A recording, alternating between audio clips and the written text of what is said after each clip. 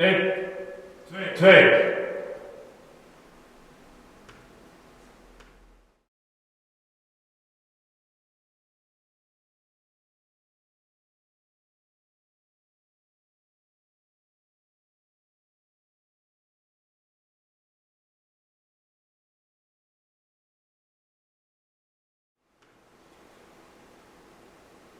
1, 2, 3.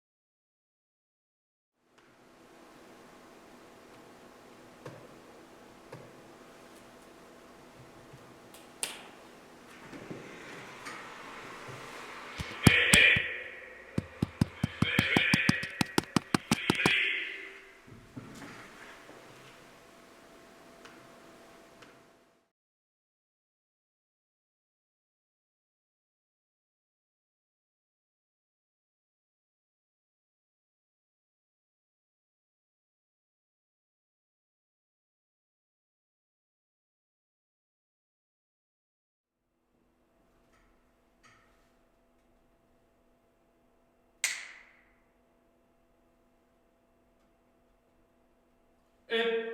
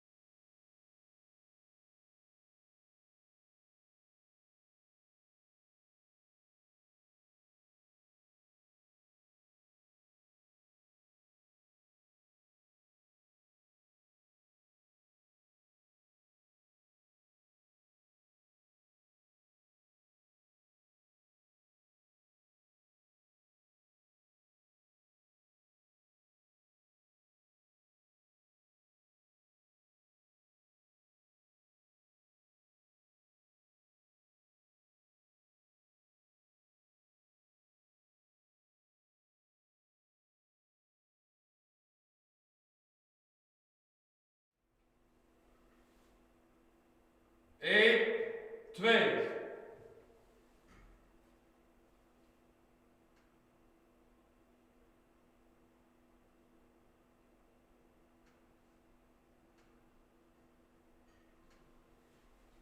3, 4.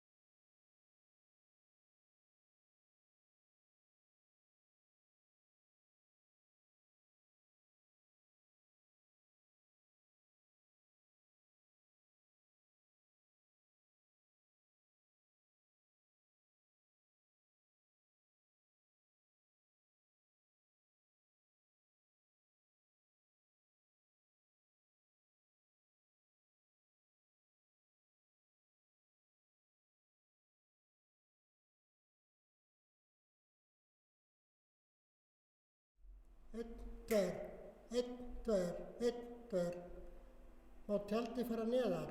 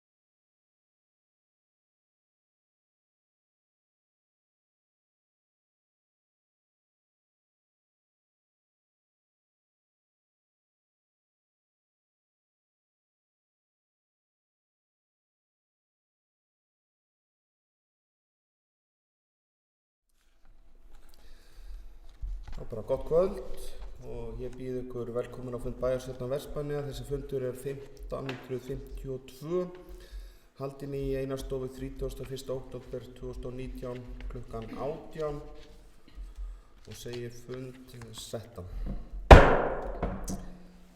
Á útsendri dagskrá eru 17 mál og ég ætla að renna hér yfir þau. Það er fyrsta mál, það er fjárhagsáætlun 2020, annar mál 3 ára fjárhagsáætlun 2021 til 2023.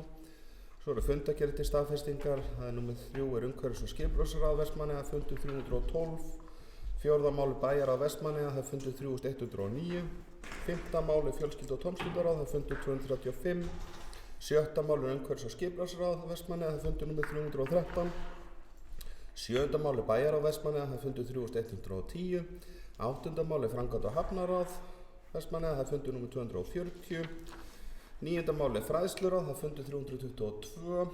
Tíunda mál er fjölskyldu- og tómstundaráð, það er fundur 236.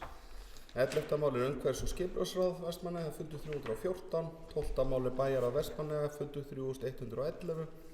Svo eru almenni erindi, það er 13. mál, það er umræðan samgöngumál. 14. mál er umræðan heilbrigðismál.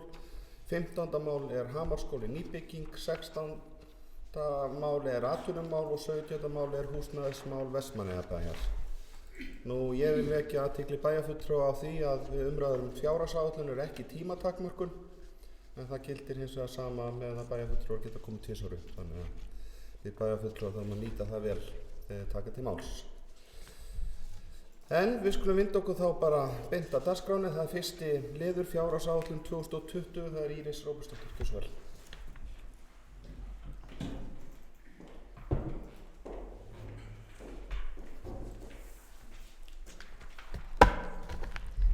Forseti, ég ætla að fara hér með framsögu með fjárhagsáætlun og ég veit að örugglega brenna margar spurningar á bæjarfulltrúum, þannig það er bara gott að leggja við hlustir af því ég tel að ég muni svara mörgum þeirra í framsögunni. Fjárhagsáætlun Vestmannaeyjabæjar fyrir árið 2020.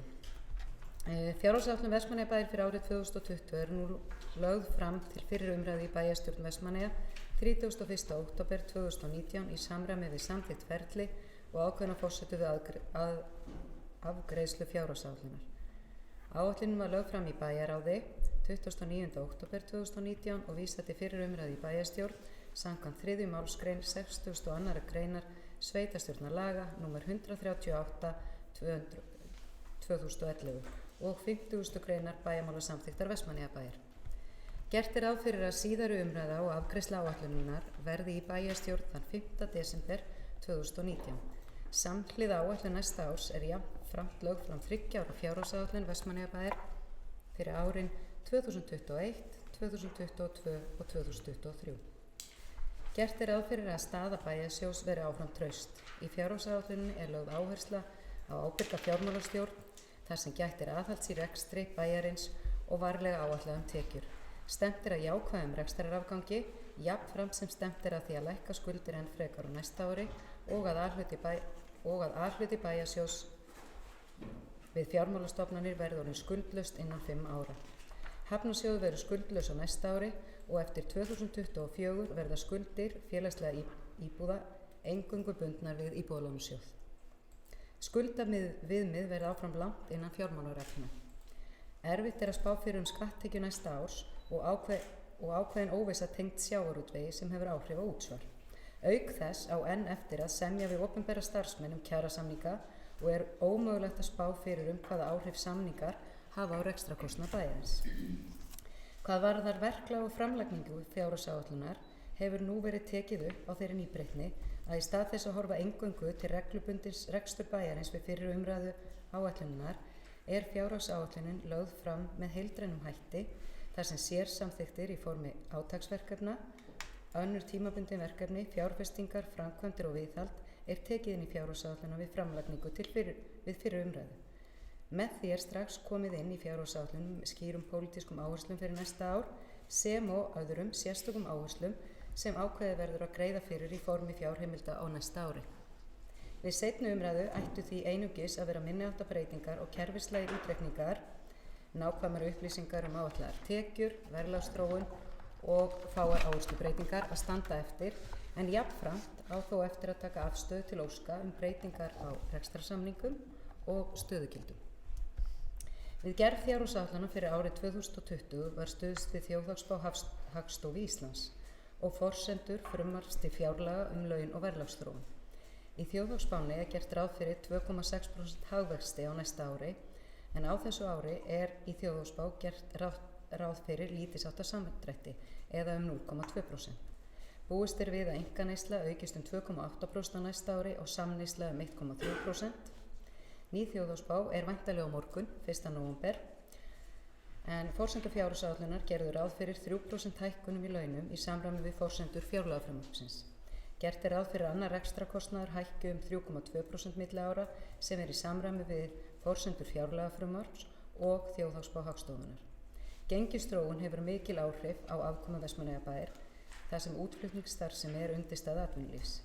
Í fjárhagsáætlun gert ráð fyrir stöðugu gengi íslensku krónunnar, en samkvæmt ýmsum greiningaraðilum má búast við að gengi gjaldmiðilsins veikist lítillega sem hefur jákvæð áhrif á útvarpstekjur Vestmannaeyjabæjar.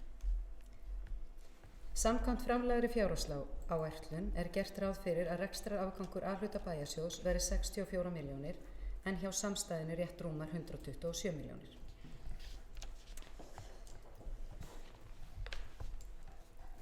Tekjur sveitarsjóðs upp á 4.323.470.000 og hjá samstæðinu 6,6 milljarðar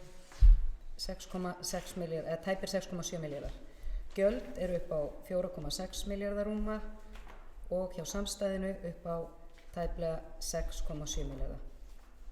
Fjármunatekjur og gjöld upp á 370 milljónir hjá sveitarsjóði og saman tekið hjá A- og B-hluta 125 milljónir. Rekstraniðurstaða sveitarsjóðs því 64 milljónir rúmar eins og áður hefur fram komið og samstæðunar 127 milljónir rúmar. Veltufé frá rekstri áætlað 527 milljónir hjá A-hluta. Nú. Ekki samkvæmt útsendu gögnum. Ok. Nú svo, ég með hana undir hérna, ég skal taka það bara ekki rétt inn í skjálum. Þannig þannig í A-hlutan í hér. Hún hér, ég tek það bara hér. Hún vantar bara á tablan miklu sinni hjá mér. 70, já, nei. Þetta frá því fyrra, vitlaus tabla. En ég fer þá aftur bara í tölurnar. Við tökum fyrst rekstrarniðurstöðuna hjá A-hlutanum, það eru 70.533.000 og samantekið 127.060 krónur hjá samstæðinni. Þannig en veltufé frá rekstri, þær tölur réttar, tablan bara ekki rétt. Veltufé frá rekstri áætlað 527 milljónir hjá A-hluta og 708 milljónir í samstæðinni. Inn í þessum tölum viðhald húsa, sérsamþykktir og fjárfestingar. Áætlaðar 109 milljónir í viðhald húsa, 348 milljónir til gjaldfærðra sérsamþykkta og 996 milljónir til eignfærðra framkvæmda. Fjárhagsstaða Vestmannaeyjabæjar sterk og skuldir lágar og langt undir viðmiðunarmörkum sveitarstjórnarlaga þar sem kveðið á að skuldir séu ekki hærri en sem nemur 150% af reglulegum tekjum. Í ársreikningi 2018 skuldaviðmið hjá A-hlutanum 0%. En skuldahlutfallið 125. Hjá samstæðinu skuldaviðmiðið líka 0% en skuldahlutfallið 103%. Samkvæmt fjárhagsáætlun 2020 verður skuldahlutfallið hjá A-hluta 122,3% og skuldahlutfallið hjá samstæðinu komið í 80,7%. Það eru fá sveitarfélög sem geta státað að svo góðri skuldastöðu. Ekki búið að semja við stéttarfélög og opinbera starfsmanna kjarasamninga og þess vegna erfitt að átta sig á launahækkun einstakra hópa starfsfólks innan sveitarfélagsins. Í áætlun ekki gerð ráð fyrir neinum sérstökum hækkunum vegna kjarasamninga. Við áætlun á fjárframlögum frá jöfnunarsjóði sveitarfélaga horft til áætlunar sjóðsins það. Í fjárhagsáætlun gert ráð fyrir 721 milljón króna framlagi frá jöfnunarsjóðnum en árétta skal að að ræða áætlað framlag frá sjóðnum fyrir árið 2020 en ekki úthlutun. Þetta alltaf talan sem við höfum inn í fjárhagsáætlun. Til dæmis mun lækkun á álagningarprósentunum fasteignaskatts hjá sveitarfélaginu hafa áhrif til lækkunar á fasteignaskattsframlagi jöfnunarsjóðs en það verður endurreiknað mitt næsta ár. Á móti er hugsanlegt að önnur framlög hækki. Til að mynda hefur uppgjör á útgjaldajöfnunarframlagi sjóðsins síðustu ár verið nokkuð hærri en upphafleg áætlun gerði ráð fyrir. Ef við förum þá næst í forsendu fjárhagsáætlunar Vestmannaeyjabæjar fyrir árið 2020 sem samþykktar voru í bæjarráði 17. september síðastliðinn, þá er í fyrsta lagi álagningarhlutfall útsvars verið óbreytt, það er 14,46%. Álagningarhlutfall fasteignaskatts á íbúðarhúsnæði lækki úr 0,33% í 0,291% og á atvinnuhúsnæði lækki úr 1,65 í 1,55. Rekstrarniðurstaða A-sjóðs verið jákvæð. Reglur lækkun á fasteignaskatti, elli og örorku lífeyrisþega tryggi áfram að tekjulágur eldri borgarar njóti afsláttar af fasteignaskatti og sorpeyðingargjöldum. Gert er ráð fyrir sama fyrirkomulagi og er á þessu ári. Frístundastyrkur verði í boði fyrir hvert barn á aldrinum 2 til 18 ára og upphæðin sé 35.000 krónur árið 2020 í stað 25.000 krónur sem var 2019. Áfram sé gætt aðhalds í rekstri og stunduð hagkvæm innkaup og þjónusta við bæjarbúa verði eins og best verður á kosið. Lögð er fram tillaga á eftir að almenn gjaldskrá fyrir þjónustu Vestmannaeyja, það er A-deild sveitasjóðs, hækki ekki milli ára. Þar með tali leikskólagjöld, gjaldskrá íþróttamiðstöðvar og sundlaugar, matarkostnaður fyrir börn í grunn- og leikskólum, dagvistar og úttektargjöld.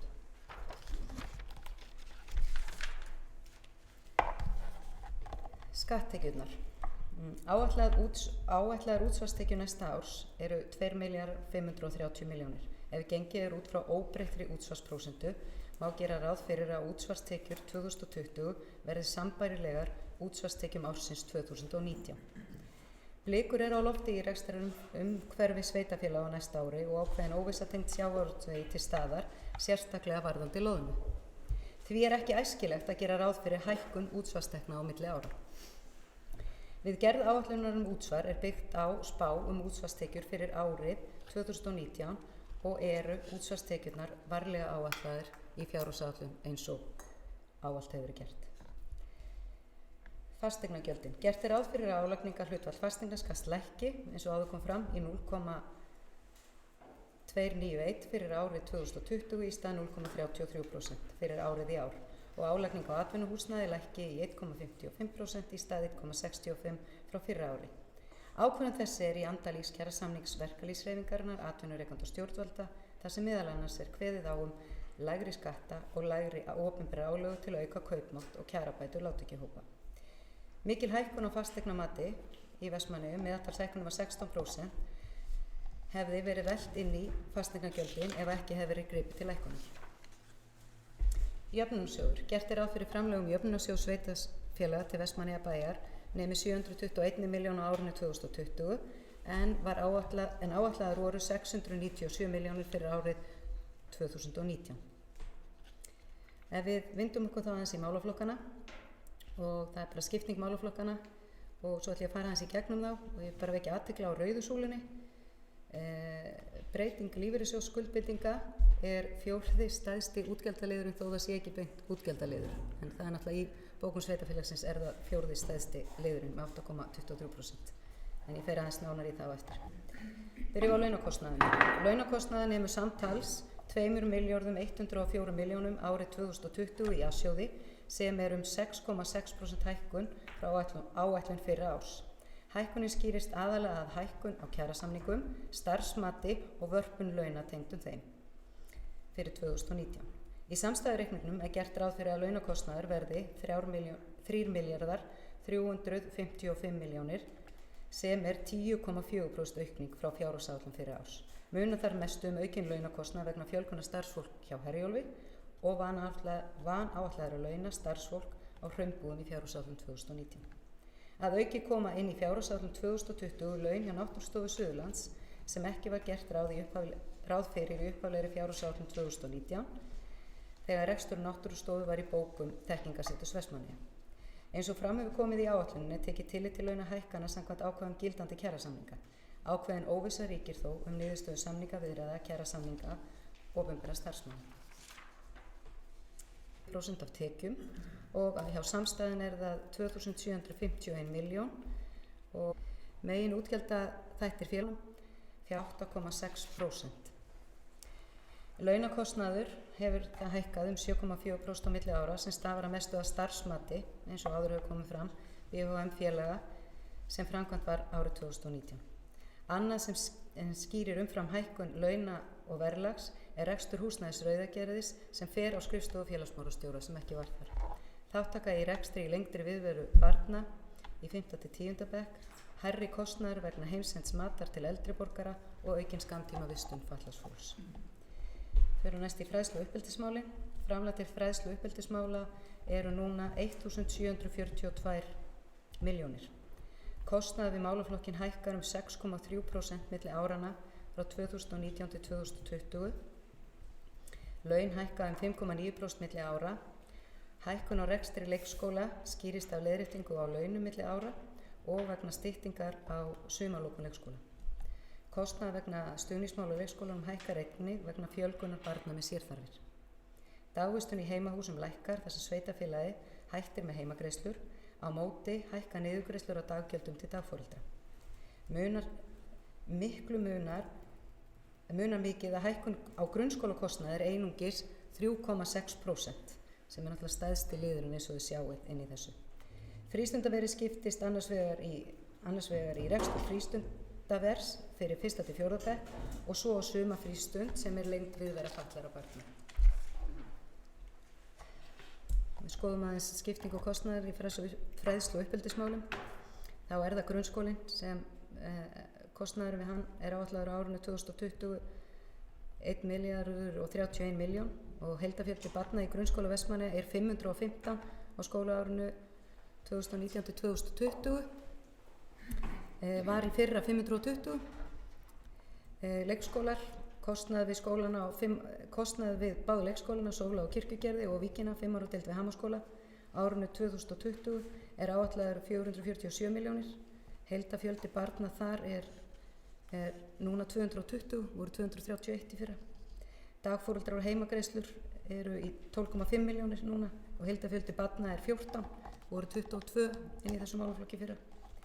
Og tónlistarskólinn, kostnaður við tónlistarskólan er 81,4 milljónir og heildarfjöldi nemenda þar er 121, var 135 í fyrra, en af þeim voru fullorðnir 26 núna, áætlaði núna 26 og þessu skólarum voru 23 í fyrra. Þannig að eina fjölgunin í þessu barna eru fullorðnir nemendur í tónlistarskólanum. Það er eina fjölgunin í skólageranum hjá okkur í kennslunni. Þá tökum við æskulýðs- og íþróttamálin. Útgjöld til æskulýðs- og íþróttamála eru áætluð 502 milljónir og hækka 13% milli áranna 2019 og 2020. Áætlað er að frístundastyrkur fyrir 2 til 18 ára börn. Gert er ráð fyrir að frístundastyrkur fyrir 2 til 18 ára börn hækki úr 25.000 í 35.000 á hvert barn. Helstu aðrar ástæður hækkanir eru kostnaður vegna ungmennaráðs sem er nýtt, framlag til vinnuskólans hækkar vegna fjölgunar barna, voru fleiri börn sem sótt en gert var ráð fyrir og það er gert ráð fyrir sömu forsendum í fjárhagsáætluninni. Og launakostnaður í íþróttamiðstöðinni hækkar vegna aukins opnunartíma og sem á kostnaður á heitu vatni. Einnig þarf að horfa til þess að sérsamþykktir vegna æskuþýðs og íþróttamála hækka málaflokkinn 25,2 milljónir milli ára. Því þær eru bókaðar inn á málaflokkinn og voru tæpar 27 milljónir í fyrra sérsamþykktirnar en eru 52 milljónir núna, þannig þær skekkja aðeins stöðuna. Þá eru það menningamálin. Fjárveitingar til menningamála eru 178 milljónir sem er 21 milljón minna en í fyrra. Stafar það aðalega breyttu fyrirkomulag á rekstri sæheima og náttúrugripasafn og millifærslu fjárheimilda á milli málaflokka. Gert er ráð fyrir því að 7,7 milljón króna fjárheimild ferða- og markaðsmála verði flutt undir málaflokkin atvinnumál. Þar sem ferðamál verða áberandi og aðilar í ferðaþjónustu taki beinan þátt í vinnunni, jafnframt er gert ráð fyrir því að 14,8 milljón króna fjárheimild til reksturs gömlu sæheima falli að mestu niður en eftir standi lítilsháttar fjárheimild til rekstur náttúrugripasafnsins við Heiðaveg og mismununum sem haldið inni sem fjárheimild til atvinnumála til tiltekna verkefna sem verða til í aðgerðaráætlun við atvinnustefnu Vestmannaeyjabæjar sem ég fer aðeins nánar í á eftir. Og þá það heilbrigðismálin sem umhverfis- og heilbrigðisnefnd. Þetta eingöngu að ræða eftirlitsgjöld að upphæð 4,3 milljónir. Svo bruna og almannavarnir. Heildarútgjöld til bruna og almannavarna nema samtals 50,2 milljónum og lækka 1,2 milljónir eða 3% frá síðasta ári sem stafar aðalega af annarri aðferði afskriftstækja. Hreinlætismálin, framlög til hreinlætismála nema tæpum 42 milljónum árið 2020 sem hækkun 50% milli ára. Meginhluti útgjalda þessa málaflokks kostnaður við sorpurðu, förgun og gjöld til verktaka vegna reksturs gáma og grendastöðva. Kostnaður við sorpur og förgun er samkvæmt samningi bundin í vísitölu en magn sorps hefur samt sem áður mest áhrif á niðurstöðuna. Sorp hefur aukist á liðnu ári og reiknað með að niðurstaðatalan verði 41,6 milljón miðað við 27,4 milljónir árið 2019. Aukinn kostnaður skýrist af þessum þáttum og í áætlunum gert ráð fyrir að hækka framlag sveitarfélagsins í stað þess að velta allri hækkunin á heimilin. Auk þess áætlaðar tekjur málaflokksins lækkaðar í 5,5 milljónir í samræmi við rauntekjur ársins 2019 sem skýrir að mestu afslátt af sorpgjöldum, meiri afsláttur en færður á þennan málaflokk en minni afsláttur á málaflokk 00 í staðinn. Vert að brýna fólk til að vanda flokkun en slíkt hefur áhrif á kostnað og mikilvægt að í fyrirhugaðri umhverfisstefnu Vestmannaeyjabæjar verið tekin skýr afstæða í úrgangsmálum og búið kerfi sem sniðið að því að umbuna þeim sem vinna eftir settum reglum og verklagi, svo sem flokkun og endurnýtingu, en búa til strangari ramma fyrir þá sem taka ekki þátt í þessum mikilvæga samfélagsverkefni úrgangslúsun. Það kom fram núna á SAST-þinginu á aðalfundi sorpeyðingarstöðvar Suðurlands að þetta náttúrulega orðið gríðarlegt vandamál. Magn sorp að aukast alls staðar og eina leiðin til að taka á því að gera kannski bara svolítið strangari reglur í kringum það. Þess vegna bind ég vonir við það að í umhverfisstefnunni verði tekið talsvert á því að því þetta hækkar bara frá ári til árs. Þetta alltaf að verða meira magn og dýrara. Skipulags- og byggingamál. Heildarframlög til skipulags- og byggingamála nema tæpum 90 milljónum króna og lækka 8,1% á milli ára. Lækkunin skýrist að læri sérsamþykktum í áætlun 2020 en gert var ráð fyrir í fjárhagsáætlun 2019. Óskað hefur verið eftir viðbótar stöðugildi undir þessum málaflokki en það ekki inni í áætluninni. Með því reikna með að kostnaður við aðkeypta þjónustu gæti þá lækkað 4 milljónir. Aðkeypta þjónustan inni í áætluninni en á móti hækki launakostnað sem samfara launum og launatengdum gjöldum nýs starfsmann tekið verið afstæða til þessara óska á milli umræðana. Umferð og samgöngumál. Framlag til umferð og samgöngumála áætlað 78 milljónir árið 2020 sem 35 milljónir krónum hærra framlag en gert var ráð fyrir fjárhagsáætlun 2019. Að ræða auknar framkvæmdir í gatnagerð. Undir málaflokkin fellur viðhald gatna, göngustíga bæjarins, snjómokstur og götulýsing. Umhverfismál. Heildarútgjöld til umhverfismála áætluð 87,2 milljónir sem 27 milljón krónum hærri útgjöld en í áætlun 2019. Ákveðið hefur verið að setja meiri þunga í umhverfismál sem fyrir að miklu leyti í gegnum starfsemi þjónustumiðstöðvar. Rekstur málaflokksins mun kosta meira á þessu ári en áætlanir gerðu ráð fyrir, stafar það fyrst og fremst að fjölgun umsóknar sumarstarfsmanna og þörf á að sinna fleiri verkefnum. Undanfarin ár hefur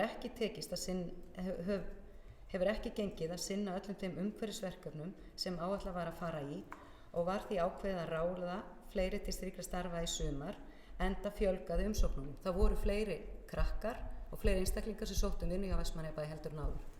Og það kannski skýrir það að það ákveðna breytingar í sjávarútvegi. Þannig það var tekið við þeim sem sóttu, enda voru ærin verkefni. Gert ráð fyrir í sérsamþykktum að verkefnum að fjárhæð 20 milljóna og áframhaldandi auknum áhuga á sumarstörfum hjá bænum. Atvinnumál. Heildarframlag til málaflokksins nemur 32 milljónum sem 17 milljón króna hækkun frá síðasta ári. Munar það mestu millifærslu fjárheimilda, markaðs- og ferðamála sem vistuð var undir ferðamálum og hluta þeirra fjárhæða sem stendur við niðurlagningu gömlu sæheima. Það engar nýjar fjárveitingar inn í þessum málaflokki heldur þetta millifærslur á milli málaflokka. Til stendur að ráðast í stefnumótun og átak í atvinnumálum Vestmannaeyjabæjar. Fjárheimild til þessa málaflokks á næsta ári er áætlað til að kosta undirbúning, skipulagningu vinnunnar og einstakar aðgerðir tengdar aðgerðaráætlun stefnunnar þegar hún lítur dagsins ljós. Aðrir kostnaðarliðir undir þessum málaflokki tengjast rekstri tjaldsvæðis og almenningssalerna. Sameiginleg útgjöld. Heildarframlög til málaflokksins nema tæpum 290 milljónum sem eru 4,2% hækkun frá fyrra ári. Undir þessum málaflokki eru ýmisleg sameiginleg útgjöld bæjarins, svo sem kostnaður við rekstur bæjarskrifstofa, bæjarstjórnar, bæjarráðs, tölvudeildar, gjaldheimtu og framlög til landshlutasamtaka og annar kostnaður. Þá eru það breytingar á lífeyrisskuldbindingum. Gjaldfærsla vegna breytinga á lífeyrisskuldbindingum er tilkomin vegna bakábyrgða Vestmannaeyjabæjar vegna lífeyrissjóðs starfsmanna Vestmannaeyjabæjar sem nú er rekin meðal B-deilda sjóða hjá Brú lífeyrissjóði starfsmanna sveitarfélaganna. Lokað var á inngöngu nýrra sjóðsfélaga í lífeyrissjóð starfsmanna Vestmannaeyjabæjar árið 1998 og eru sjóðsfélaga nú 12 og meðalaldur þeirra er 61,5 ár. Af þessum 12 munu allavega helmingur þeirra fara á eftirlaun næstu 5 árin. Lífeyrisþegar sem fá greiddan lífeyri úr sjóðunum eru nú á bilinu 250 til 270. Meðalaldur þeirra er tæp 73 ár en þó er fjórðungur þeirra komin yfir áttrætt. Til viðbótar eiga 600 aðilar geymd réttindi í sjóðunum. Flestir þeirra eiga þó lítil réttindi í sjóðunum en að meðaltali eru réttindi hvers og eins 3,6% af mánaðarlaunum. Fyrirséð er að þessi skuldbinding muni með tímanum hverfa úr bókum Vestmannaeyjabæjar. Gert er ráð fyrir gjaldfærslu vegna breytinga á lífeyrissjóðsskuldbindingum hjá A-hlutanum að fjárhæð 305 milljónir sem er 8,23% af skatttekjum ársins 2020. Málaflokkurinn breyting lífeyrissjóðsskuldbindinga er fjórði stærsti málaflokkur A-hlutans og þar með talinn stærri málaflokkur en sameiginlegur kostnaður. Hjá samstæðinu er gert ráð fyrir gjaldfærslu vegna lífeyrissjóðsskuldbindinga upp á 320 milljónir. Framlög til A- og B-hlutafyrirtækja. Almennt er gert ráð fyrir að aðrir sjóðir og stofnanir í A- og B-hluta séu sjálfbærar rekstrareiningar. Eðli málsins samkvæmt eru sumar stofnanir sem ná því ekki og hefur Vestmannaeyjabær undanfarin ár eftir ábendingu frá endurskoðanda lagt fram framlög til þessar stofnana svo þær séu reknar á núlli. Er þetta gert til þess að stofnanir mynda ekki skuld við aðalsjóð sem er fyrirsjáanlegt að þær nái aldrei að greiða niður. Þær stofnanir sem ræðir eru þjónustumiðstöðin, félagslegar íbúðir og hraunbúðir.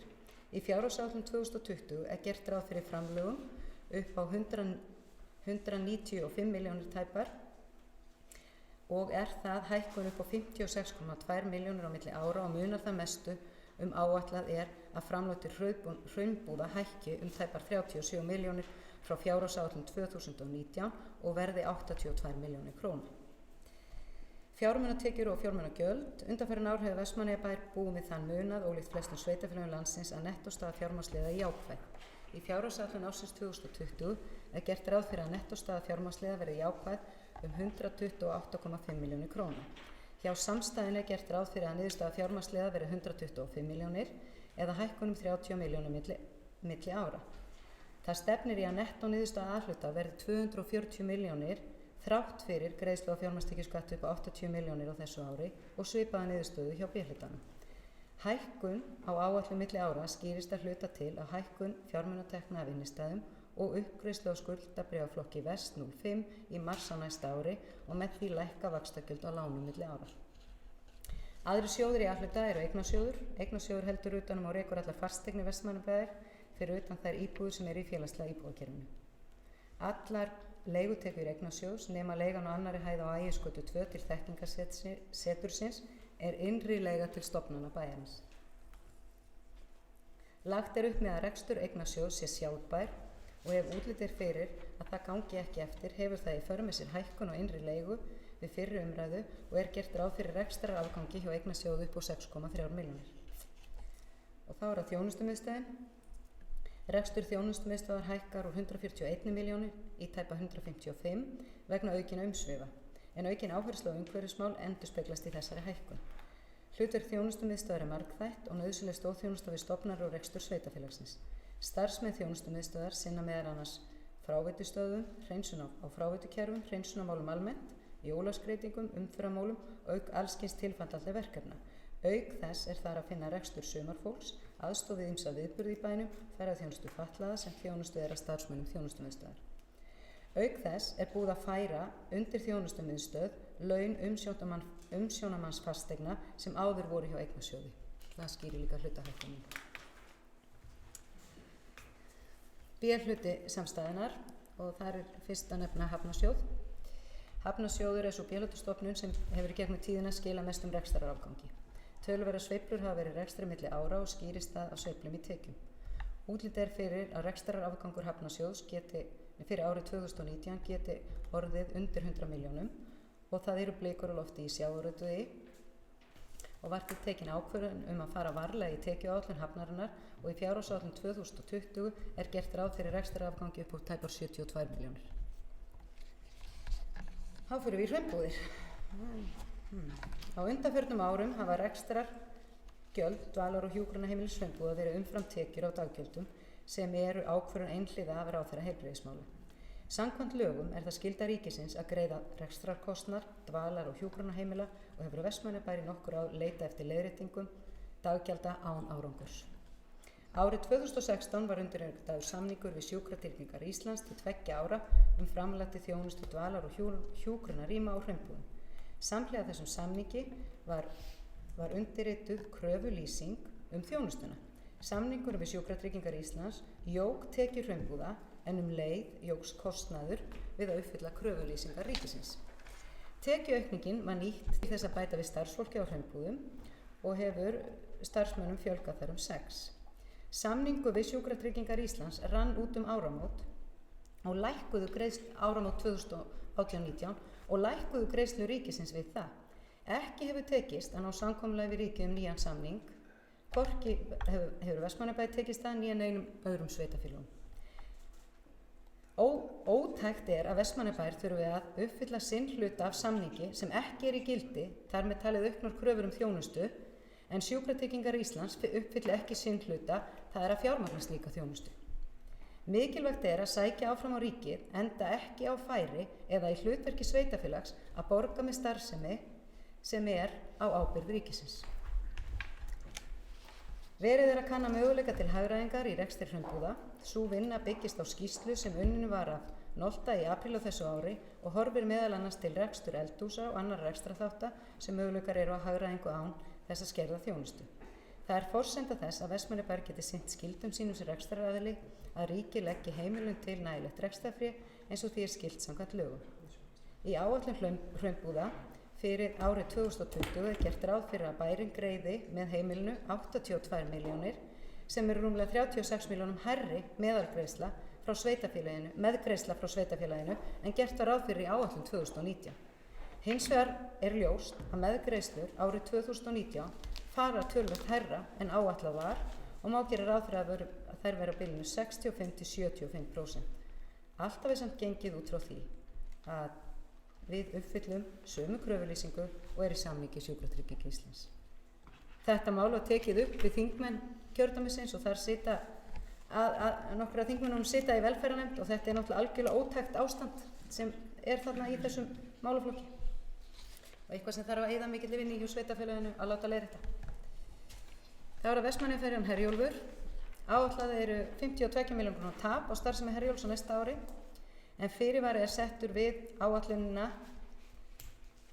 að framkvæmdastjóra. Samkvæmt honum mun verða breyting á áætlun á milli umræðana og þeir skila áætlun fyrir næsta ár 15. nóvember þannig að við munum fá hann á milli umræðana og þetta sama og var á síðasta ári, við fengum hann ekki við fyrir umræðu, við fengum áætlunum á milli þannig að niðurstaðan hvernig staðan á Herjólfum mun koma í ljós þá. Aðsögn framkvæmdastjóra hefur reksturinn gengið vel og 8 manna uppgjör var lagt fyrir stjórn í vikunni og verið lagt fyrir bæjarráð mjög fljótlega.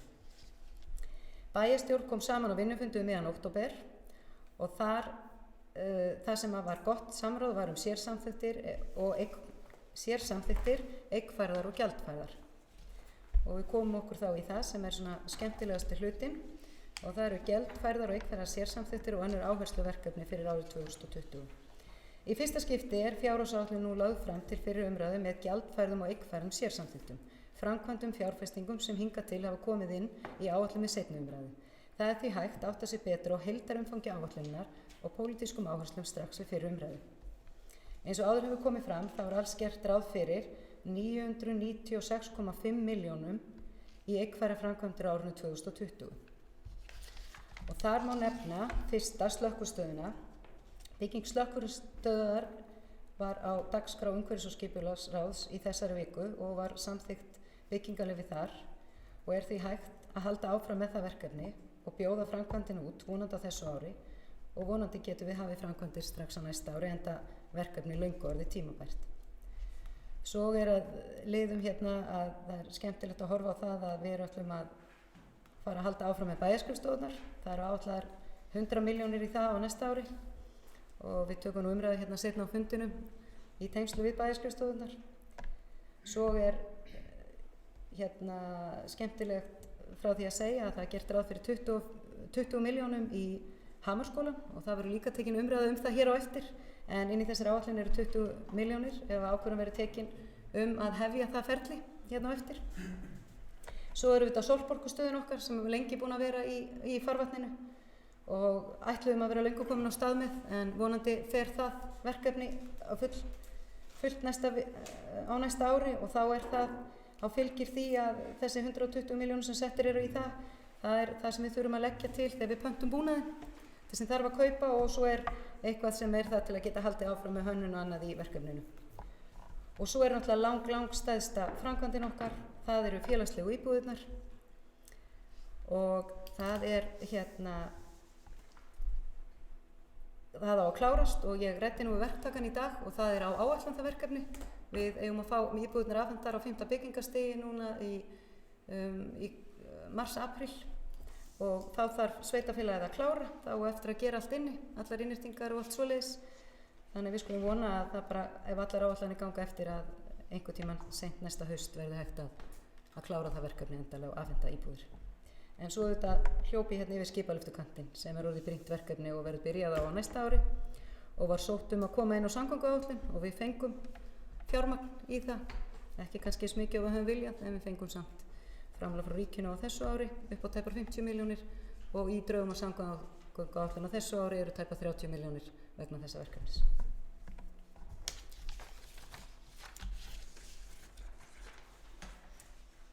Alls er gert ráð fyrir rétt rúmlega 347 milljónum til gjaldfrjálsra verkefna á árinu 2020 og er til dæmis hérna efst á blaði hjá mér er Janusarverkefni og það er skráð inni hjá okkur á 15,3 en við erum með tekjur á móti þannig að þetta eru 12,4 sem fara í það verkefni og það er náttúrulega bara frábært að sjá hvernig það hefur farið á stað og það hefur sannað sig strax á fyrstu mánuðunum og það voru rúmlega 90 manns sem eru skráðir til þátttöku og það er mikil ánægja og þetta er náttúrulega frábært forvarnaverkefni sem ríkið ætti að sjálfsögðu vera þátttakandi í af því það er númer 1, 2 og 3 spara þetta fyrir utan gríðarlega aukning á lífsgæðum hjá fólkinu sem tekur þátt í þessu og með það að markmiði að vera við forvörnum í heilsueflandi forvörnum að þá náttúrulega getur þetta fólk búið lengur heima og hefur síður þörf fyrir hjúkrunarrými. Svo eru hérna uppbygging í tölvumálum, upplýsing á tölvumálum hjá grunnskólanum. Það kom erindi frá grunnskólanum það sem var óskum að það yrði farið í þessi mál og bæjarstjórn var bara sammála því að þetta væri brýnt verkefni og það verður farið í þetta verður skipaður hópur í kringum þetta verkefni þannig að þetta verður gert skipulega og þetta bara var ekki vanþörf á en að taka aðeins á í þessum málaflokki. Og svo er hristivöllur hérna inni sem hefur bæði núna sem ábendingar og fyrir ári síðan og er lengi búið að vera í umræðinni í gegnum til dæmis viltu hafa áhrif og fleiri stöðum þannig að það á að fara í hann og hann verður staðsettur við íþróttahúsi og svo að fara í átak í aðgengismálum sem er mjög aðkallandi sérstaklega á að byrja hérna á miðbænum að laga gangstéttar og gangbrautar og allavegna kemur manna óvart þegar maður fer. Ég fór í göngu ásamt Helgu Jóhannu sem er formaður fjölskyldu og tómstundaráðs, fórum í göngu með einstaklingi í hjólastól, aðstandanda hans og þá áttar maður sig á því að það er ekkert rosalega auðvelt að komast hér á miðbæinn og það er eitthvað sem sveitafélagi getur tekið tilhjósir í og það ætlum við okkur að gera og er búið að fara í það í ráðinu og ráða allt sammála um það. En svo það náttúrulega gönguleiðir og merkingar og það rosalega mikil vakning í því. Það eru 10 milljónir inn í því í sérverkefnum og við getum líka sótt talsvert í tengslum við þau verkefni, sótt styrki og það bara margar ábendingar og margar óskir það að við tökum okkur á í þessum málum og það var algjör samstaða í bæjarstjórn þetta og það eru allir á því að við viljum gera vel í þessum málum. Það aukin áhersla á útivist og við viljum fara vel með náttúrun okkar og þetta hlutur af því. Svo ætlum við að fara líka í umhverfisstefnu, að fara í hana á næsta ári og það hefur bara gríðarlega mikilvægt verkefni og mun nýtast inn í vinnuna við atvinnustefnuna sem samþykkt var núna og verður tekin fyrir aftur til endanlega ákvörðunartöku inn í bæjarráðið núna á þriðjudaginn. Og umhverfisstefnan verður með heimsmarkmiðin svona til hliðsjónar, þannig að við byrjum að fletta það inn í sem sveitafélag sem vel. Svo uppbygging á hafnarsvæðinu og það á Viktortorginu og það alveg komin tíma á að taka það í gegn og þetta á næsta fundi umhverfis- og skipulagsráðs. Þá verða kynntar tillögur sem ráðið þarf að taka afstöðu til en við gerum ráð fyrir fjármagni í þetta verkefni á næsta ári.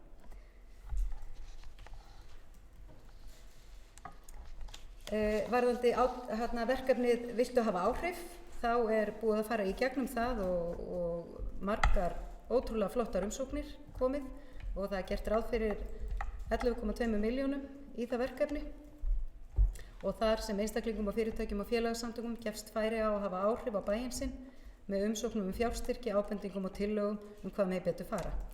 Og það bárust 24 umsóknir og ábendingar að þessu sinni, margar ótrúlega góðar ábendingar og það svolítið gaman að ábendingarnar margar verkefni sem voru komin í vinnslu eða eru í vinnslu eða hreinlega bara komin inn í fyrstu drög og fjárhagsáætlun. Þannig að en margt líka bara sem varða umferðarmál og annað sem verður þá komið áfram. En verkefnin sem fá styrk verða kynnt við síðari umræðu fjárhagsáætlunar. Þá mun listinn vera lagður fram. En nú þessari yfirferð lokið, en ég endurtek það sem ég sagði áður að fjalla verður hugsanlega kerfislega breytingar, minniháttar breytingar á fjárhagsáætlun milli umræða. Mikilvægt að fram komi að við rekstur sveitafélagsins verður lögð áherslu á ábyrg fjármál og hagkvæman rekstur en ekki síður að veita góða þjónustu. Og rauði þráðinn og meginþunginn á fjölskyldu og fræðslumál. Svo auðvitað umhverfismálin sem eru umliggjandi allt núna. Í Vestmannaeyjum gott að búa og við viljum tryggja með þjónustu bæjarins að svo verði áfram. Ég ætla að fá að með leyfi forseta að lesa tillögu í framhaldinu.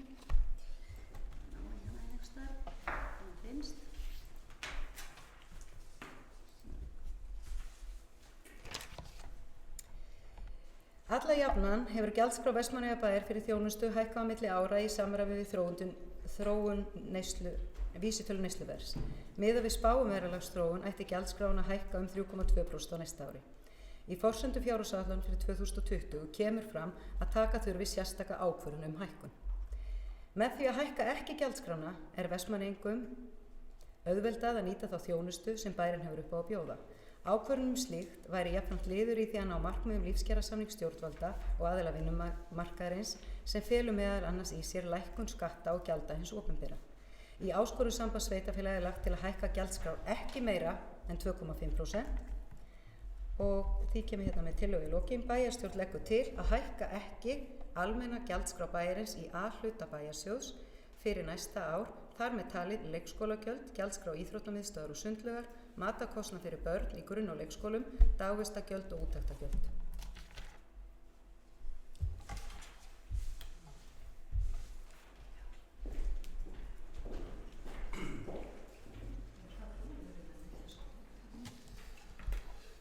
Já, ég þakka Írisi Róbsdóttur bæjarstjóra fyrir þetta. Það hefur borist tillaga eins og hún las upp. Eflaust vilja bæjarfulltrúar ræða eitthvað fjárhagsáætlun áður en við tökum hana til atkvæða. Helga Kristín Kolbeinsdóttir.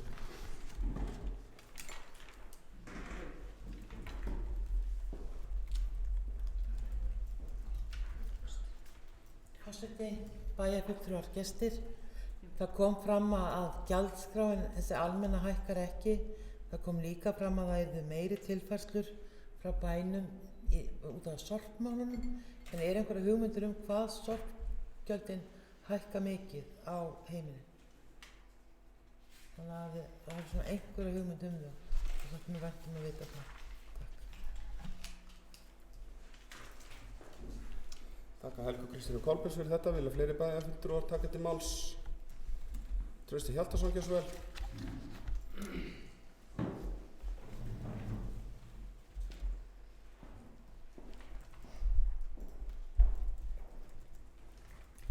Forseti, bæjarfulltrúar, gestir. Þakka bæjarstjóra fyrir þessa yfirferð. Og svo sem kannski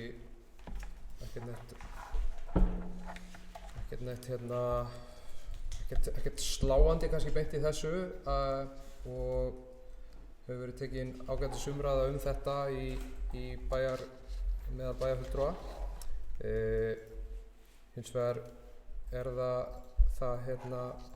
eru svona viðvörunarbjöllur sem að klingja áfram í þessu eins og hefur verið undanfarin ár. Þetta eru þetta svona svolítið sama stefið, óvissa með loðnubrestur, var loðnubrestur síðast og ekki gott útlit núna, verið að ekki búið að gefa út kvóta og fátt jákvætt í þeim efnum í augnablikinu. Kjarasamningar lausir, lífeyrissjóðurinn að hækka, sorp að hækka, fræðslumálin að hækka 6,3% sem langstæðsti málaflokkurinn og það kannski, maður verður einfaldlega að staldra við þann málaflokk vegna þess að sá málaflokkur að taka svo rosalega mikið til sín og það mikil þensla búið að vera í þeim málaflokki og á sama tíma börnum að fækka og mér fannst áhugavert að bæjarstjóri fór hér yfir tölur varðandi fækkun barna í skólakerfinu og mér reiknaðist til að þetta eru 38 börnum færri í þessum stofnunum sem bæjarstjóri tók saman fækkunina í og þannig að börnum vissulega að fækka í öllum þessum stofnunum sem við erum að reka og á sama tíma erum við að bæta í 6,3% og málaflokkurinn að taka til sín 1.742.000 og á sama tíma og skatttekjurnar okkar eru 2,9 milljarður ef við tökum ekki með jöfnunarsjóð sveitarfélaga og þetta er næstu 60% af skattfénu sem fyrir þennan málaflokk og þess vegna ég hef svona skynjað að það er ekkert verið að slá neitt kannski af þenslunni og þannig að ég vil svona bara brýna bæjarfulltrúa að við þurfum að halda vel utan þennan málaflokk en þess að 1% í þessum málaflokki eru miklir fjármunir og á sama tíma ef við ætlum að halda gjaldskránum óbreyttum og þegar þenslan svona að þá auðvitað þýðir þetta að þetta endar bara einn máta að reksturinn endar í mínus og að vísu ef maður skoðar þetta vel þá reksturinn nú þegar í mínus og samkvæmt þessari fjárhagsáætlun sem lögð fram þá ætlum við áfram að vera með reksturinn í mínus, þar að segja fyrir fjármagnstekjuliði og fjármagnstekjuliðir eins og bæjarstjóri fór hér yfir eru 128 milljónir. Við erum að leggja fram áætlun í A-hlutanum sem svona megin reksturinn, kjarnareksturinn upp á 64 milljón króna afgang, þannig að ef að fjármagnstekjuliðin eru tekin út þá værum við að skila hér reksturinnum í duglega í mínus, 20 milljón króna mínus og þetta svo sem það kannski ekkert nýtt, þetta hefur verið svona undanfarin ár og við höfum svo sem rætt þetta og ég held að við þurfum bara áfram að vera meðvituð þetta, allir bæjarfulltrúar að þetta viðvörunar bjalla og samt erum við í góðæri, búin að vera í góðæri og þannig að hvað gerist ef að það harðnar á dalnum þá, og mér finnst þegar maður skoðar þetta og svona undanfarin ár, það er alveg augljóst að það er reksturinn sem að er áhyggjuefni í þessu öll saman. Það er ekki, ég hef ekki áhyggjur af eiginfé eða skuldastöðu eða fjárfestingum, framkvæmdum. Hins vegar svíður manni svolítið að sjá það sem er að gerast varðandi fjárfestingarnar hjá okkur, og nú erum við búin að vera að fjárfesta töluvert eins og bara ef við tökum eitt dæmi í menningarmálunum og búin að vera eiga sér stað hagræðingar, og það er svo skynsamlegt að þegar við erum að fjárfesta, þegar við erum að eyða 100 milljónir í að fjárfesta, líkt og hefur hér verið rætt aðeins Hamaskóla, að það sé skynsamlegt að byggja Hamaskóla til þess að hagræða í rekstri og það sé skynsamlegt að hafa bæjarskólastöðvar undir sama þaki til þess að hagræða í rekstri.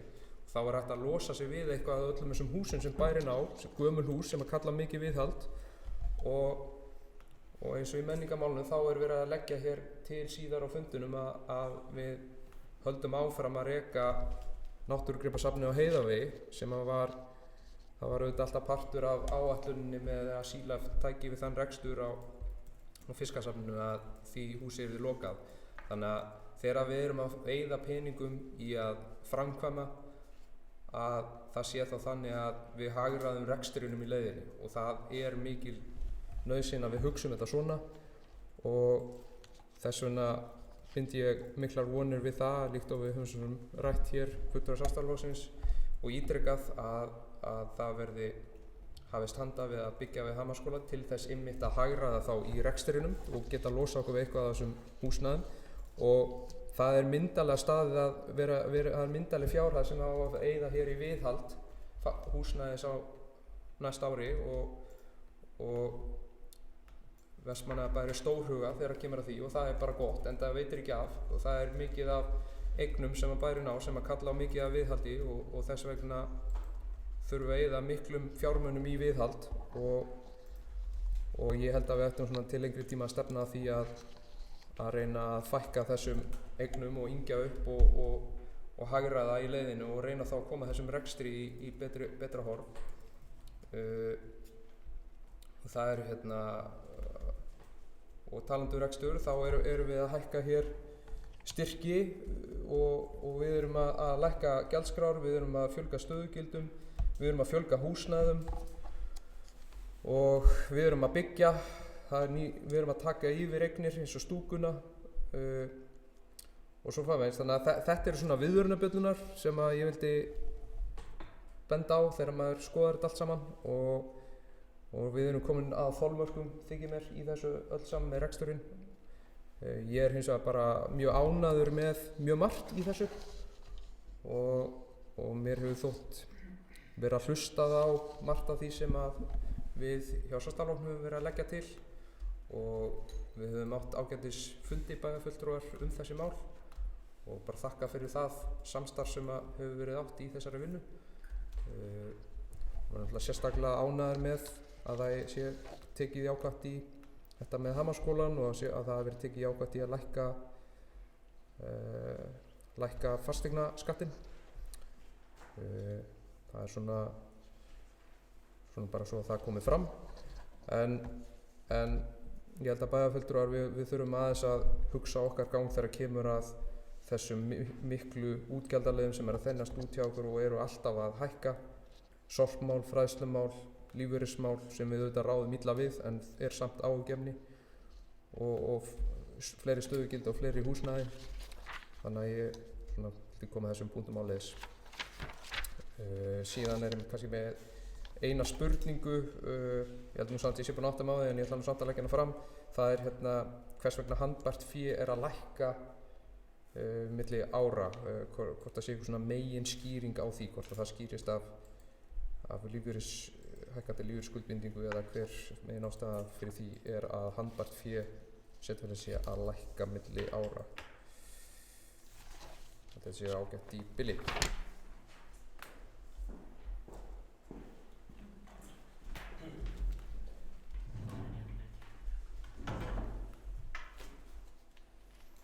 Já, þakka Trausta Hjaltarssoni fyrir þetta. Fleiri bæjarfulltrúar taka til máls undir þessu lið. Hildur Sólveig Sigurðardóttir, ekki svo vel.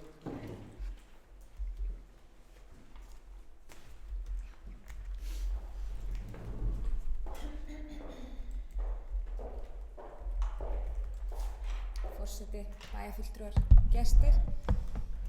Ég vil fá að byrja á að þakka starfsmönnum Vestmannaeyjabæjar innilega fyrir þá miklu vinnu sem að ég veit að liggur ávallt að baki fjárhagsáætlunargerðar. Eins og hefur komið fram hér í máli bæjarfulltrúa og bæjarstjóra þá stendur sveitarfélagið sannarlega vel. Og við erum virkilega lánsöm að fá að standa í þeim sporum sem við erum í dag og ekki sannarlega raunin í öllum öðrum sveitarfélögum og margir sem þurfa að vera að taka töluvert erfiðari ákvarðanir en þær sem við erum að taka hér í dag. Þrátt fyrir að staðan sé góð að þá hlutverki vissulega ærið. Við erum auðvitað að útdeila sameiginlegum sjóðum okkar sem að skattgreiðendur í Vestmannaeyjum vinna hörðum höndum við að gera sveitarfélaginu kleift að ráðstafa til þjónustu íbúanna. Og það auðvitað okkar hlutverk að fela það niður, skipta því niður eftir pólitískum áherslum. Í Vestmannaeyjum og hefur verið undanfarin ár gríðarlega mikil uppbygging. Uppbyggingin á sér stað bæði bara meðal íbúanna sjálfra, í atvinnulífinu og ekki síst í sveitarfélaginu. Og líkt og kom fram í máli bæjarfulltrúa Trausta Hjaltarssonar þá eru sannarlega mörg gleðiefni yfir fjárhagsáætlun. Vissulega mikið gleðiefni að það eigi að koma í veg fyrir aukna skattheimtu á íbúa með því að koma í veg fyrir hækkun fasteignagjalda líkt og bæjarfulltrúi Trausti Hjaltarsson hefur lagt til. Og enn fremur að ganga í lengra og koma í veg fyrir skattheimtu á fyrirtæki í formi fasteignagjalda. Eins tek ég undir það sem fram hefur komið að það verulega ánægjulegt að sjá og gert ráð fyrir í fjárhagsáætlun verulega fjármagni til hönnunar á viðbyggingu Hamarsskóla og það held ég að sé stórt og mikilvægt skref fyrir okkur bæði auðvitað hvað varðar þessa bætta þjónustu fyrir íbúan okkar, fyrir samþættingu þjónustu grunnskóla og tónlistarskóla og með því skrefi að sameina þessar þrjár rekstrarstofnanir sem eru náttúrulega frístundaverið Þórsheimilinu og tónlistarskólinn og Hamarsskólinn að þá má náttúrulega ná fram þar bæði rekstrarhagræðingu og hugsanlegum samlegðar áhrifum að það hugsanlega stytting skóladagsins fyrir grunnskólabörnin og tækifæri til að nýta þá þjónustu betur. Þannig að það verulega ánægjulegt. Ég hef nokkrar spurningar, ég hef ætlaði að óska eftir sömu spurningu og hefur komið hér áður fram varðandi lækkun á handbæru fé, varðandi neikvæðan rekstur Herjólfs, það var aðeins komið inn á það í bæjarráði, það væri ágætt að fá aðeins yfirferð á því að í síðustu fjárhagsáætlun var gert ráð fyrir jákvæðum rekstri held ég upp á 64 milljónir en í þessari fjárhagsáætlun er gert ráð fyrir neikvæðum upp á 52 milljónir þannig að ég væri ágætt bara svona að fá aðeins upplýsingar um það. Eins svolítið áhugavert eins og með frístundastyrkinn eins og hefur komið fram hér áður í umræðu hann að þá hefur nýtingin á honum ekki verið, hún hefur kannski verið undir væntingum og það maður spyr sig að hvort það sé einhverjar aðrar leiðir færar til þess að nýta það fjármagn sem hugsað til þjónustu við barna á einhvern annan máta eða hvort þetta sé rétta leiðin þar sem að það virðist einhvern veginn vera að stór hluti foreldra virðist ekki vera að sækja sér þennan styrk og kannski líka bara forvitnilegt að vita hvernig það áætlað inn í fjárhagsáætlun er gert ráð fyrir fullri nýtingu eða er gert ráð fyrir einhverja ákveðna hlutfallsnýtingu annað það ekki í bili, ég held að láta duga. Takk fyrir.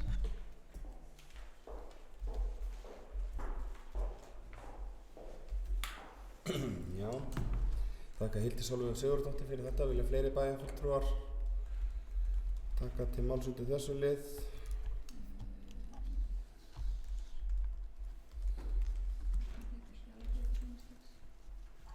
Annars liggur hér fyrir tillaga líka.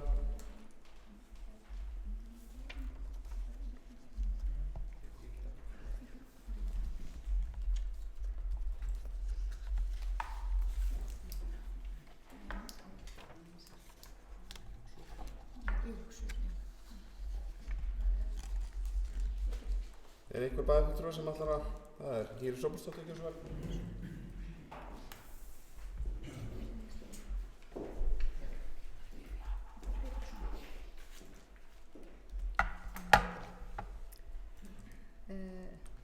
Forseti.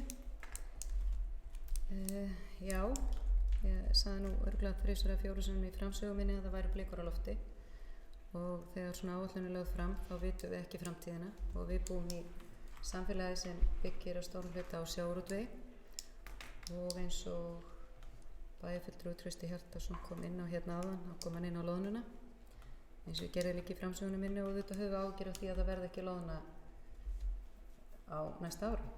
En það eina sem kom nú jákvætt út úr loðnuleiðangrinum sem eða það niðurstöð sem var verið að skila er að árið þar á eftir, það er einhverjur lítur betur út, en málið er það er auðvitað grafalvarlegt ef það kemur upp.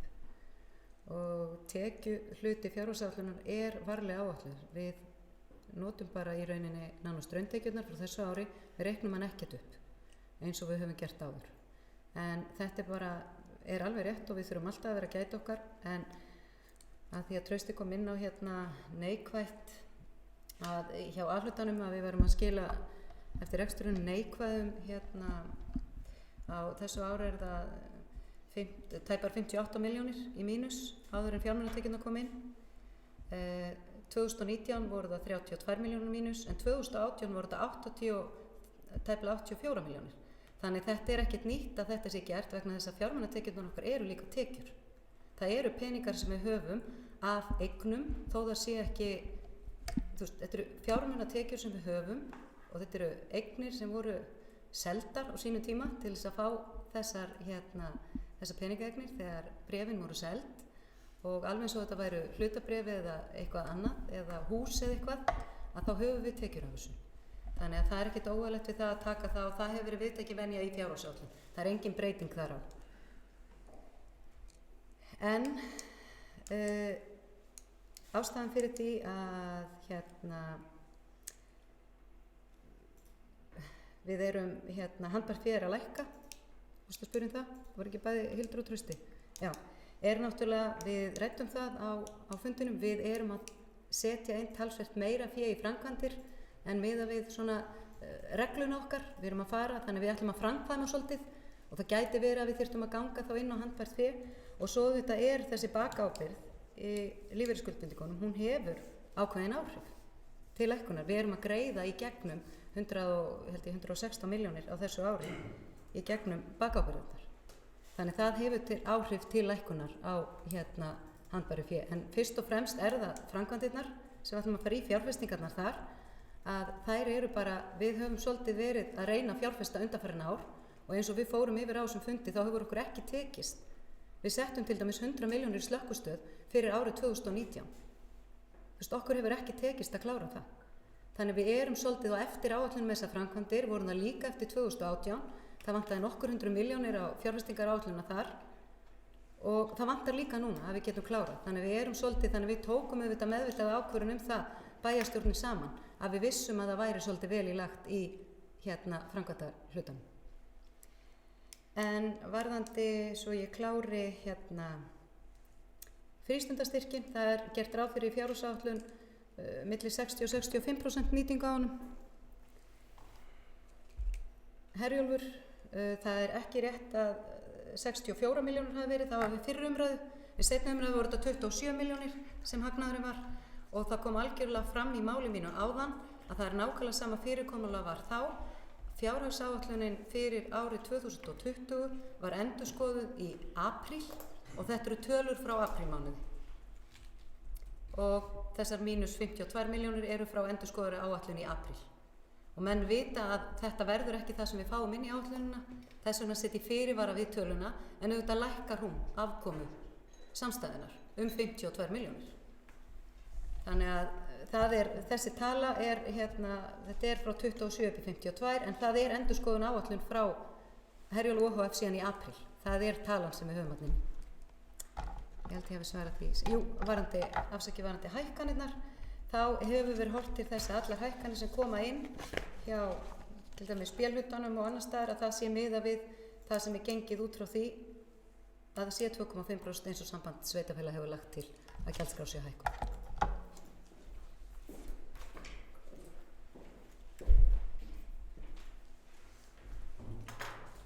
Það heyrir sér Róbsdóttir fyrir þetta. Núna þetta hafi svarað þeim fyrirspurnum sem hafa komið fram. Trausti Hjaltason, hversu vel?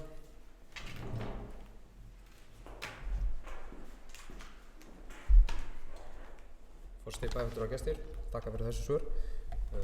Kannski bara ítreka það að ég var hér bara að deila svona minni sína á fjárhagsáætlun og deili þá bara þeirri skoðun með bæjarstjóra að við erum þá bara sammála það að það eru blikur á lofti og þessar hluti sem voru hér tíundaðir sem við vorum sammála og það er bara svo sem ágætt að við höfum svipað að sína á það og eins vegar kannski ítreka bara þetta með framkvæmdirnar og reksturinn og allar þessar eignir að vinna okkur til framtíðar, ekki bara á næsta ári, heldur bara til framtíðar í þá átt að reyna að láta þessa fjármuni sem við eigum fara í að byggja þannig eignir að við getum hagrætt í rekstri á móti og eigninar verði hagkvæmari rekstrar eining heldur en í dag. Allar þessar eignir, eldri eignir með miklu viðhaldi og að við förum inn í hentugri eignir með starfsemin okkar.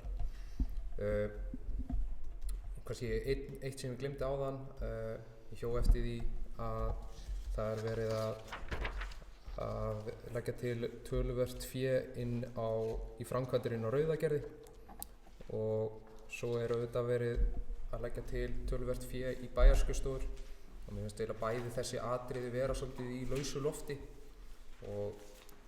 en svona líkt og við höfum rætt að þá er með þessar stóru framkvæmdir, þetta er auðvitað verið soldið svona í myrkrinu með sumt af þessu. Þar sem að sumt af þessu er auðvitað háð því að bæði við fáum aðalega til þess að fara í framkvæmdirnar og svo eftir að klára svona skipulagsvinnu í sumum af þessum stóru framkvæmdum og þannig að við vitum kannski ekki alveg nákvæmlega hversu hratt verður farið í sumt af þessu þó að sjálfsögðu stefnt í margt af þessu en 100 milljónir í bæjarskrifstofu þýðir auðvitað að við erum að fara þá einhverja töluverðar framkvæmdir eins og ég skil þetta þá vitum við bara ekki alveg hvar eða þá hvort og sömulegis með Rauðagerði að mér finnst þetta hangar þá svolítið saman með bæjarskrifstofunum hvort það verið farið í framkvæmdir þar ef að þá að flytja jafnvel allt sem er þar í burtu innan skams eða hvernig sem það nú er þannig að ég hjó bara svona eftir þessu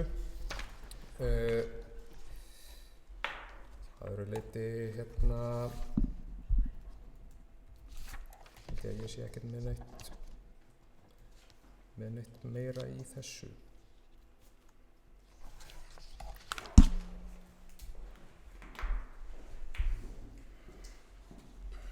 Þakka Trausta Hjaltarssoni fyrir, vilja fleiri bæjarfulltrúar að taka til máls? Já, Ragnarsson, hversu vel?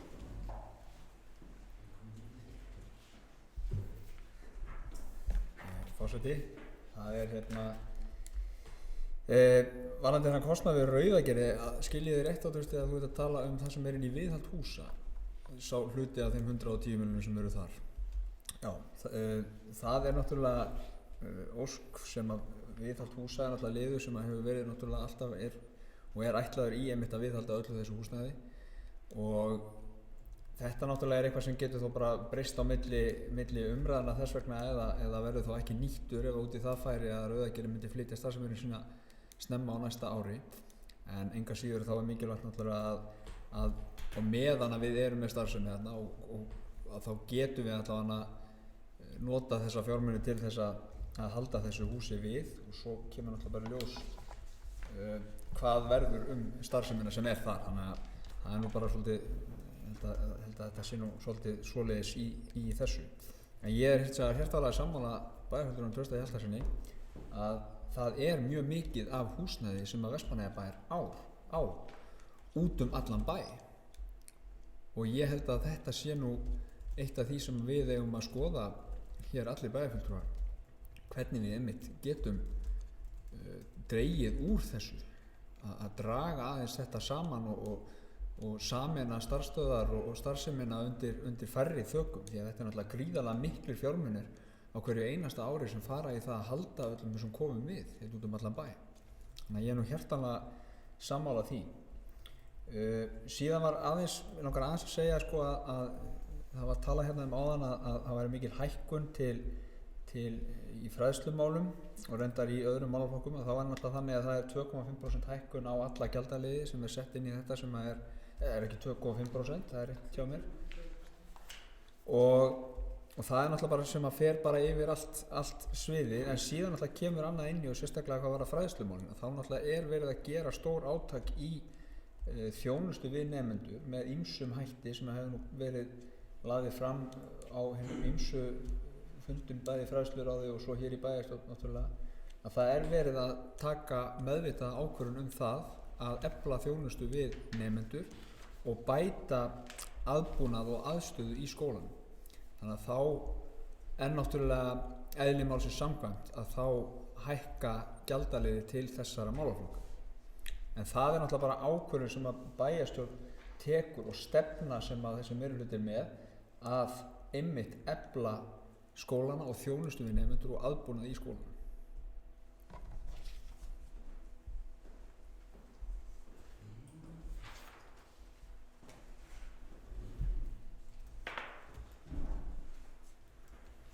Þakka Njáli Ragnarssoni fyrir. Vilja fleiri bæjarfulltrúar að taka til máls? Hildur Sólveig Sigurðardóttir.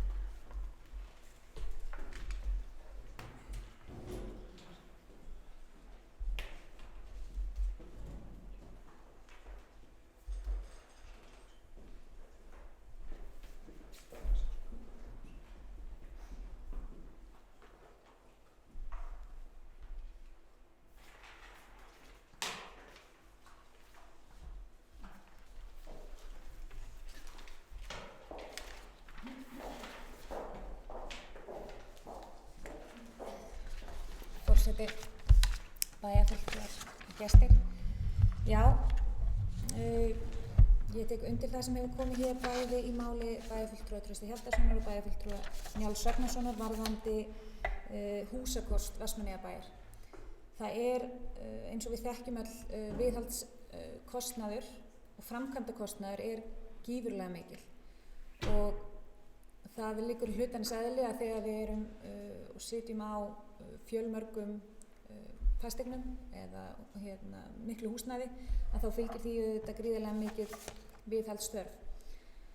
Það eru til dæmis, eins og þegar búið að minnast á hér, var farið í að flytja búningsklefa yfir í stúkuna við Hásteinsvöll, að þá auðvitað þarf samt sem áður að viðhalda tísheimilinu nema ákvörðun eitthvað annað verði sérstaklega tekin.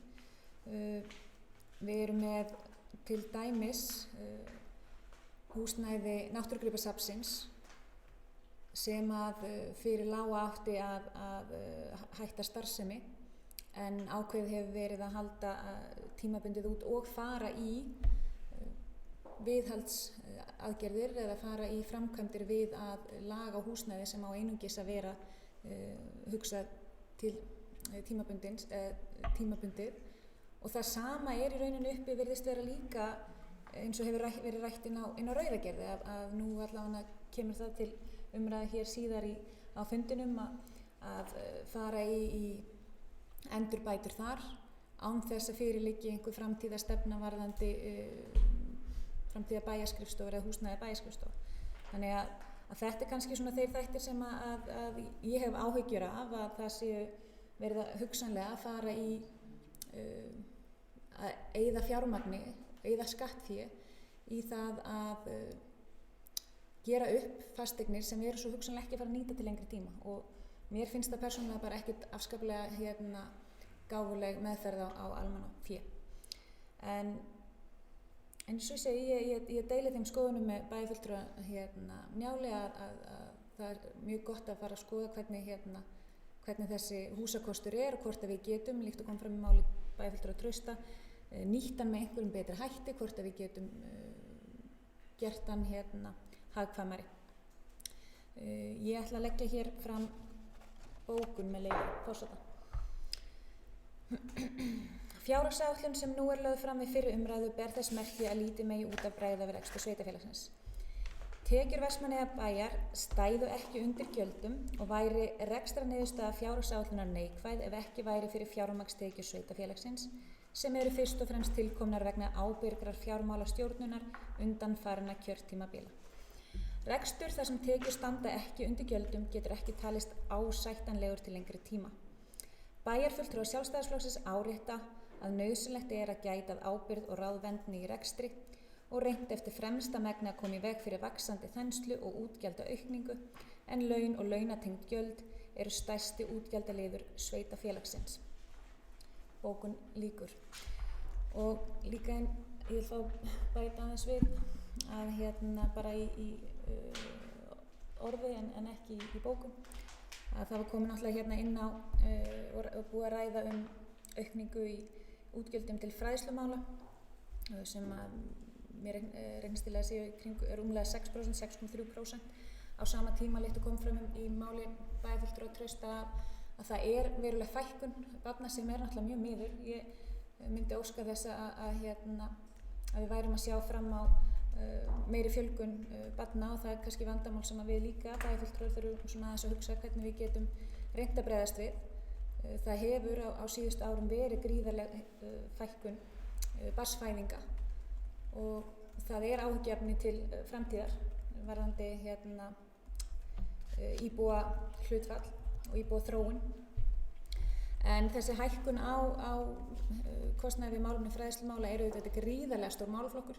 Hvert einasta prósent í aukningu þessa málaflokks vegur ofsalega mikið. Þannig að ég held að það sé bara eðlilegt að menn vilji rýna það betur og skoða hugsanlega hvað og sérstaklega hvernig erum við að verja fjármununum, hvernig getum við varið þeim sem best þannig að við séum að veita nemendunum og sem langbesta þjónustu því það er auðvitað okkar sameiginlegt keppikefli að við séum að byggja upp öfluga nemendur sem hafa færni til þess að standa vel og duglega á eigin fótum og nýta þau tækifæri sem eru í samfélaginu sér og öðrum til vaxtar og framdráttar.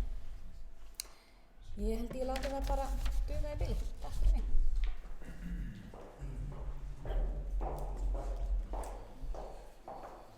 Þetta hitti Sólveig Sigurðardóttir fyrir þetta. Bókun er þá komið fram, ég byrði bæjarfulltrúum að senda hana á riddara og forseta í Sólveig.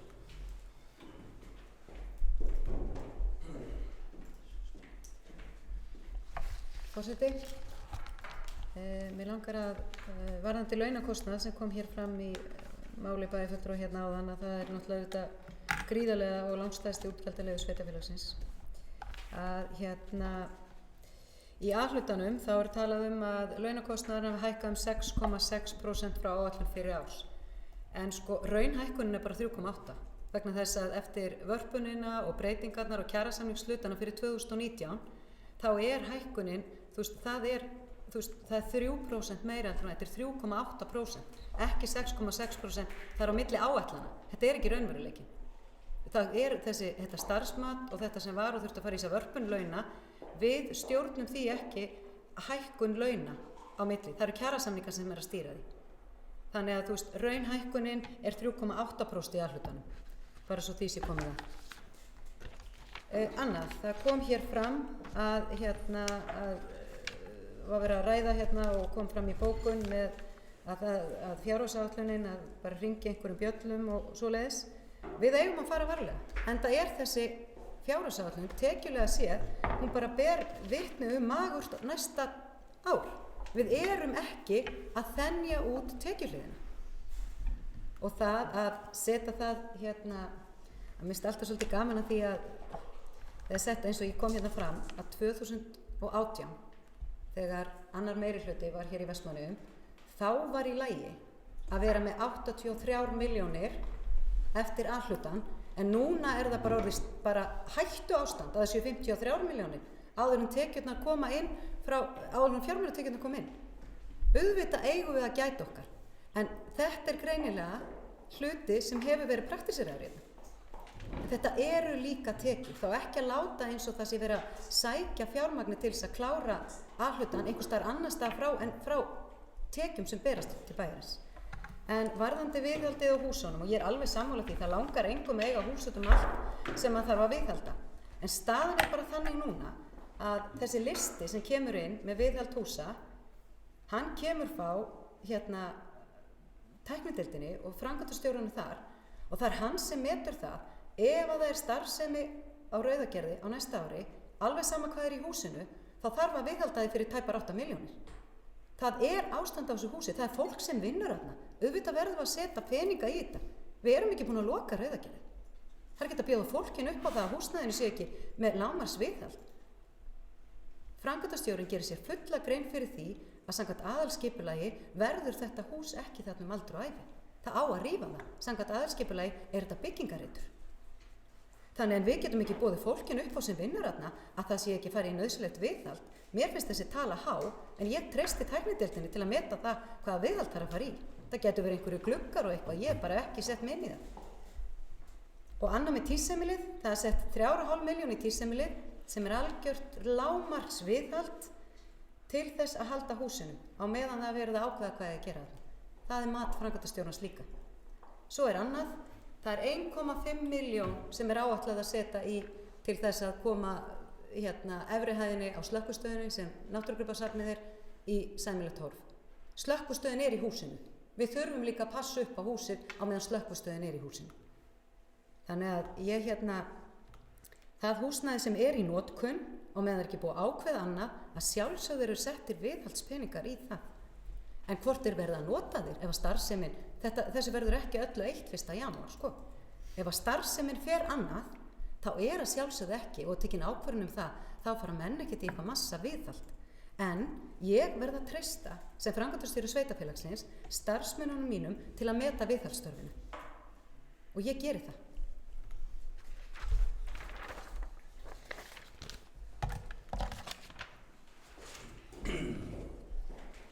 Þakka Írisu Róbersdóttur fyrir þetta. Þetta sé að verða nokkuð vel svona krefjað þessar umræður. Má ég svara stundum varðandi fjármagnstekjurnar? Skulum leyfa Trausta að veita hér mótsvar, andsvar, örstund.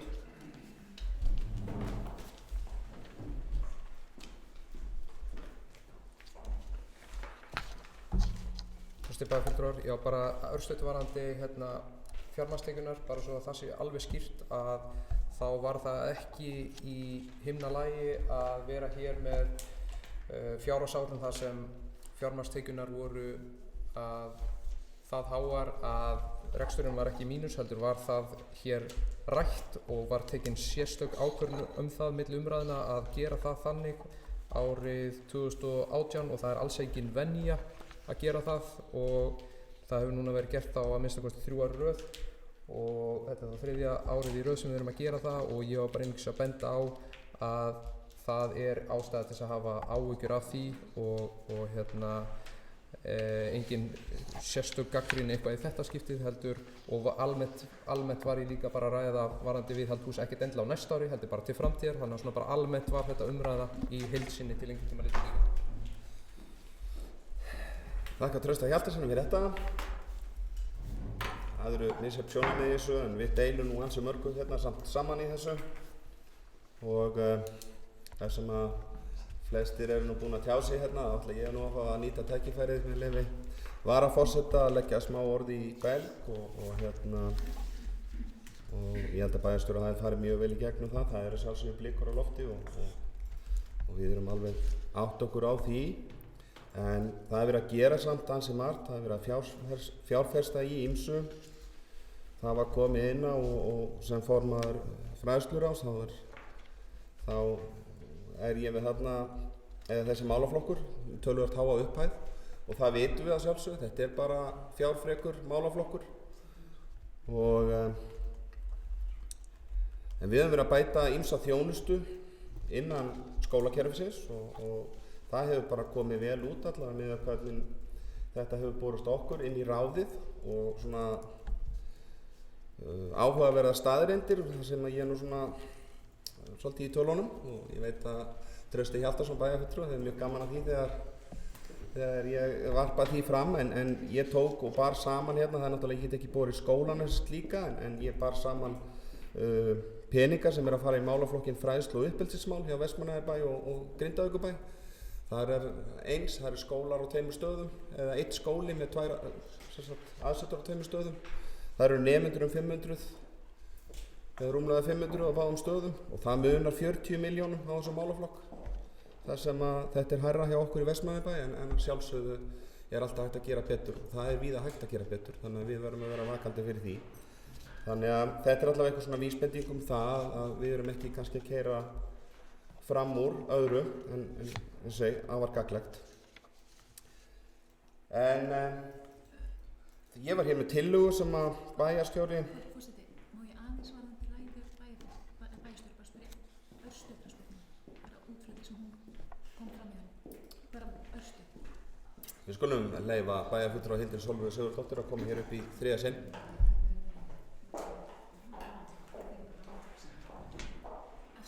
Takk fyrir forseti, bara örstutt en það kom fram í ræðu bæjarstjóra að það væri samkvæmt aðalskipulagi það ætti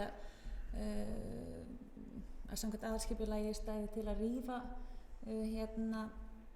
Rauðagerði eða væri fyrirhugað þar. Ég bara leikur forvitni á hvar það standi. Ég hélt að það væri í rauninni myndi ekki taka á einstaka þáttum eins og þessu að þá þyrfti í rauninni að fara í einhverja deiliskipulagsvinnu á svæðinu þannig að ég bara forvitnis sækir.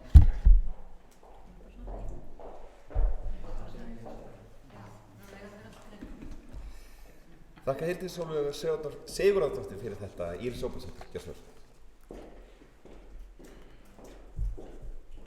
Forseti, ég hef ekki lesið það neins þegar þetta voru upplýsingar sem ég fekk frá framkvæmdastjóra að stæði til. Þannig að það væri samkvæmt aðalskipulagi væri áætlað að gera þarna einbýlishúsalóðir og annað og ég hef ekki lesið og ætla ekki að sverja fyrir það ef þær upplýsingar eru rangar þá þakka ég bara ábendinguna en mér skilst að minnsta kosti þegar ég ger eitthvað annað en að reyta sem er við að gera vann í dag. En við bara tökum þá umræðu seinna. Ég þakka Írisi Róbsdóttur fyrir þetta. Þá er komið að því að áður en ég fer í að lesa upp fjárhagsáætlun og þær tölur sem fylgja því að þá ætla ég að taka þessa tillögu til afgreiðslu sem var hér sem lesin upp áðan og ég ætla að fá að lesa hana upp aftur til að sem að hljóma svo. Alla jafna hefur gjaldskrá Vestmannaeyjabæjar fyrir þjónustu hækkað milli ára í samræmi við þróun vísitölu neysluverðs. Miðað við spá verðlagsþróun ætti gjaldskráin að hækka 3,2% á næsta ári. Í forsendum fjárhagsáætlunar fyrir 2020 kemur fram að taka þurfi sérstaklega ákvörðun hækkun. Með því að hækka ekki gjaldskrána er Vestmannaeyingum auðveldað að nýta þá þjónustu sem bærinn hefur upp á að bjóða. Ákvörðun slíkt væri jafnframt liður í að ná markmiðum lífskjara samnings stjórnvalda og aðila vinnumarkaðins, sem felur meðal annars í sér lækkun skatta og gjalda hins opinbera.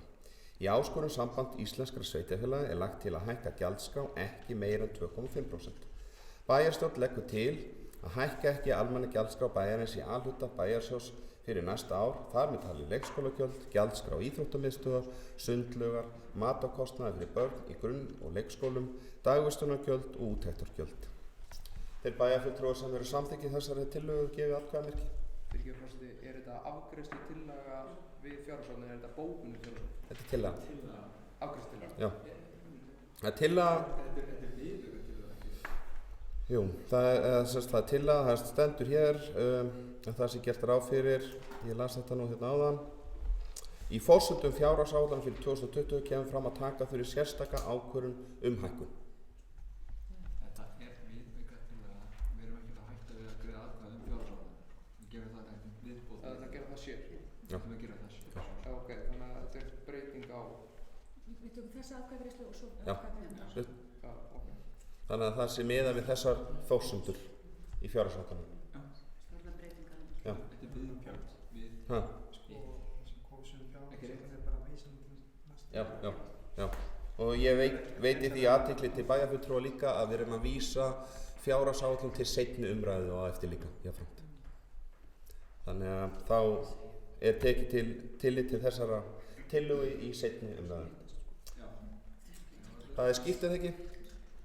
Bæjarfulltrúar sem eru samþykkir gefa atkvæðamerki. Það eru 5 bæjarfulltrúar sem eru því samþykkir, bæjarfulltrúar á móti. Það er 1 bæjarfulltrúi á móti.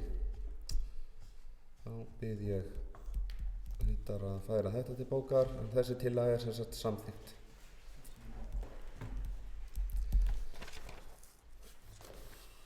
Nú fylgir hér ekki svo vel.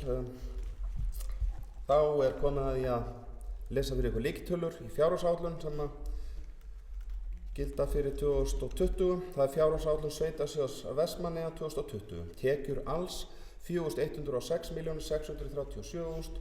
Gjöld alls fyrir fjármagnsliði, það er 4.164.613.000.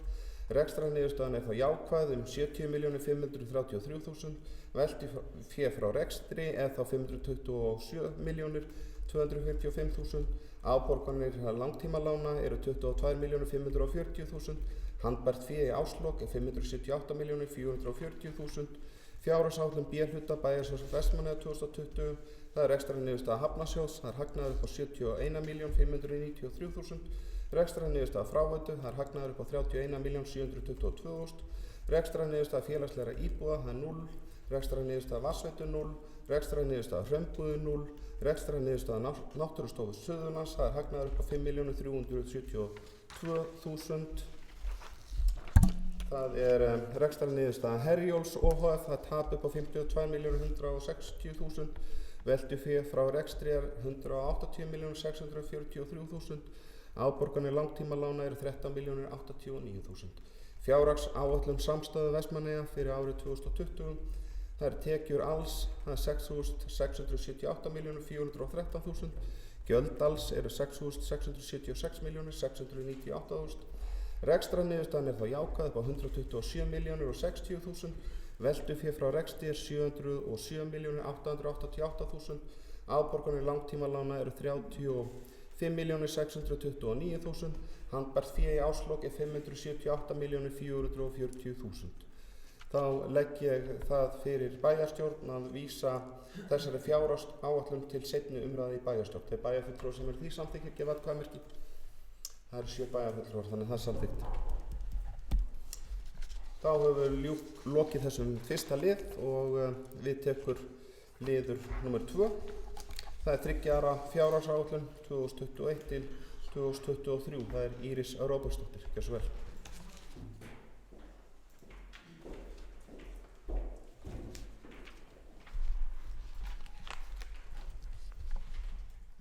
Forseti, 3 ára fjárhagsáætlun Vestmannaeyjabæjar frá 2021 til 2023.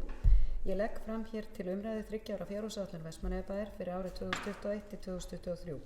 Í gegnum tíðina hefur verið vinnulagi við fjárhagsáætlunargerðina verið á þann hátt að mikil vinna er lögð í fjárhagsáætlun komandi árs og síðan sú áætlun notað sem grunnur undir 3 ára áætlunina.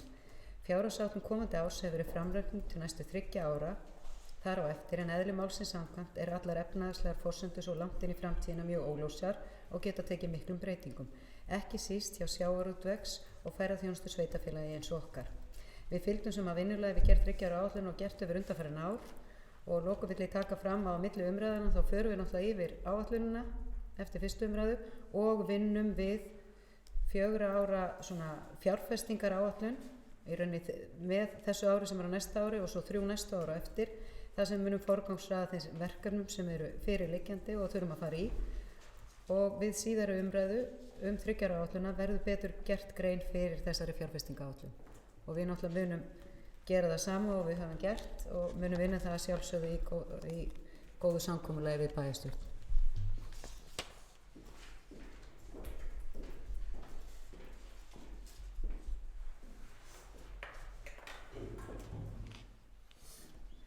Já, þakka Írisi Róbertsdóttur fyrir þetta, vilja bæjarfulltrúar ræða þetta. Svo er greinilega ekki. Þá ætla ég að vísa þessari 3 ára áætlun til síðar umræðu. Þeir bæjarfulltrúar sem eru því samþykkir gefa atkvæði. Það er allir 7 bæjarfulltrúar sem samþykkja það, þannig að það er samþykkt.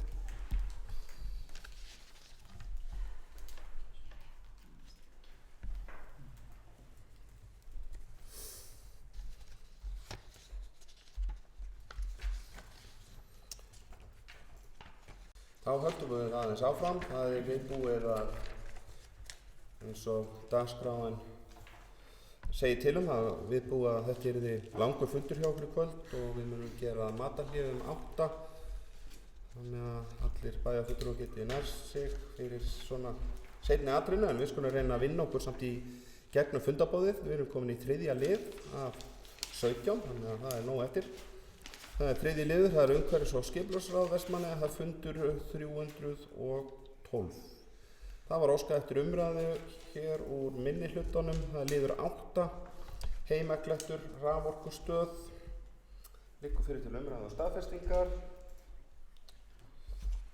Sjá, ég ætla að halda í þá hefð sem ég hef haft að lesa upp það sem fer fram í ráðunum. Það sé afar gagnlegt fyrir alla þá sem að hlusta á og eru hér. Heimaklettur raforkustöð. Lagt fram erindi raforkustöð á Heimakletti í ljósi umræðna í fjölmiðlum síðustu daga. Niðurstaða: Isavia ohf. Sótt leyfi fyrir raforkustöð við ljósamastur á Heimakletti 15. október 2018. Ráðið gat ekki samþykkt fyrirliggjandi útlit og staðsetningu og óskað eftir tillögu sem félli betur að umhverfinu. Isavia hafði þá þegar grafið holu án leyfis og var því ákveðið að skipulags- og byggingafulltrúi, þáverandi eftirlitsmaður fasteigna og fulltrúi úr ráðinu Eyþór Harðarson færi vettvangsferð á Heimaklett til að skoða möguleg svæði sem hefði engin sjónræn áhrif frá bænum. 2 svæði, A og B, voru merkt sem möguleg svæði. Umbeðnar tillögur frá ráðinu þar sem útlit raforkustöðar félli betur að umhverfinu komu frá Isavia. Ráðið samþykkti 31. október 2018 að veita Isavia leyfi fyrir svæði A tímabundið í 12 mánuði. Á fundi 2. september 2019 kom ný beiðni frá Isavia. Isavia taldi svæði A mjög erfitt vegna mikils halla og yrði því erfitt að vinna á því svæði yfir veturinn þegar bleita og hálka yrði. Óskaði Isavia eftir nýjum staðsetningum. Svæði sem er á hæsta punkti Heimaklett sem aldrei kom til greina af hálfu ráðsins að samþykkja. En í annað sinn var búið að grafa holu í leyfisleyslu og til vara svæði B. Meirihluti ráðsins samþykkti svæði B tímabundið í 12 mánuði þar sem svæðið hafði verið merkt sem mögulegt svæði, enda engin sjónræn áhrif frá bænum. Minnihluti ráðsins samþykkti ekki beiðni Isavia og töldu að vel væri hægt að leysa málið með því að leggja rafmagnskapal. Nú hefur framkvæmdastjóri flugvallarsviðs Isavia tjáð sig það í fjölmiðlum að enn sé til skoðunar að leggja frekar rafmagnskapal sem alltaf hefur verið fyrsti kostur ráðsins. Í ljósi þess leggur umhverfis- og skipulagsráð til við Isavia að farið verði í þá framkvæmd í stað þess að koma fyrir raforkustöð á Heimakletti. Samþykkt með 3 atkvæðum H- og E-lista gegn 2 atkvæðum D-lista. Fulltrúar D-lista bóka fjölmiðlaumfjöllun máli síðastliðna helgi þar sem kom fram að enn væri verið að skoða lagningu rafmagnskapal, gaf bersýnilega til kynna að máli hefði ekki verið rætt í hlítar að hálfu Isavia og meirihluta bæjarstjórnar. Þá staðfesti umrædd fjölmiðlaumfjöllun það að meirihluti bæjarstjórnar Vestmannaeyja var tilbúin til að beygja sig undir mjög svo grófa kröfu þeirra á Heimakletti í stað þess að taka umræðana til verndar náttúru Vestmannaeyja. Nefndarmenn Sjálfstæðisflokksins í umhverfis- og skipulagsráði fagna því að meirihluti H- og E-lista taki nú undir þau sjónarmið sem komu fram í bókun okkar á síðasta fundi ráðsins. Fulltrúar Sjálfstæðisflokksins skora á meirihluta bæjarstjórnar að hafa kjark og þor til þess að snúa þeirri skaðlegu ákvörðun sem þegar hefur verið tekin að heimila byggingu á Heimakletti. Undir þetta rita Eyþór Harðarson og Margrét Rós Ingólfsdóttir. Hildur Sólveig Sigurðardóttir, þessu vel.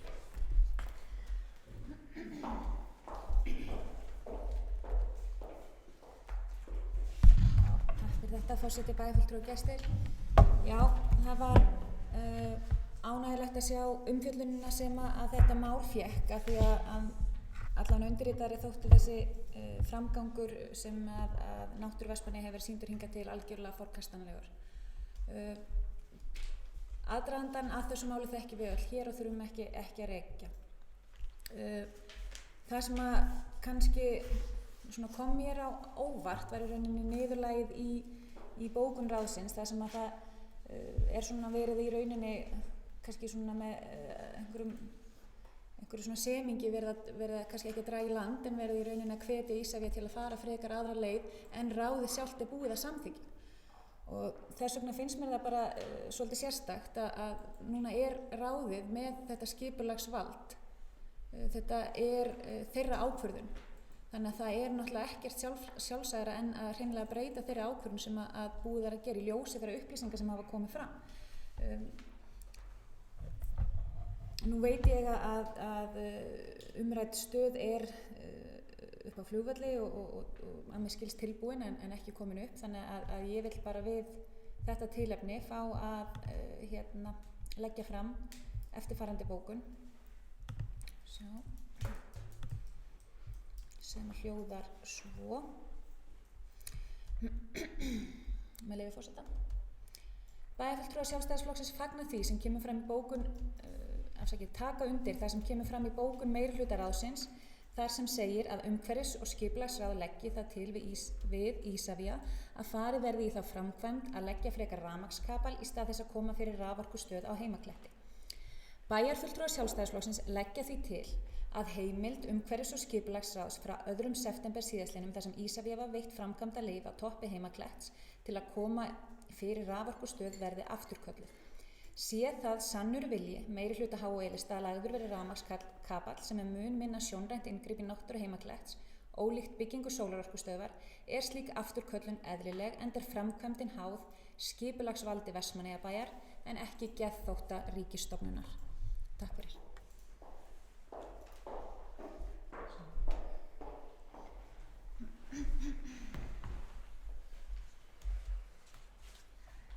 Þakka Hildur Sólveig Sigurðardóttur fyrir þetta. Vilja fleiri bæjarfulltrúar taka til máls undir þessa lið. Jóna Sigríður Guðmundsdóttir skal svo vel.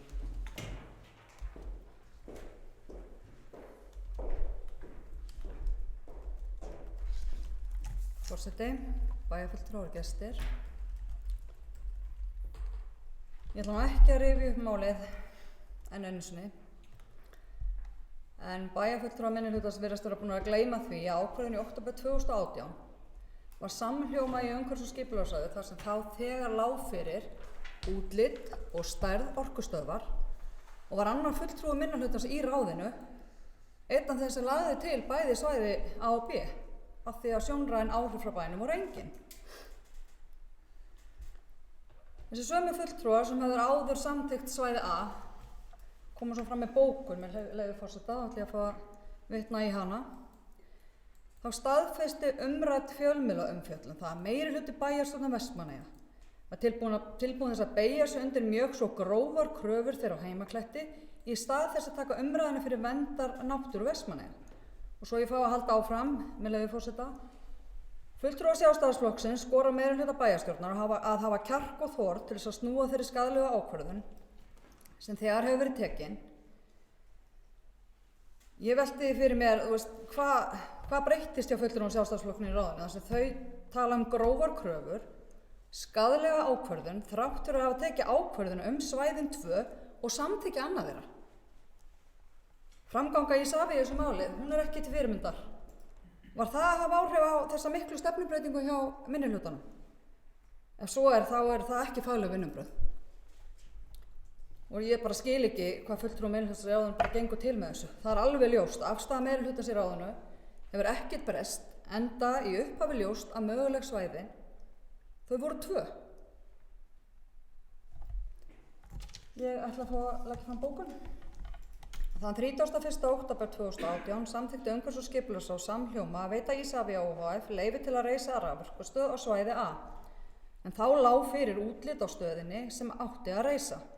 Annar af fulltrúum Sjálfstæðisflokksins í ráðinu fór ásamt starfsmönnum Vestmannaeyjabæjar í vettvangsferð á Heimaklett til að skoða og velja möguleg svæði fyrir raforkustöðuna sem hefðu engin sjónræn áhrif frá bænum. 2 svæði voru merkt hnit fyrir svæði A og hnit fyrir svæði B. Bókun minnihlutans í ráðinu gengur því augljóslega gegn þeirra eigin ákvörðun í málinu. Takk fyrir.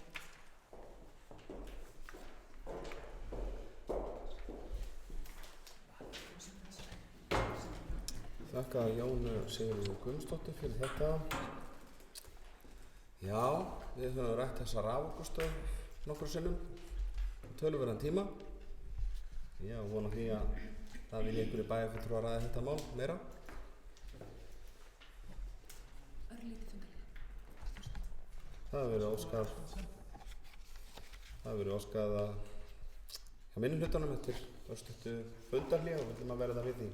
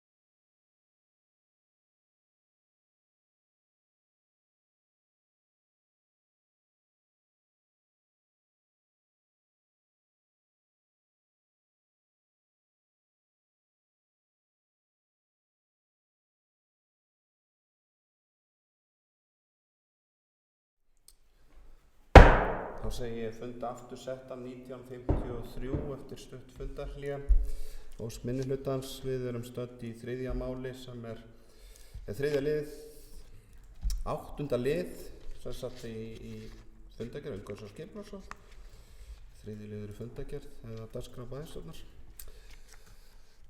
2 bókunar komnar og það er einhver hér úr minnihlutunum ekki sem ætlar að koma upp og það getur nú ekki Helga Kristín Kolbeinsdóttir, gjörðu svo vel.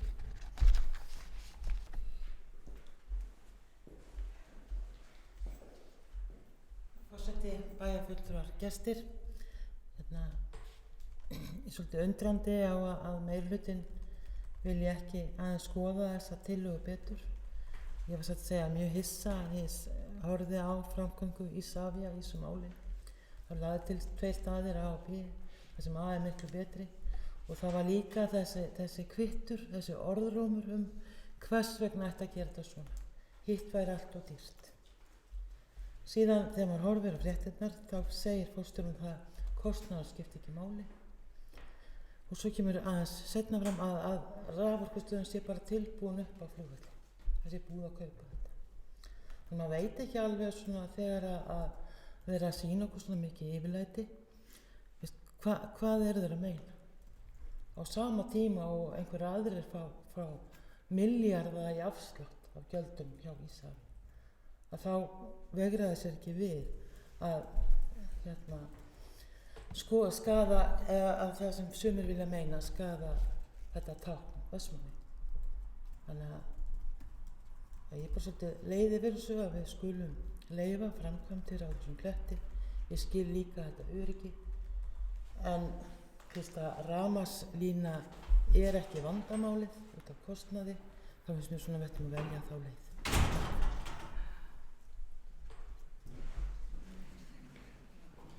Þakka Helgu Kristínu Kolbeinsdóttir fyrir þetta. Já, ég hef nú tjáð mig þetta mál opinberlega og ég tjáð mig þetta líka hér á bæjarstjórnarfundi áður og þar hefur komið fram að ég treysti ráðinu fullkomlega til þess að vinna úr þessu og ég jafnframt hef upplýsingar og eins og hefur komið fram að framkoma Isavia er ekki góð í þessu máli en Hildur Sólveig Sigurðardóttir, gjörðu svo vel.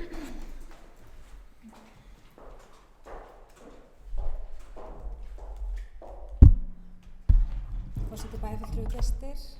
Já, líkt og kom fram í lestri á bókuninni að þá náttúrulega kemur fram í bókuninni í kjölfar fjölmiðla umfjöllunar að þá er alveg eðlilegt að fólk endurskoði hug sinn og það má náttúrulega líka taka það fram að þegar að leið A og B voru valin að þá var leið B einungis gefin með þeim formerkjum að ef að A myndi engan veginn ganga en engin haldbær rök hafa komið fram sem að skýra af hverju staðsetning A gengur ekki. Þannig að það er náttúrulega kannski líka fyrst og fremst væntanlega, þó svo ég auðvitað leggi ekki þeim orði í hug en þetta er allavega þau skilaboð sem ég fæ frá okkar fulltrúum að sama skapi er það náttúrulega þessi ömurlega framkoma gagnvart heimakletti sem er ekki að auka tiltrú kjörinna fulltrúa á það að vanda verði og verki í framtíðinni miðað við forsöguna. Þannig að það er ekkert óeðlilegt að menn hiki og að sama skapi hvernig upplýsingafulltrúi hefur talað og í rauninni með óbeinar hótanir varðandi það að þar sem að lagning rafmagnskapalsins sé svo kostnaðarsöm að þá þurfum hugsanlega að fara að skera af framkvæmdum á Vestmannaeyjaflugvelli. Og mér finnst bara ofboðslega vont að heyra slíkar hótanir gagnvart Vestmannaeyjabæ. Og ég segi það, þó svo að fólk hefði skipt alfarið skoðun, þá finnst mér nú eiginlega bara betra að skipta skoðun en að vilja ekki standa í lappirnar. En ég ætla að fá með leyfi forseta að fá að lesa eftirfarandi bókun.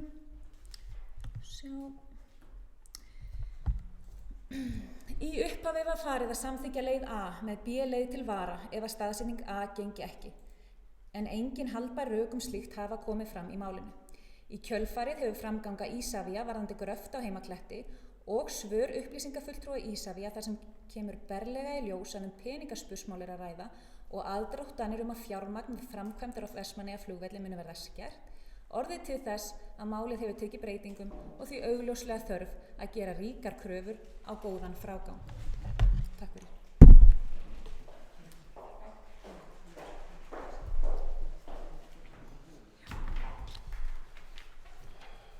þakka Hildi Sólveigu Sigurðardóttur fyrir þetta, bókunin þá samþykkja svo upplesin, svona 3 bókanir í þessu máli.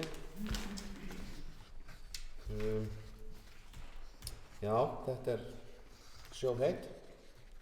Ég veit ekki allavega að það var talað um upplýsingafulltrúa og það má vel vera að hann hafi tjáð sig í þessu máli líka en ef ég man rétt þá heitir hún Sigrún sem er framkvæmdastjóri flugvallarsviðs sem að skrifaði allavega hér opið bréf og það kom mikið af því sem að bæjarfulltrúar minnihlutans hafa verið að tala um þar fram og það má vera að upplýsingafulltrúa hafi komið fram einhvers staðar annars staðar. En þetta er raforkustöðin, vilja fleiri bæjarfulltrúar ræða þá eru beðið atkvæðamannalið. Svo er ekki, þá tökum við þennan lið númer 8, fundargerðin til atkvæðagreiðslu. Já, þetta var ekki önnur bókun. Fyrst var tillögu. Nei, svo sagði bókun. Þú sagði bókun. Já, við seinni. Nei, Fyrra er tillaga. Þú sendir mér í tölvupósti og reytar að líka bókun. Þannig að 2 bókanir frá minnihluta. Þess að tillaga og síðan bókun. Hvað er það að skoða hérna? Nú erum við að fara bara að segja vitarið.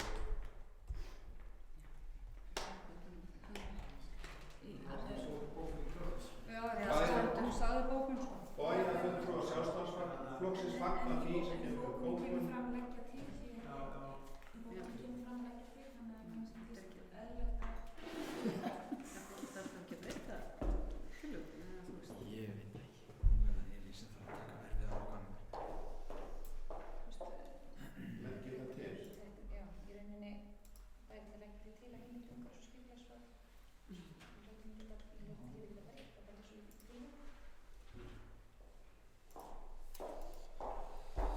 Heyrðu, þá bara tökum við þetta fyrir sem tillögu sem hefur komið fram.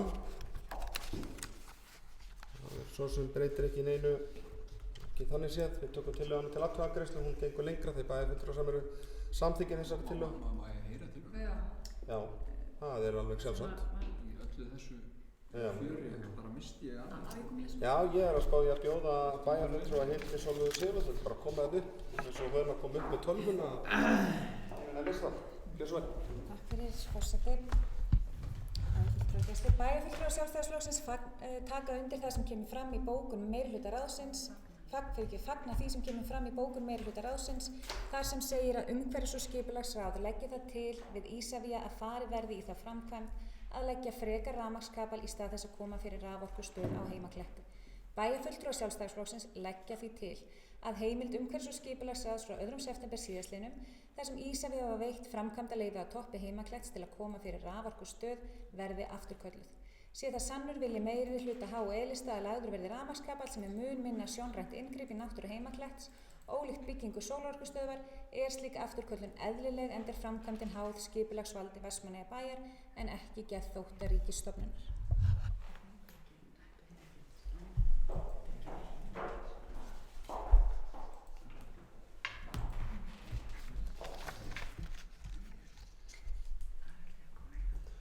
Tillagan er lögð fram. Ég hef hvatt Ísavía svo sem að breyta og þeir geta svo sem breytt, en ég hef jafnframt líka tjáð mig það að ég fylgi ráðinu og treysti því einu öllu, þannig að mín afstaða liggur fyrirfram fyrir í þessu og fyrir nokkur bæjarstjórnarfundir síðan, þannig að tökum þessa atkvæðagreiðslu þeir bæjarfulltrúar sem eru samþykkir þessa tillögu að gefa atkvæðamerki. Það eru 3 bæjarfulltrúar, þeir bæjarfulltrúar sem eru á móti gefa atkvæðamerki. Já, en ég ætla að klára atkvæðagreiðsluna, það voru 4 bæjarfulltrúar sem ekki á móti. Já, þannig ég færi það til bókar. 3 með, 4 á móti og tillagan hefur því verið felld. Njáll Ragnarsson, gjörðu. Forseti, þegar maður hélt að þetta mál gæti ekki orðið mikið skrýtnara að þá er því snúið hér algjörlega upp í það er komin enn annar vingill á þetta mál sem að gerir þetta nú ekki auðveldara fyrir mann að djöflast í þessu. Sko ég veit ekki til þess að það væri einhver sniðugt að vera afturkalla eitthvað leyfi til framkvæmda sem að ráðið búið að gera. Jafnvel þó að forstjóri þessa fyrirtækis tjáir sig það að það sé nú alveg engin peninga sé engin aðstæða, þá sé ekki ástæðan fyrir því að það þurfa að fara að afturkalla þetta. En hins vegar kannski það sem að vantar í bókun sjálfstæðismanna náttúrulega ákveðin tilraun til þess að endurskrifa þessa sögu. Og það að það vantar í og þeir vísa í bókun meirihlutaráðsins þar sem segir að nú hefur framkvæmdastjóri flugvallarins Isavia tjáð sig það í fjölmiðlum með leyfi forseta, afsakaðu forseti, að enn sé til skoðunar að leggja frekar rafmagnskapal sem hefur alltaf verið fyrsti kostur ráðsins. Í ljósi þess leggur umhverfis- og skipulagsráð til við Isavia að fari verði í þá framkvæmd í stað þess að koma fyrir raforkustöð á Heimakletti. Þetta niðurstaða ráðsins sem að var samþykkt með 3 atkvæðum gegn 2 og síðan enda kemur hérna fyrir neðan bókun frá fulltrúum minnihlutas í ráðinu sem að mér finnst einhvern veginn vera svo sama en samt ekki, það virðist ekki alltaf skipta máli hvort að fólk sé ósammála til þess að geta rifist í þessari pólitík. Stundum fólk algjörlega sammála í einu og öllu og samt getur það einhvern veginn stundar einhvern svona leik. En ég segi bara, auðvitað það þannig að við viljum og ráðið vill allt að það verði lagður strengur þarna upp, eitthvað sem hefur sem minnst umhverfis áhrif. En og það sem var samþykkt uppalega var að reisa þarna þessa batterístöð eða hvað þetta nú heitir og það var fulltrúi Sjálfstæðisflokksins sem lagði til staðsetninguna. Og svo núna fara að segja að það sé meirihluti, hinn hræðilegi meirihluti í Vestmannaeyjum sem að eyðileggja ásýnd Heimakletts. Hvers slags þetta bara? Kapallinn hlýtur að vera fyrsti kostur og fyrsti kostur. Það bara svoleiðis.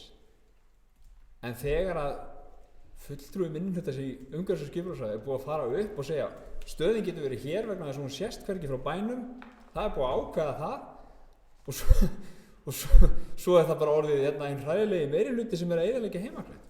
Ég skil þetta ekki. Ég það ekki alltaf öll.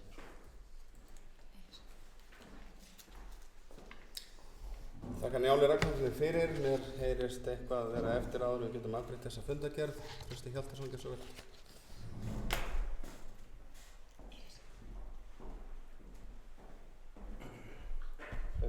Bakþróar, forseti, bara fá þá líka að gera hér grein fyrir atkvæði mínu og það sem að menn skilji ekki alveg hvað hér að gerast og eiginlega ekki heldur vegna þess að það sem að þetta gengur út á að tillaga minnihlutans í ráðinu gengur út á það að gera kröfu að þetta veri gert á meðan að tillaga meirihlutans gengur út á að það sé svona beint í til þeirra og vonað að þetta veri gert. Það munurinn, þannig að það gengur aðeins lengra og það það sem við erum að leggja til hér, að það sé gerð krafa að það sé farið í kapalinn, ekki bara að það sé vonað. Það held ég að sé munurinn.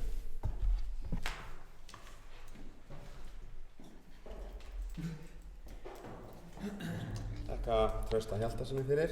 Já, ég get alveg skilið bæði að fulltrúa að þetta sé farið að vera flókið og ég heitir Sólveig Sigurðardóttir Tryggvason.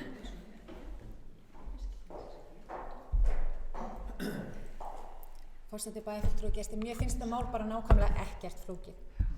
Ef að skipulagsyfirvöld í Vestmannaeyjabæ vilja að rafmagnskapall verði lagður upp á Heimakletti, þá samþykkja þeir að rafmagnskapall verði lagður upp á Heimakletti. Þeir hafa skipulagsvaldið, ekki Isavia. Þannig að ef að þetta sannur vilji, þá eðlilega eru gerðar kröfur það. Enda ræður ráðið.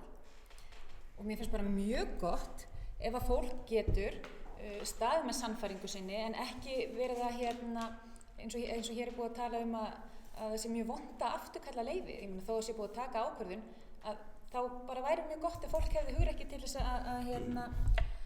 að breyta ef einhverja aðrar upplýsingar koma fram sem að ganga gegn þeirri upphaflegu ákvörðun.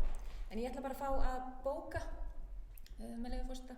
Undirrituð lýsir yfir vonbrigðum með að meirihluti Vestmannaeyjabæjar sé ekki tilbúinn að taka afstöðu með náttúru Vestmannaeyja.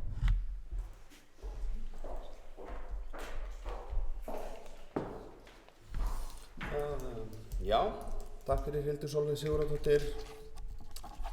Það kom akkurat það sem ég sagði fram í máli hennar, ráðið að ræður og ég treyst í ráðinu, þannig að það er algjörlega þannig sem að mín afstæða er. En það er sjálfsög hægt að gera margt fleiri heldur en leggja nýja streng, þetta gerum við gamlan strengin og svona, þannig að þetta er nú ekki allt svona einfalt. En bókunin var hér upplesin, er þetta bókun frá öllum í minnihlutunum þá? Eða? Ég sagði bara undir. Já, akkurat, það var þannig sem ég skildi það. Heyrðu, þá það verður ekki tekið matarhlé fyrir við klárum þetta mál, þannig að ég get glatt bæjarfulltrúa á því, þannig að vilja fleiri bæjarfulltrúa taka til máls í þessu lið. Það sýnist þetta að vera tæmt, en kannski kemur þetta mál bara á næsta bæjarstjórnarfund líka. Þannig að þá ætla ég að bera þennan lið undir atkvæði, liður númer 8 í fundargerð umhverfis- og skipulagsráðs frá fundur númer 312, þeir bæjarfulltrúar sem að samþykkja þennan lið gefa atkvæðamerki. Það eru 4 bæjarfulltrúar, þannig að og þeir bæjarfulltrúar sem eru á móti. Það eru 3 bæjarfulltrúar á móti. Þessi liður enga síður samþykkur. Liðir 1-7 og 9 liggja fyrir til staðfestingar. Þeir bæjarfulltrúar sem eru því samþykkir gefa atkvæðamerki. Það eru 7 bæjarfulltrúar, þannig að það er samþykkt. Þá ætla ég að taka fundarhlé. Klukkan er 20:10. Sko regna með að fundarhlé verði 10 mínútur.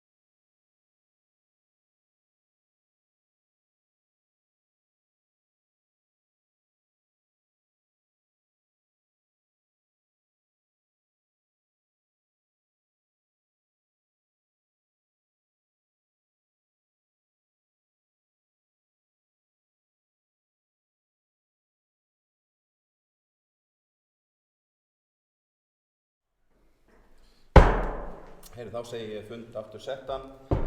Stutt hlé, það er klukkan 20:28. Fundakja bæjarráðs Vestmannaeyja, það er fundur 3.1. Það var eitthvað fjallað þetta í ráðinu. Gleði að bæjarfulltrúa Trausta Hjaltason núna þegar ég hef lestur, þetta er heil síða. En ég lofa að vera bæjarráðs, þann 17. september síðastliðinn var framkvæmdastjóri stjórnsýslu og fjármálasviðs falið að fylgja því eftir að koma þeim safnskosti Sæheima sem ekki stendur til að sýna í nýju safni Sea Life Trust í tímabundnu húsnæði þar sem munirnir geta verið til sýnis við góðar aðstæður til varðveislu. Jafnframt að kanna hvort forstöðumaður Sagnheima geti tekið að sér ábyrgð á safnkostum og eiga samráð við Náttúruminjasafn Íslands og Mennta- og menningarmálaráðuneytið þessa tilhögun. Kannaðar voru nokkrir valkostir í húsnæðismálum fyrir tímabundi rekstur safnsins. Ef horft er til kostnaðar, fyrirhafnar og hversu viðkvæmur hluti safnkostsins er fyrir flutningum er æskilegt að hafa safnið á sama stað. Endurbæta aðstöðuna og opna náttúrugripasafnið að nýju. Ef áhuga og vilji er til staðar mætti stækka safnið og nýta til þess svæðið þar sem fiskarnir voru áður staðsettir. Áætlaður kostnaður við endurbætur á aðstöðunni er 1,5 milljón og gert ráð fyrir að vetraropnunartími safnsins fylgi opnunartíma Sagnheima. Niðurstaða: lagt er til að opna náttúrugripasafnið að nýju í húsnæði gömlu Sæheima við Heiðaveg og reka það þar tímabundið. Það til ákvörðun framtíðarhúsnæði safnahússins þar með talið fágætissafn og náttúrugripasafn liggur fyrir. Gerði tillaga að hefja endurbætur á aðstöðunni innanhúss og ráðstafa til þess alltaf 1,5 milljón sem rúmast innan fjárhagsáætlunar 2019. Mikilvægt er að ígrunda vel næstu skref, munir og safnið sjálft hefur mikið menningarlegt og tilfinningarlegt gildi. Lagt er til að opna safnið að nýju safnahelgina í nóvember og hafa það opið á laugadögum í vetur. Þetta var samþykkt með 2 atkvæðum á H-lista gegn 1 atkvæði D-lista. Þá er það bókun undirrituð telur það óskynsamlegt að varðveita munina til sýnis í núverandi húsnæði þar sem meðal annars aðgengi er verulega takmarkað en engin lyfta er í húsnæðinu. Áframhaldandi rekstur safnsins þarfnast aukins starfsmannahalds og þar með eykst rekstrarkostnaður fyrir sveitarfélagið. Fara þarf í kostnaðarsamar endurbætur á húsnæðinu og sýningarsvæðum við aðstæður sem eingöngu eru ætlaðar tímabundið. Verði þessi tímabundna ráðstöfun ákveðin dregur það einnig úr þörfinni og ákefðinni við að finna mununum varanlega varðveislu við aðstæður sem eru þeim til sóma. Undir þetta ritar Hildur Sólveig Sigurðardóttir. Þá kemur fram tillaga að afgreiðslu. Fulltrúi Sjálfstæðisflokksins leggur til að munum í vörslu Vestmannaeyjabæjar sem ekki verður fundinn staður í gestastofu Sea Life en eru í sýningarhæfu ástandi verði komið í varanlega varðveislu á öðrum söfnum sveitarfélagsins á borð við Sagnheimum, eldheimum eða til framtíðar á fágætissafni Vestmannaeyjabæjar í húsnæði gamla ráðhússins. Mikilvægt er að þeir verðmætu munir sem sveitarfélagi hefur tekið ábyrgð á að varðveita séu varðveittir við kjöraðstæður á sama tíma og mikilvægt er að fara með skattfé á ábyrgan hátt og að leita allra leiða til að hagræða og fara fram af skynsemi. Það voru 2 á móti þarna, það er H og E-listi og það er 1 atkvæði með sem var D-listi, þannig að þessi tillaga var felld. Bókur fulltrúa á H-lista tímabundur opnun Sæheima til sýnis þeirra muna sem ekki verða færðir í safn Sea Life er að mati meirihluta bæjarráðs mikilvægt skref í að menningarlegt verðmæti í eigu Vestmannaeyjabæjar fái notið sín og sé aðgengileg íbúum bæjarins og gestum sem fyrst. Nauðsynlegt er að munir séu til sýnis á meðan ákvörðun framtíðarskipulag þessara mála er tekin. Kostnaður sem tilfellur vegna þess rúmast innan fjárhagsáætlunar 2019 og eru óverulegur miðað við þau miklu verðmæti sem hvorki eru aðgengileg né sómi sýndur eins og staðan er í dag. Undir þetta rita Njáll Ragnarsson og Jóna Sigríður Guðmundsdóttir. Þá er orðið laust undir þessum lið, þá koma óskra minnihlutanum og þá að ræða þetta. Það er Trausti Hjaltason, gjörðu svo vel.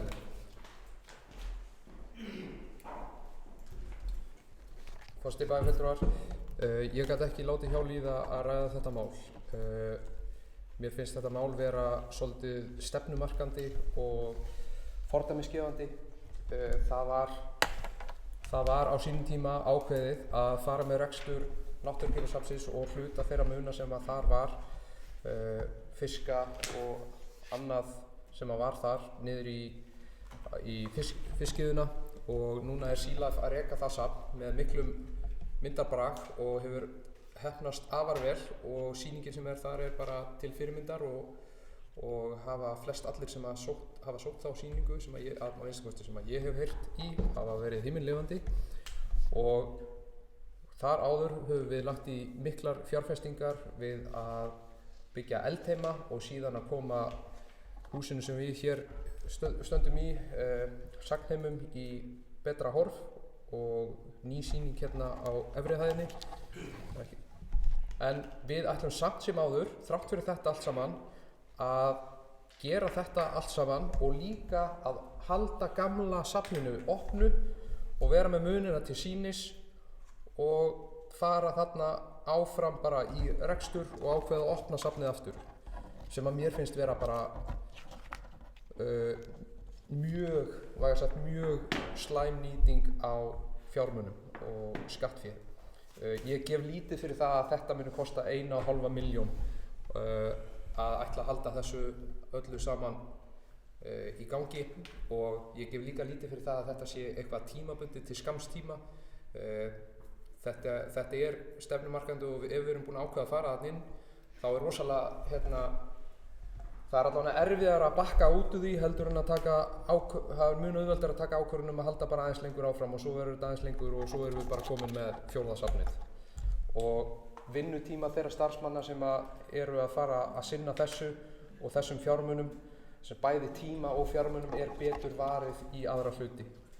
Og það hefur verið bent á að það er hægt að geyma þessa muni sem þarna eru í öðrum söfnum bæjarins, að koma þessum hlutum á betri staði. Og svo spyr maður sig líka alltaf þegar við erum að ræða svona hluti, hversu langt á að ganga í að geyma og varðveita muni. Það er auðvitað rosalega gaman að geta geymt sem flest og varðveitt sem flest, en einhvers staðar þarf línan að vera, og ég held bara einfaldlega að það sé ekki skynsamlegt að Vestmannaeyjabær fara að reka hér og opna enn eitt safnið og þannig að ég mun greiða atkvæði gegn þessu, og ég vona að aðrir bæjarfulltrúar geri það líka, og við séum svolítið á skynsamlegu nótunum í þessu. Og talandi um það sem við ræddum hér í fjárhagsáætlun varðandi húsakost og annað, hér er akkurat ein starfsemin og eitt húsið sem við getum svo sannarlega aðeins hagrætt og horft til framtíðar með að gera eitthvað annað við, að reyna að koma þessu úr reksturinn hjá okkur.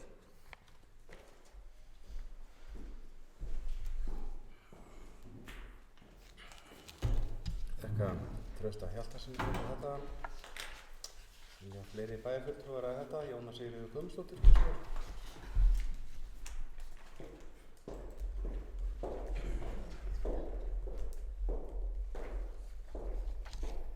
Forseti, bæjarfulltrúar, gestir. Það er nokkuð ljóst að við þurfum að finna einhver úrræði fyrir þá gripi sem SeaLife ætlar ekki að taka. Tímabundið úrræði þar til ákvörðun framtíðarhúsnæði liggur fyrir. Það skiptir máli að þeir séu sýnilegir og aðgengilegir bara fólki, almenningi. Svo umræða var tíma hjá okkur að gaman væri við getum haft það aðgengilega í skólum eða hrumbúðum eða öðrum stofnunum, sem bara væri mjög skemmtilega og kostuður. En þetta er bara ekki alveg svona einfalt. Skáparnir sem gripirnir þyrftu þá að fara í eru mjög kostnaðarsamir. Stykkið er í kringum 1 milljón hver og við þurftum 12 skápa. Þessi kostur eru náttúrulega mjög kostnaðarsamur sem bráðabirgðalaust. Svo ákvörðun sem var tekin í bæjarráði fyrir mánuðinn að opna náttúrugripasafnið að nýju gamla húsnæðinu tímabundið er ódýrast og hagkvæmast. Gripirnir eru viðkvæmir fyrir flutningum og við höfum að forðast það þar til að framtíðarhúsnæðið er fundið.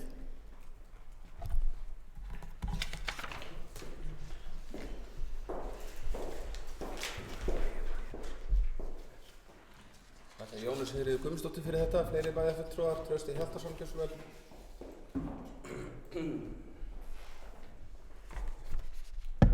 Trausti bæjarfulltrúar. Takk fyrir þessi svör. Ég get ekki átta mig á því hvaða máli það skiptir að þessir munir séu sýnilegir og aðgengilegir, hvert mikilvægið er á meðan að það er verið að bíða eftir að finna góðan stað. Hvers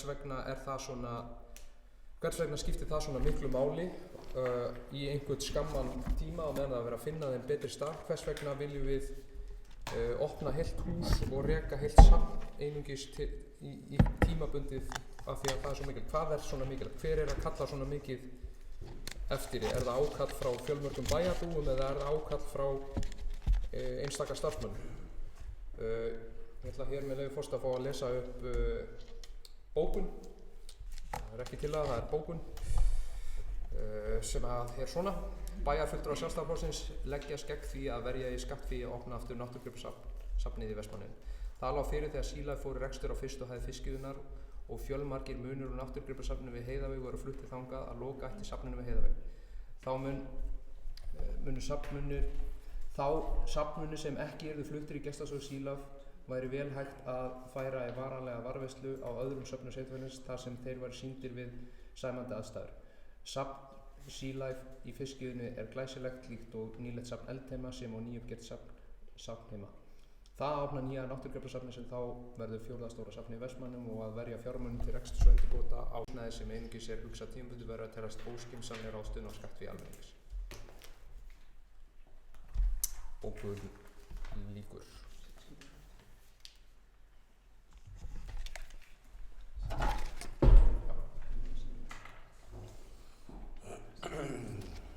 Já, þakka Trausta Hjaltasyni fyrir. Bókun er þá samþykkt eins og hún var upplesin. Fleiri bæjarfulltrúar? Já, það er fleiri. Það var búið að biðja orðið hérna. Íris Óskarsdóttir, gjörðu svo vel. Fyrirgefðu.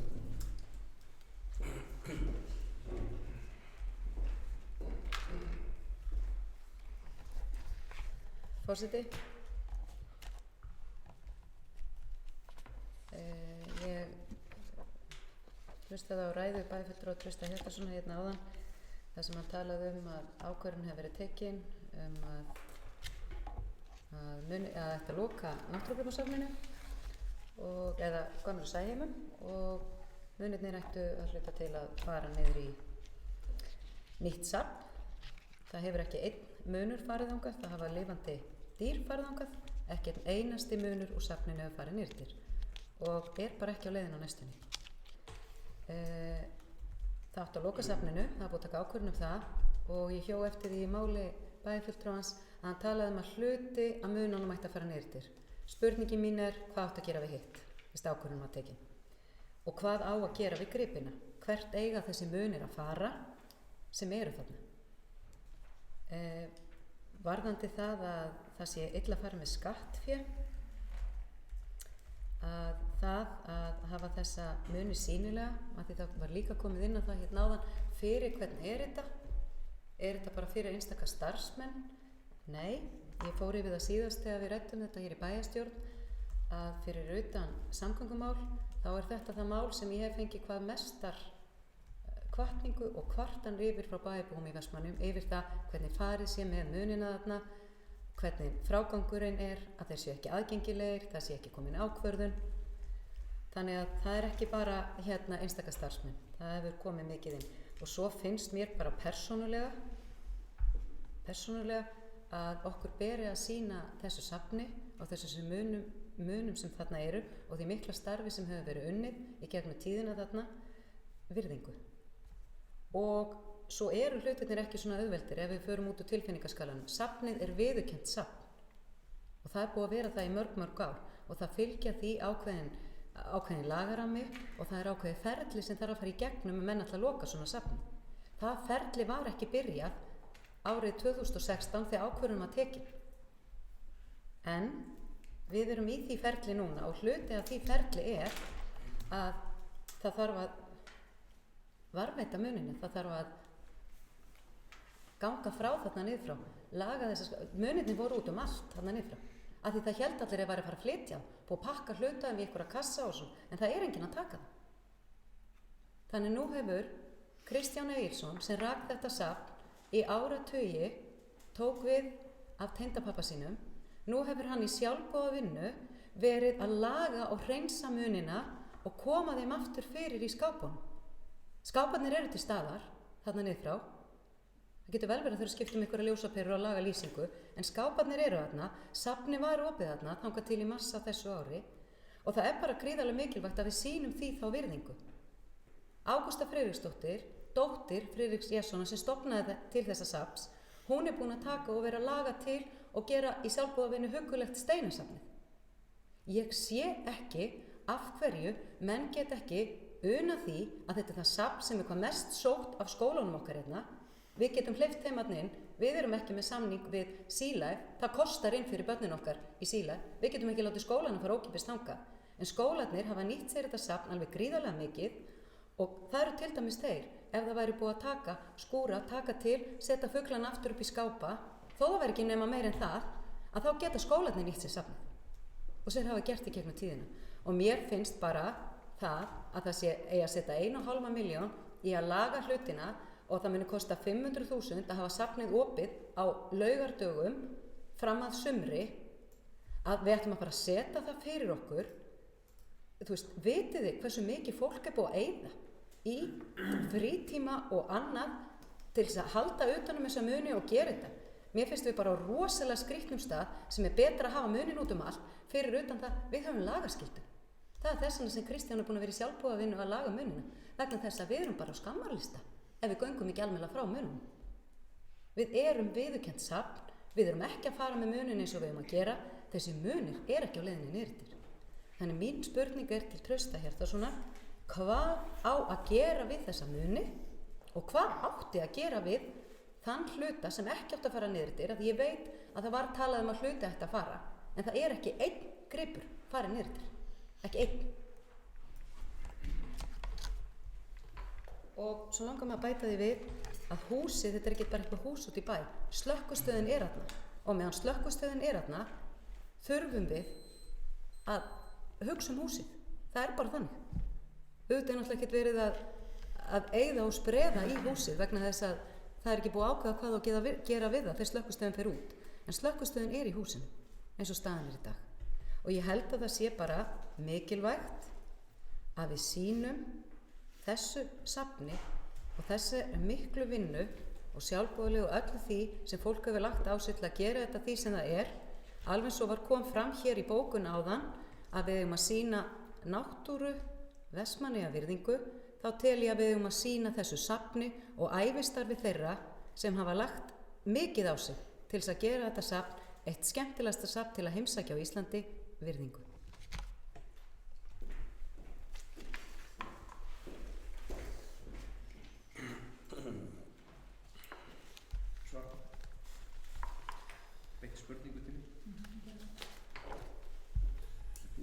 Ég þakka Írisi Róbertsdóttur fyrir. Ég heyra að hér er mikill áhugi og hér er orðaskipti milli bæjarfulltrúa. Eins og heyrðu að þá er klukkan komin í gang og spjöldin eru jafnframt líka uppi, þannig að en það er hárrétt. Ég get leyft Trausta Hjartarsyni að koma í stutt andsvar við þessu og ég er búinn að ákveða það, ég ætla að leyfa honum það. Þannig að Trausti Hjartarson, gjör svo vel.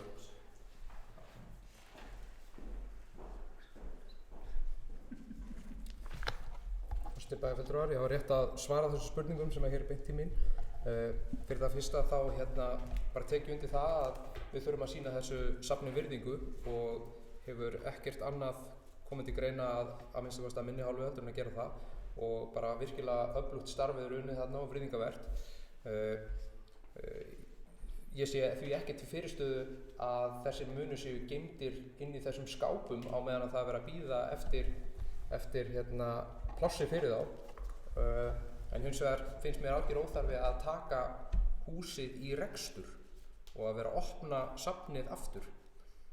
Þessu máli finnst mér fyrst og fremst vanta forystu og ákvarðanatöku og eins og bæjarstjóri ræddi hér í ræðu sinni þá hefur fólk verið að kalla eftir að vera teknar ákvarðanir og ég bara tek undir það að það vantar í þessu máli að taka ákvarðanir hvað á að gera við munna og það þarf kannski að taka þessi hér skýrt fram og það er svolítið kannski ástæðan fyrir því að málið er statt hérna að það urðu hér skipti á meirihluta í kosningunum og þá á þeim tíma var þetta allt saman í fullum gangi og það hefði þurft að fylgja því betur eftir að fara með munina, fleiri muni inn í safnið í ferlinu og það allt saman var í gangi og hefur verið í gangi og það er til dæmis að þeir eru komið inn í safnið þá er það gert ráð fyrir steinasafninu strax á hægri hönd þeir eru komið inn í salin þannig að það stóð til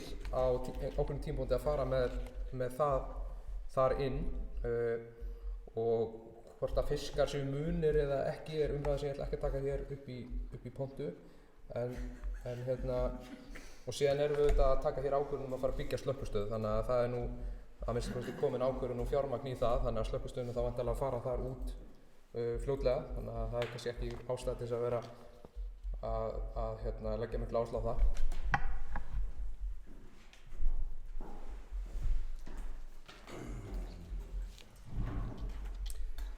Trausta Hjaltarsyni fyrir, ég ætla að nýta tækifæri áður en ég hleypi næsta bæjarfulltrúa að ítreka við bæjarfulltrúa að senda mér bókanirnar í tölvupósti, bæði á mig og ritara, með alltaf í það minnsta eina bókun. Helga Kristín Kolbeins, skjúsum. Fyrstu hana? Forseti, bæjarfulltrúar gestir, safnið okkar er vissulega áhugavert. En þegar verið að blanda tilfinningum saman við safnamuni, það getur verið svolítið varhugavert. Það að hafa tilfinningar til safn sem að faðir manns gerði eða einhver annar gerði, að það er bara allt annað mál. Við verðum að geta metið þetta faglega, hversu verðmætt er þetta safn, hvaða munir eiga heima í Vestmannaeyjum til þess að gera náttúru okkar hátt undir höfði, en sumir munir þarna eiga kannski ekkert erindi til þess að vera til sýnis. Það eru miklar breytingar sem hafa orðið á söfnum, svona söfn þar sem hún lappar bara og er ógagvirt, þau þekkjast alla lengur. Þannig að við þurfum að geta fjallað þetta án þess að taka tilfinningar með. Takk. Helga Kristín Kolbeins fyrir þetta, vilja fleiri bæjarfulltrúar ræða þennan lið. Hildur Sólveig Sigurðardóttir, gjörðu svo vel.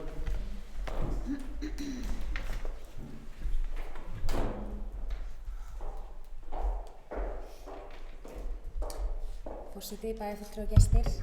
Já, ég hef auðvitað gert grein fyrir skoðun minni í þessu máli í bókunum og tillögu inni í bæjarráði og er enn sama sinnis að mörgu leyti að þá er að mínu mati þessum munum einmitt ekkert gerður mikill sómi að því að vera í því húsnæði sem það er sem er búið að ákveða að halda áfram að vera í. Við eigum söfn sem eru virkilega með góðu aðgengi, með góðu rými.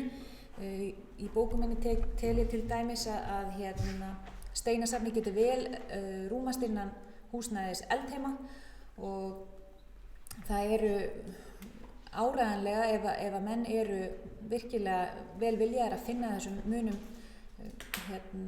sæmandi staðsetningu þá er ég alveg sannfærð það að það ætti að vera hægt öðruvísi en að vera að halda áfram rekstri þarna. Og þess vegna kannski vil ég í því ljósi spyrja þar sem á að halda áfram sem rekstri á að auglýsa þessar opnanir. Erum við að reyna að draga erlenda ferðamenn þarna inn á safni? Á að markasetja þá starfsemi sem á að fara þarna fram? Hver á verðmiðin að vera þarna inn? Á hann að vera einhver? Finnst bæjarfulltrúum meirihluta þetta vera aðlaðandi og ákjósanlegt umhverfi og sæmandi umhverfi fyrir þessa muni? Er virkilega ekki hægt að finna þess betri lausn í þessu máli? Og 1,5 milljón fyrir þær framkvæmdir sem voru taldar upp að ætti að fara í. Ég segi eins og bæjarfulltrúi Trausti, ég dreg sannarlega það í efa að það dugi fyrir því, en gott og vel. Það eru, eins og við höfum komið inn á hér áður á fundinum, við eigum gríðarlega mikið af húsnæði og við þurfum þetta kjöridæmi að við getum fundið þessu máli aðra og betri lausn og hérna erum við líka bara að hugsa meðferðsskattfé. Það er enginn að tala að sé ekki verið að eiga að bera virðingu fyrir þessum munum og ég frábið mér allar slíkar athugasemdir að hér sé verið að reyna að saka bæjarfulltrúa Sjálfstæðisflokksins að þeir ætla ekki að bera virðingu fyrir þessum munum. Við erum einmitt að bera virðingu fyrir mununum leið og við berum virðingu fyrir almannafé.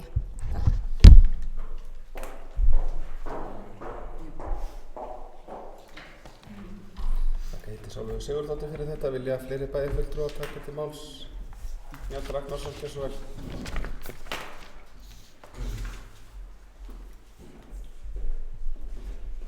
Já, forseti, ég ætla aðeins að tjá mig þetta sem að þetta mál mér svolítið kært og ég verð nú að segja það að það var nú einhver bæjarfulltrúi minnihluta sem sagði hérna áðan að til hvers erum við að geyma þessa muni, til hvers erum við að geyma einhverja muni.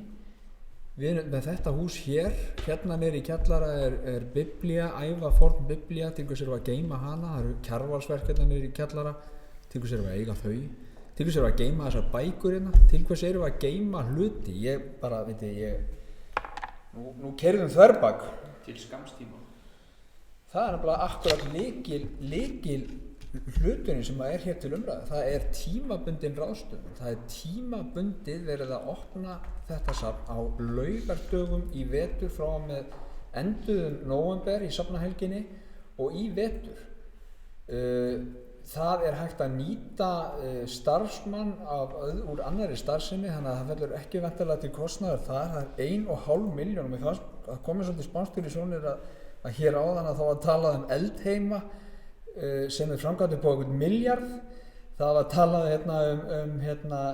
nýja safnið, það var talað um endurbætur hérna uppi sem hafa kostað einhverja tugi eða ekki 100 milljóna og það er nefnt í sömu andrá og 1,5 milljón er eitt í það að mála upp á lofti í Sæheimum til þess að geta sýnt þessa gripi muni sem við erum stolt af og svo kemur það náttúrulega ekkert á óvart að það á að taka tilfinningarnar út úr þessu og þá bara láta peningarna ráða. Það er að segja þessa 1,5 milljón sem á að vera make or break í það hvort það sé hægt að sýna þessi verk, sýna þessa muni, segi ég. En það er nú bara eins og það er. Það kom fram ákveðin gagnrýni á það við værum ekki að þessi muni væri ekki til sýnis eftir að nýja safni hjá Sea Life opnaði. Þekkingarsetri náttúrulega ber ábyrgð á þessu og gengur þá eftir þessu samningi við Sea Life. Ég þekki nú ekki þennan samning sem var gerður við Sea Life á sínum tíma. Ég man ekki eftir því að ég allavega taldi það vera þannig að þeir vildu ekki fá neitt sem væri dautt og þeir vildu ekki fá neitt sem væri ekki úr vestmanneskri náttúru. Þannig að þetta eru þá nýjar upplýsingar en það er sjálfsögðu þá náttúrulega látum við þekkingarsetrið skoða þetta og ganga á eftir þessu ef þetta er eitthvað. En það sem að mér finnst kannski skrýtnast í þessu máli er að þetta er tímabundin ráðstöfun þangað til að þessum munum verður fundin framtíðar staðsetning. Það er lykilatriði í þessu. Það er verið að tala um að þetta verður opið í vetur. Það er verið að tala um það að það er að mála þarna fyrir 1,5 milljón sem rúmast innan fjárhagsáætlunar nota bene. Þannig að og í skamman tíma á meðan að við erum að vinna í því að finna þessu staðsetningu og hérna í sér lið hérna á þessum fundi og eftir þá erum við talað um húsnæðismálin og hver veit nema að þetta komi bara þar inn. Þannig að mér finnst þetta nú verið að gera ansi mikið úr þessu máli en það er nú kannski bara eins og það er oft svoleiðis. En mér langar með leyfi forseta að fá að lesa upp stutta og snaggaralega bókun. Hún er svohljóðandi. Bæjarráð ákvað á fundi sínum þann 1. október síðastliðinn að opna náttúrugripasafnið að nýju í húsnæði gömlu Sæheima við Heiðaveg og reka það þar tímabundið, þar til ákvörðun framtíðarhúsnæði safnahússins, þar með talið fágætissafn og náttúrugripasafn liggur fyrir. Lagt var til að hefja endurbætur á aðstöðunni innan hús og ráðstafa til þess allt að 1,5 milljón króna sem rúmast innan fjárhagsáætlunar 2019. Það þarf að gera viðeigandi lagfæringar á aðstöðunni til þess að hægt verði að opna aðgengi að náttúrugripasafninu að nýju. Mikilvægt er að ígrunda vel næstu skref, munirnir og safnið sjálft hefur mikið menningarlegt og tilfinningarlegt gildi.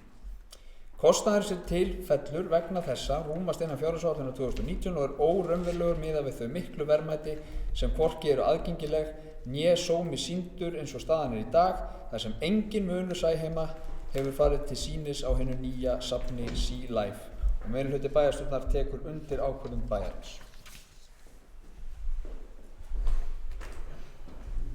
Já.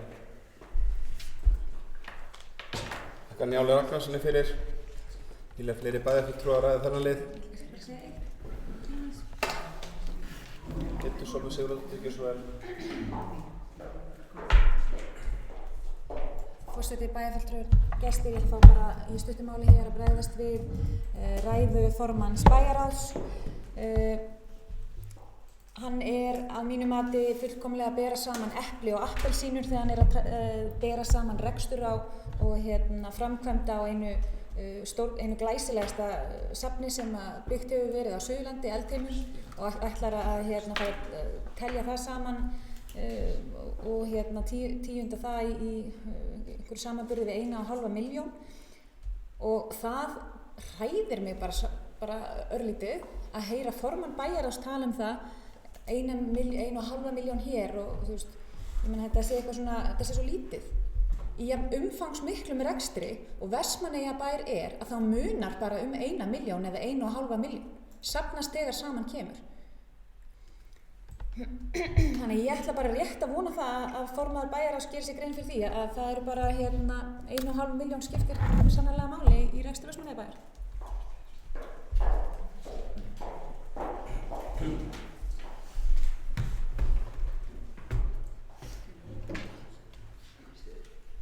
Þakka Hildi Sólveig Sigurðardóttir fyrir þetta. Það einhverja umræður eftir. Við erum þó komin með hálftíma bara undir þessum lið og ég vil ekki athygli bæjarfulltrúa á því að ég ætla að framfylgja ræðutímanum nokkuð stíft eftir, og ef þetta heldur svona áfram þannig að við verum ekki hér undir morgun, þá mun ég bera upp tillögu að við reynum að stytta ræðutíma eins og mér heimilt samkvæmt bæjarmálasamþykkt. Og það þá tekið til atkvæðagreiðslu umræðulaust, þannig að ég vil bæjarfulltrúa áður en ég þarf að grípa til þess að reyna að vera svolítið hnitmiður, og ég þakklátur fyrir bæjarfulltrúum sem að nýti ekki allan tíma, þannig að við gerum okkur öll grein fyrir þessu. Njáll Ragnarsson, gjörðu svo vel. Forseti, það var mjög stutt orður. Fyrir það fyrsta þá var ég nú að bregðast við því að í máli annars bæjarfulltrúa komum fram að við varum komið með Eldheima sem kostuði milljarð og við erum komið með endurbætur uppi sem kostuði sitt, og að tala þetta í sama samhenginu við þessa 1,5 milljón sem á að fara að mála fyrir niður í Sæheimum, að það finnst mér nú sammála bæjarfulltrúa Hildur Sólveig Sigurðardóttir, það er ekki rétt að bera þetta saman. 1,5 milljón, það sem ég sagði hérna á hann að það hrætti Hildur Sólveig og ég tala um 1,5 milljón eins og það sé ekki neitt. Ég vil bara benda á það. 1,5 milljón hellispeningur. Það er líka hellispeningur að kæra úrslit kosninga sem að kostuðu tæpar 3. Bara svo ég veki athygli á því. Þannig að ef að þessi 1,5 milljón til þess að við getum sýnt þessa muni hræðir þig Hildur Sólveig, bæjarfulltrúi Hildur Sólveig Sigurðardóttir, að þá held ég að það séu til ógnarlegri hlutir í heiminum heldur en það.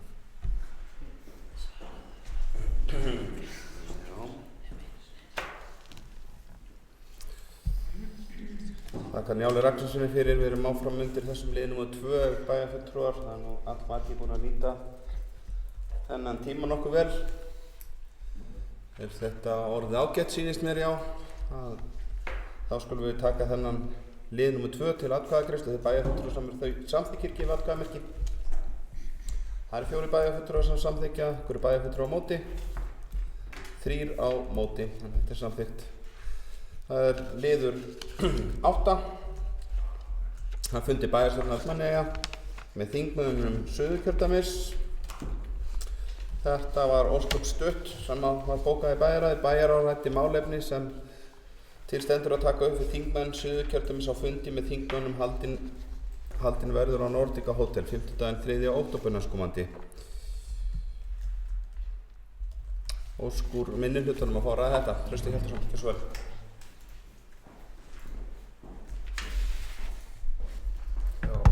Bæjarfulltrúi bara fá bóka örstutt við þennan lið.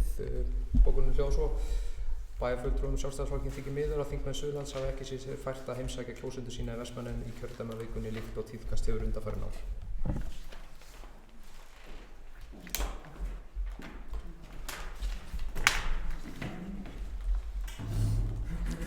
Það var snakkaralegt og vel gert hjá Trausta Hjaltarsyni. Þakka honum fyrir. Vilja fleiri bæjarfulltrúar taka til máls út í þessum lið? Svo er ekki. Tökum við hann til atkvæðagreiðslu, bæjarfulltrúar sem eru þessum lið samþykkir gefa atkvæðamerki. Það eru 7 atkvæði hér komin, þannig að það er samþykkt. Nú, það var óskað eftir umræðu lið nr. 9 þessara fundargerð. Formlega fyrirspurn bæjarfulltrúa til bæjarstjóra liggur fyrir til umræðu og staðfestingar. Það var líka stutt bókað á það í bæjarráði. Bæjarstjóri fór yfir fyrirkomandi fyrirspurna frá bæjarfulltrúum sem beint til bæjarstjóra. Það er minnihlutinn óskað eftir umræðu þetta.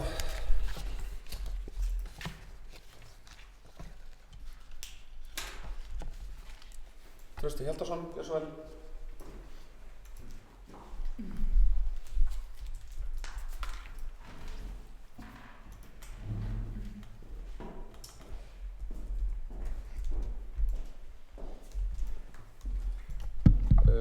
Forseti, bæjarfulltrúar, gestir.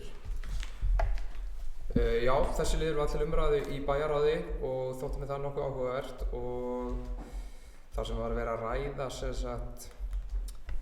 fyrirspurni bæjarfulltrúa varðandi málefni bæjarins og ef ég skil máli rétt, ég verð þá bara leiðréttur, þá snýst þetta að þessar fyrirspurnir fari í gegnum bæjarstjóra og það hefur nú tíðkast að bæjarfulltrúar hafa geta sett sig í samband við starfsmenn millilega laust og fengið svör við þeim spurningum sem að hefur legið þeim brjósti sem að hefur bara gert hlutina auðvelda og boðlegir stuttar og hefur gefist ágætlega. Þannig að ég vil bara fá að leggja hér fram bókun í þessu máli sem hljóðar svo. Bæjarstjóri hefur beint því til bæjarfulltrúa að beina öllum fyrirspurnum til bæjarstjóra frekar en að beint til starfsmanna bæjarins. Bæjarfulltrúar hafa gegnum tíðina ávallt getað leitað beint til starfsmanna bæjarins án aðkomu bæjarstjóra að allar fyrirspurnir bæjarfulltrúa þurfa að fara í gegnum bæjarstjóra lengi boðlegur og eilar og tortryggni. Bæjarfulltrúar Sjálfstæðisflokksins munu því áfram leita beint til starfsmanna eftir svörum við daglegum spurningum til að geta sinnt störfum sínum.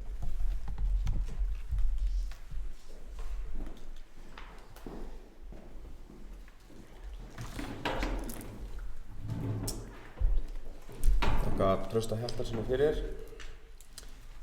Ef að minnið ekki að bregðast mér í kvöld að þá þetta í bæjarmálasamþykktinni. Ég geti lesið það upp á eftir ef það kemur ekki hérna fram annars en Njáll Ragnarsson, gjör svo vel. Þetta er því skemmtilegasta mál. Þarna er það alveg laukrétt Trausti Hjaltarsson að það hafa verið að fara þess á leit við að upplýsa bæjarráðsfulltrúan Hildi Sólveigu Sigurðardóttur og bæjarfulltrúan Hildi Sólveigu Sigurðardóttur það að samkvæmt 20. grein bæjarmálasamþykktar að þá á að beina þessum fyrirspurnum til bæjarstjóra. Það segir með leyfi forseta: óski bæjarfulltrúi slíks aðgengi skal hann beina því til bæjarstjóra sem veitir honum afrit af gögnum, upplýsingum og öðru aðgengi. Þannig að mér þykir það nú nokkuð skemmtilegt að í bóku sjálfstæðismanna sem var lesin upp hérna rétt á hann að þá segja þeir það svona með nokkuð skýrum og afdráttarlausum hætti að það standi þá til að brjóta bæjarmálasamþykkt. Það er gaman, við höfum tekið svoleiðis umræði hér áður og ætla ekki að fara út í það, en mér langar með leyfi forseta að lesa upp örstutta bókun þegar það er búið að stytta ræðutímana svo mikið. Hún er svohljóðandi: mikilvægt er að hafa upplýsingaflæði gott og að fylgja eftir bæjarmálasamþykkt Vestmannaeyjabæjar. Í 20. grein samþykktarinnar er kveðið á aðgang bæjarfulltrúa að gögnum og að óskum slíkt skuli beint til bæjarstjóra.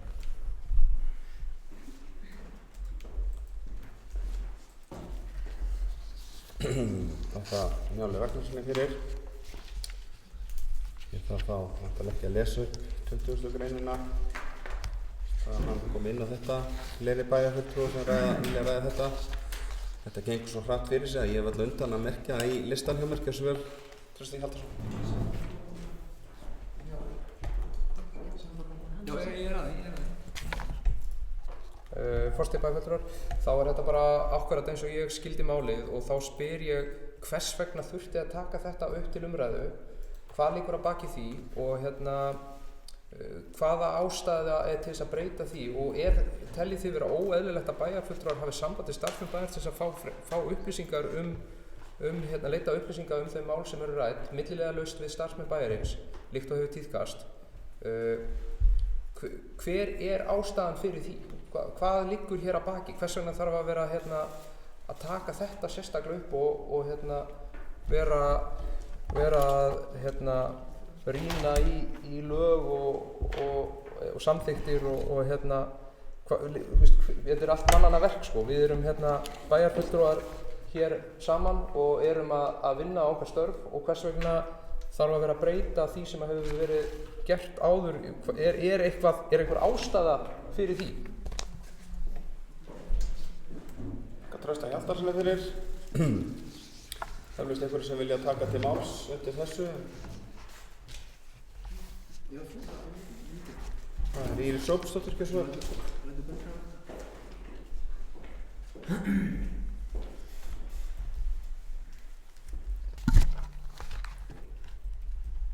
Forseti, það er búið að ansi oft ræða á þessum ræðustólum brot á bæjarmálasamþykkt og ég held að sé ekkert á okkur sem metur það hvor einhver grein í bæjarmálasamþykkt sem sé mikilvægari en önnur. Þetta er 20. greinin, næsta grein og eftir er 21. greinin og siðareglur og góða starfshætti. Það verður tíðrætt það hér í ræðustól og mér finnst bara mjög sérstakt. Við erum að fara í endurskoðun á bæjarmálasamþykkt og þá er bara hægt að skoða þessa vinnu ef það er einhver óskir þar.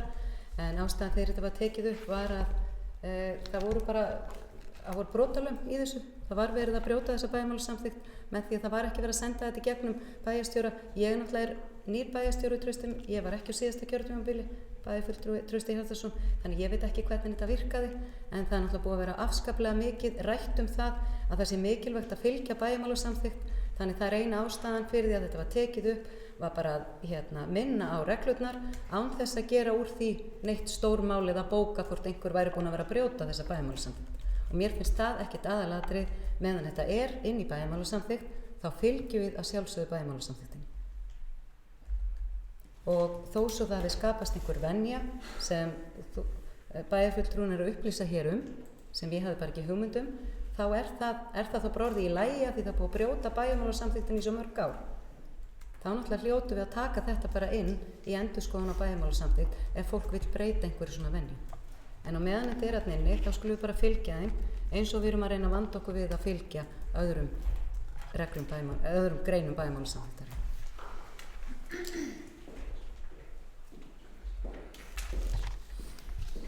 Takk fyrir þetta Íris Róbertsdóttir. Vilja fleiri bæjarfulltrúar ræða þetta? Hildur Sólveig Sigurðardóttir.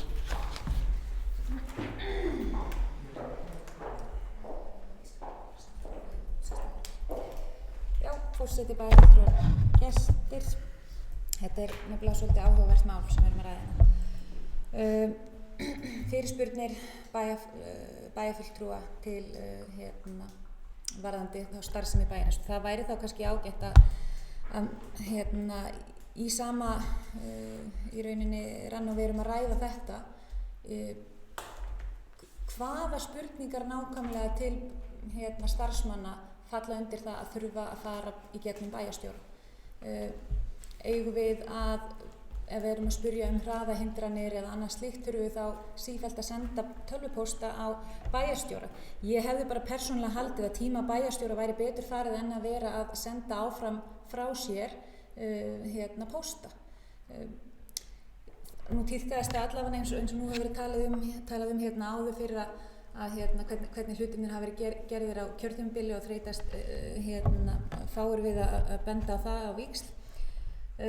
Hér til dæmis var bæjarfulltrúi á síðasta kjörtímabili sem að gjarnan mætti á starfsstöður og ræddi þar við starfsmenn sem er bara mjög eðlilegt og þess vegna spyr ég ef að undirrituð mætir á starfsstöðu og ræðir við starfsmenn þarf þá að skrifa slíkar fyrirspurnir rafrænt og senda það áfram. Mér finnst bara ágætt þar sem að þetta þarf að vera með þessum hætti að það væru til þá einhverjar skilgreiningar eða einhver formfesta á því í hvaða farvegi þetta skal vera. Undirrituð hefur sent erindi á bæjarstjóra sem að tók fjölmargar vikur að svara. Starfsmenn hafa ávallt svarað með mjög tímanlegum máta. Þær umfangsmiklu fyrirspurnir sem ég hef sent á bæjarstjóra hefur vissulega fengið svarað með eins og ég segi misjöfnum svarfresti þó. Ég hefði bara persónulega haldið að þetta væri, ætti ekki að vera vandamál og hér er verið að tala um að brjóta bæjarmál og samþykktir. Hér er meirihlutin í rauninni að takmarka aðgengi bæjarfulltrúa að starfsmönnum og takmarka aðgengi að upplýsingum. Mér finnst það vera alvarlegra ef það væri að vera að fara á hinmátan ef í rauninni eins og er verið að gera í dag. Þegar verið að takmarka upplýsingarnar voru lágu mun betur fyrir og auðveldara að sækja þau. Þannig að ég spyr eins og bæjarfulltrúi Trausti, er eitthvað sem að orsakar það að það þarf að vera að taka þetta upp með þessum hætti? En og já, maður svolítið, maður spyr sig, hvað liggur að baki? Takk fyrir. Takk að Hildi Sólveig Sigurðardóttur fyrir þetta. Ég fagna þessar umræðu hvað það varðar að það er enn eitt tilefni til að taka bæjarmálasamþykktina. Athyglisvert að það sé ekki búið að gera það fyrr þá. Þannig að þetta er enn eitt tilefni. Þannig að fagna því allavega. Vilja fleiri bæjarfulltrúar ræða þetta? Þá ber ég hennan lið undir atkvæði þegar bæjarfulltrúar sem er því samþykkir gefa atkvæðamerki. Það eru 4 bæjarfulltrúar sem samþykkja þetta, bæjarfulltrúar á móti. Það er 1 bæjarfulltrúar á móti allavega. 2 bæjarfulltrúar á móti. Þá er 1 sem situr hjá.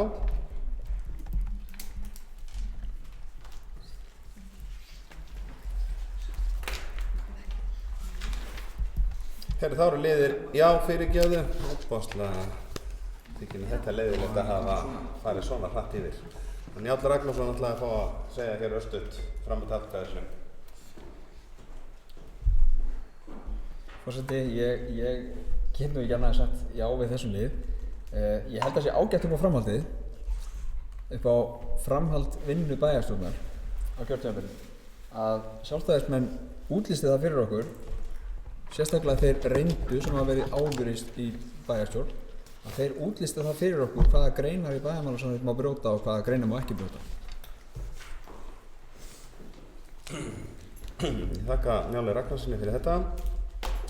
Þá eru liðir 1, liðir 3 til 7 liggja fyrir til staðfestingar þegar bæjarfulltrúar sem er því samþykkir. Það er samþykkt, 7 atkvæðum. Þá ætlum við að halda áfram. Það er 5. liður, það er í dagskránni, það er fundargerð fjölskyldu- og tómstundaráðs, það er fundur nr. 235, það var óskað eftir umræðu lið nr. 3 sem er öldrunarþjónusta Vestmannaeyjabæjar, liggur fyrir til umræðu og staðfestingar. Þetta er bókað í ráðinu. Framkvæmdastjóri fjölskyldu- og fræðslusviðs og deildarstjóri öldrunarmála fara yfir áherslur í öldrunarþjónustu og í rekstri frumboða fyrir fjárhagsáætlun 2020. Niðurstaða: framkvæmdastjóri fjölskyldu- og fræðslusviðs og deildarstjóri öldrunarþjónustu ræddu öldrunarþjónustu Vestmannaeyjabæjar og þau mál sem brýnt er að fara í á næsta rekstrarári. Ljóst er að umfang þjónustunnar er að aukast og mikilvægt að bregðast hratt og vel við. Aukin stuðningsþjónusta við aldraðara, heimaþjónusta, kallar á meira utanumhald og skipulag sem á sérhæfða þjónustu. Nauðsynlegt er að ríkið heimili fjölgun dagdvalarrýma og þá sérstaklega sérhæfðu rými fyrir fólk með heilabilun. Vegna aukins álags í dagdvöl þarf að skoða skipulag og framtíðar aðstöðu dagdvalar. Innan hraunbúða þarf að fara í framkvæmdir sem stuðla að því að bæta aðstöðu heimilisfólks og starfsfólk og létta þannig álag á bæði heimilisfólk og starfsmenn hraunbúða. Meta verður ýmissa aðra þjónustu og aðstöðu þætti inn í hraunbúðum svo sem eldhús, aðstöðu fyrir lyfjaherbergi, aðstöðu og fyrirkomulag þvottarhússins og skipulag umönnunar og hjúkrunar. Rekstur hraunbúða er orðinn kostnaðarsamari á sama tíma og aðkoma ríkis sem ber ábyrgð á fjármögnun hefur staðið í stað. Kostnaðarauki lendir því í auknum mæli á sveitarfélaginu og er það með öllu óásættanlegt. Skoðað verður allra leiða til hagræðingar án þess að þjónustan skerðist og er framkvæmdastjóra sviðsins falið að leita slíkra leiða og leggja fyrir ráðið.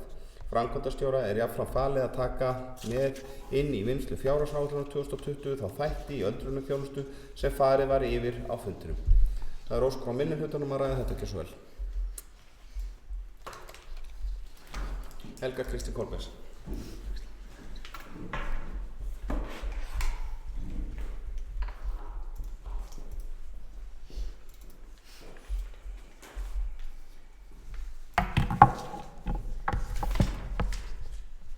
Þessi umræða í ráðinu, hún lýsir svo vel hvernig er komið fyrir þessa þjónustu. Og það kom líka vel fram í máli bæjarstjóra í fjárhagsáætlanagerðinni að þetta er í óefni. Þrátt fyrir að sé gripið til ýtrustu hagræðingar, þá náum við aldrei að reka þetta svo sómi sé af með þeim framlögum sem við fáum frá ríkinu. Þannig að mér langaði að bara að bera fram tillögum. Umfang öldrunarþjónustu er að aukast og bæta þar við rýmum, bæði sérhæfðum og dagdvalarrýmum. Framlög ríkisins duga ekki til að veita þá þjónustu sem á að veita, þrátt fyrir að gripið verði til ýtrustu hagræðingaraðgerða. Bæjarfulltrúar Sjálfstæðisflokksins vilja biðja bæjarstjóra að óska eftir fundi við velferðarráðuneytið til þess að bæta úr þessu ástandi sem við búum við. Bókunlíkur. Því að þrátt fyrir að framkvæmdastjóri eigi og ætli að gera allt sem hann getur, þá held ég að virki þyngra að bæjarstjóri fari einn í mánuð. Takk. Þetta er tillaga. Já, ég legg til að við biðjum bæjarstjóra. Já, ok.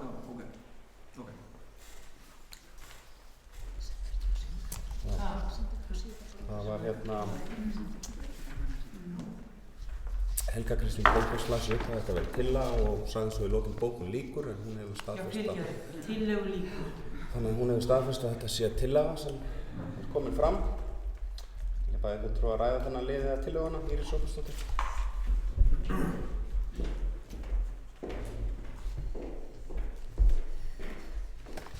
Forseti, eins og ég kom inn á í máli mínu áðan við framsögu við fjárhagsáætlun, þá er þetta bara ekki orðin ein hemja og þetta var tekið upp á fundi með þingmönnunum og þar fórum við yfir það að þetta er bara það að reymatið hækkar hjá okkur núna áramótin og hækkaði síðustu áramót fyrir geðu 2019, greiðslurnar hækka ekki, smæðarálagið er tekið út og það aukna fjármagn sem fylgdi samningum við Sjúkratryggingar Íslands. Við erum hér með 10 dagdvalarrými. Við erum ekki með nein sértækt dagdvalarrými. Við erum samt sem áður með 15 einstaklinga í dagdvöl og þar af eru 8 með heilabilun. Við erum með 8 sértækt dvalarrými sem við greiðum kostnaðan á en ríkið borgar okkur fyrir 10 venjuleg dagdvalarrými. Og þetta er bara, og það er búið að framkvæmdastjórinn hefur sent og ég tek undir með bæjarfulltrúa Helgu Kristínu Kolbeins og við ræddum þetta nú einhvern tímann daginn við Helga að staðan er bara þannig að ég held að við þurfum að gera meira, ég held við þurfum að óska eftir fundi í velferðarráðuneytinu og ég held við þyrftum líka að óska eftir fundi fyrir velferðarnefnd. Þetta er bara, við erum ekkert eitt sveitafélag og ég er búin að vera í samskiptum við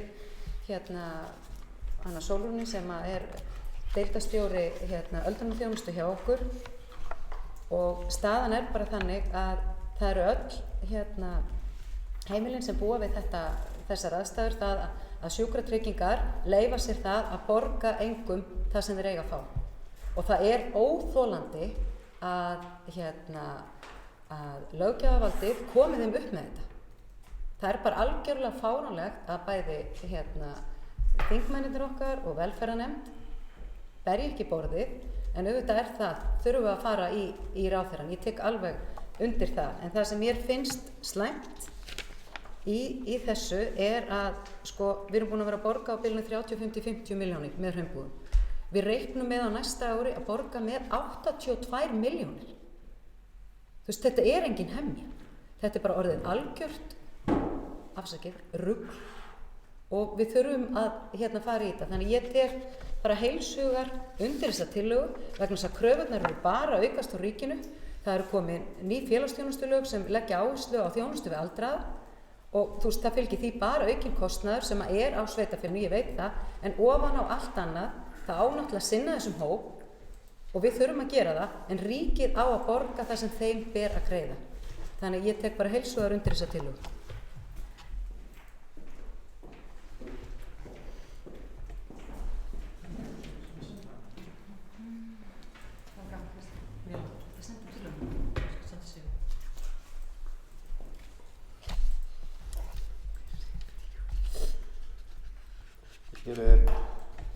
Já, Íris Ómarsdóttir, bestu þakkir fyrir þetta. Fleiri bæjarfulltrúar ræða þetta mál, annars gerir ég ráð fyrir að það sé þessi breytingar, eða viðaukatillaga myndi ég halda, þetta sé. Þannig að göngum til atkvæða hana, bæta henni þarna við. Þeir bæjarfulltrúar sem eru því samþykkir gefa atkvæðamerki. Það eru 7 bæjarfulltrúar, þannig að það er samþykkt. Og þá gerir ég ráð fyrir að liðurinn sé jafnframt samþykktur samhliða með þessum viðauka. Það er þá liður númer 5, flutningur á félagsmiðstöð unglinga og endurnýjun á skrifstofu aðstöðu. Þetta er bara viðauki við já, þannig að hann er bara afgreiddur þar með.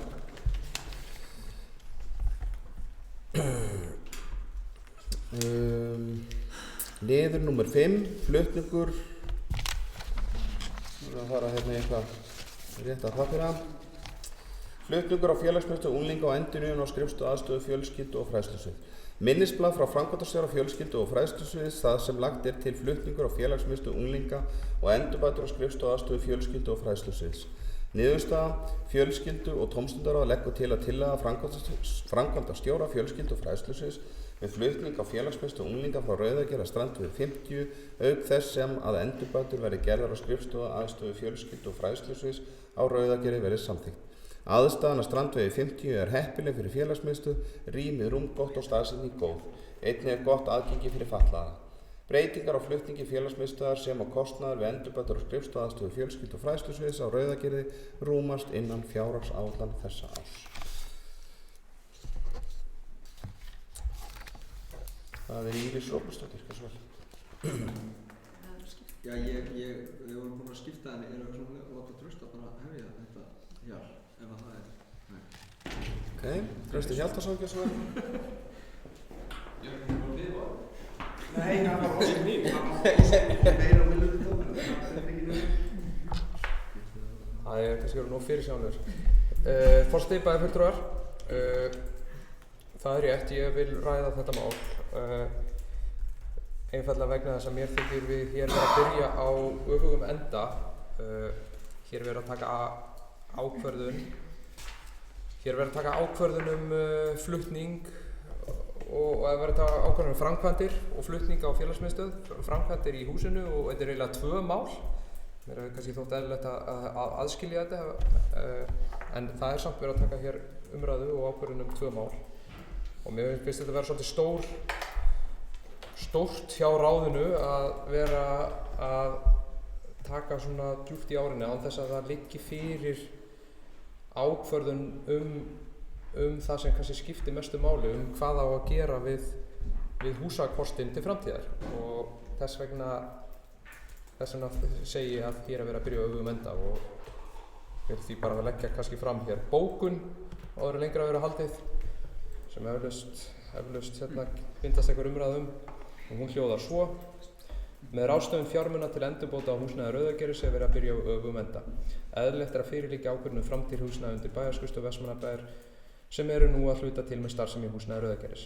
Þegar sú ákvörðun liggur fyrir er fyrst hægt að taka ákvörðun verulegt fjárútgátt varðandi endurbætur á því húsnæði sem mögulega verður ekki notað í núverandi mynd í náinni framtíð.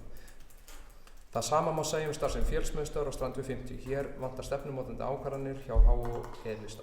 Meðan þær liggja ekki fyrir er verið að kasta fjármunum út gluggann sem er afar vond meðferð á skattfé almennings. Bókun lýkur.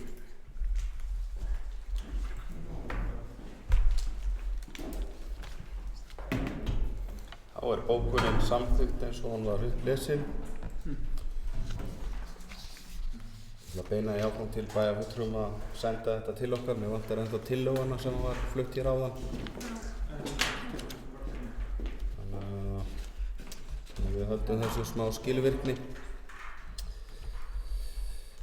En áfram undir þessum lið var þá Njáll Ragnarsson, gjörðu svo vel.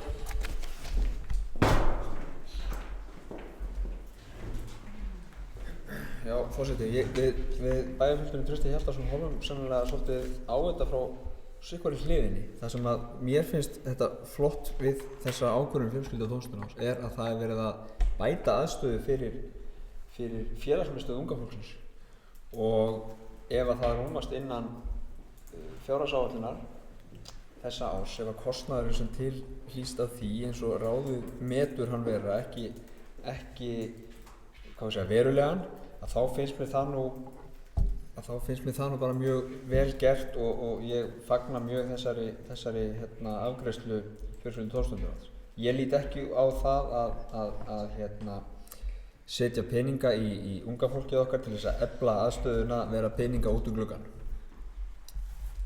En ég ætla að fá að lesa upp eftirfarandi bókun með leyfi forseta. Bæjarstjórn samþykkir tillögu. Bæjarstjórn tekur undir með fjölskyldu- og tómstundaráði. Í þessum flutningi felast mikil tækifæri fyrir félög til að efla starfið og bæta aðstöðuna. Mikilvægt er að gefa starfsmönnum og nemendum og þeim krökkum sem nýta sér félög tækifæri til þess að koma að skipulagningu og ákvörðunum áherslur á nýjum stað.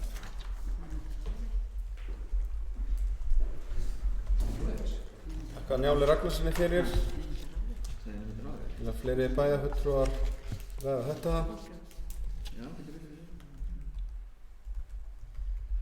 Íris Róbertsdóttir hér að gefa merki, þannig að gjörðu svo vel.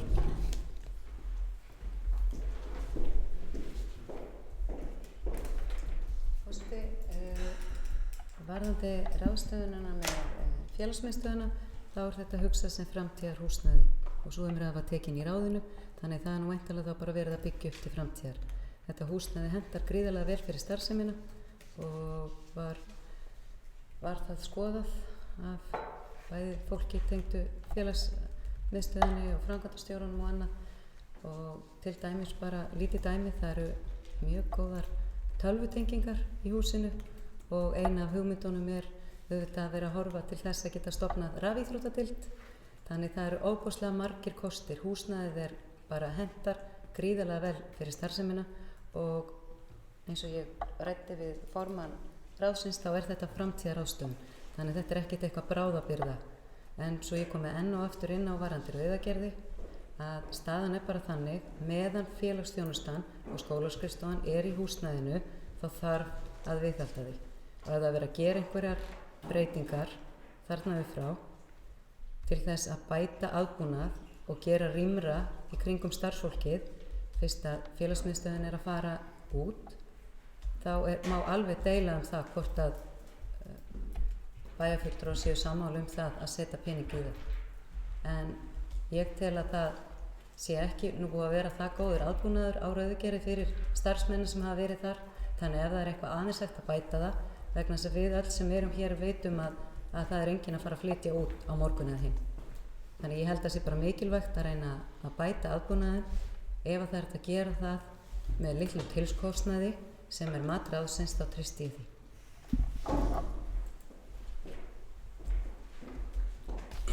Þakka Írisi Róbertsdóttur fyrir. Fleiri bæjarfulltrúar að ræða þennan lið.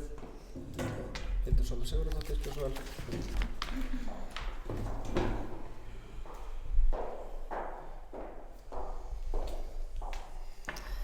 Forseti, bæjarfulltrúar, gestir.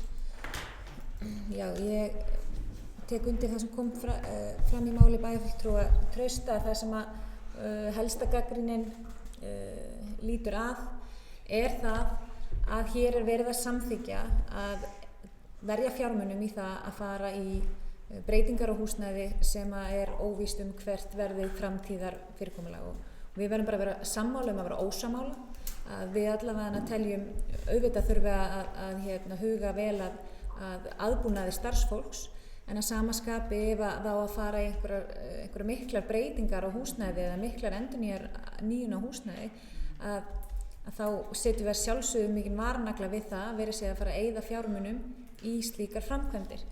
Og eðlilegast hefði verið að þar sem þessi umræða í ráðinu náttúrulega koma á nánast nákvæmlega sama tíma og þessi umræða varðandi framtíðar húsnæðiskost bæjarskrifstofa, að þetta myndi alltaf ræðast saman og væri hugsanlega bara vísað inn í þá vinnu. Persónulega hefði mér þótt það eðlilegasta farvegur.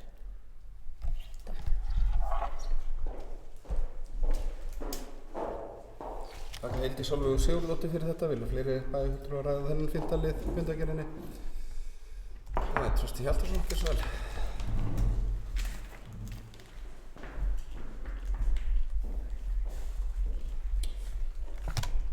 Forseti bæjarfulltrúar, já, mér þykir þetta að vera fréttir að hér sé verið að taka ákvörðun til framtíðar og vera að hugsa til framtíðar að fara með þetta niður á Strandveg 50. Þá er bærinn að taka í notkun enn eitt húsið sem að er að dreifa úr sér, sem er andstöðu við það sem hefur verið rætt hér í kvöld. Þá langar mig að spyrja hvað kostar þetta að vera þarna og hvað kostar þetta á mánuði, og það hlýtur að kosta meiri fjármuni að vera í 2 húsum í staðinn fyrir einu, þannig að hér er verið að færa út báknið. Síðan spyr ég líka, fyrst að þetta er framtíðar ákvörðun og ákvörðun til framtíðar, var ekkert skoðað að þessi starfsemi myndi flytjast inn í barnaskólan þegar og ef það yrði byggt við Hamaskóla og það myndi rýmka í barnaskólanum, og nú er nemendum að fækka og það er alltaf að verða meira og meira pláss inn í skólanum og þeim byggingum sem við eigum nú þegar í fræðslukerfinu. Var það ekkert skoðað að einhverju alvöru? Og ef það hefur verið gert, hvers vegna var ekki farin sú leið?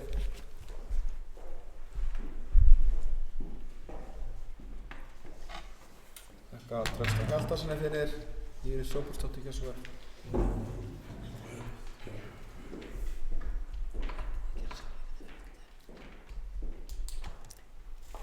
Forseti, eins og fram hefur komið þá eigum við húsnæði út allan bæ og þetta húsnæði er að stærstum hluta í eigu Vestmannaeyjabæjar og 65% af því, og það er ekki til orðið mikill peningur inn í þessum húsjóð sem er notað til að reka húsið, halda hita á húsinu og rafmagn og annað, þannig að auðvitað verður ákveðin rekstrakostnaður en ekki meiri en áætlað var með því að reka þetta upp á Rauðagerði.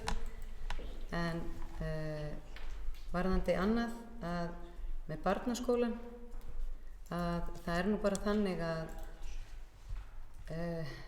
það kom aldrei til greina að setja þetta inn í annan skólan vegna þess að starfsemi eins og félagsmiðstöðvar eru nánast aldrei settar inn í skóla. Það er bara ekki stefnan sem er tekin í tengslum við það, og það var að koma umræðu upp, ég man bara þegar ég var að kenna inn í Hamaskóla, að vera með félagsmiðstöðuna þar niður í kjallara, og það bara þótti ekki henta starfseminni að vera með hana í skólahúsnæði, þannig að þetta er yfirleitt alltaf sett annar staðar.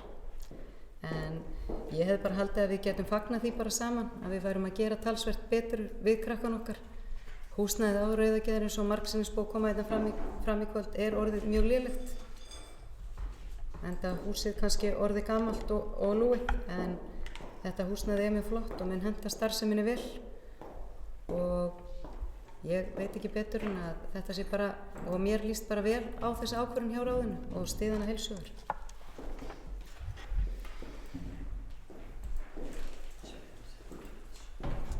Íris Róbersdóttir fyrir þetta. Vilja fleiri bæjarfulltrúar ræða þetta? Helga Kristín Kolbeins, gjörðu svo vel.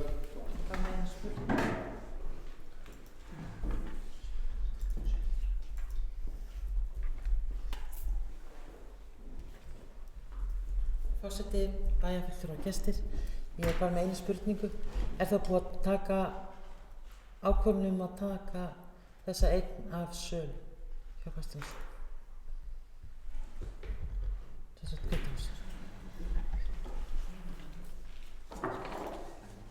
Þakka Helgu Kristínu Kolbeins fyrir þetta.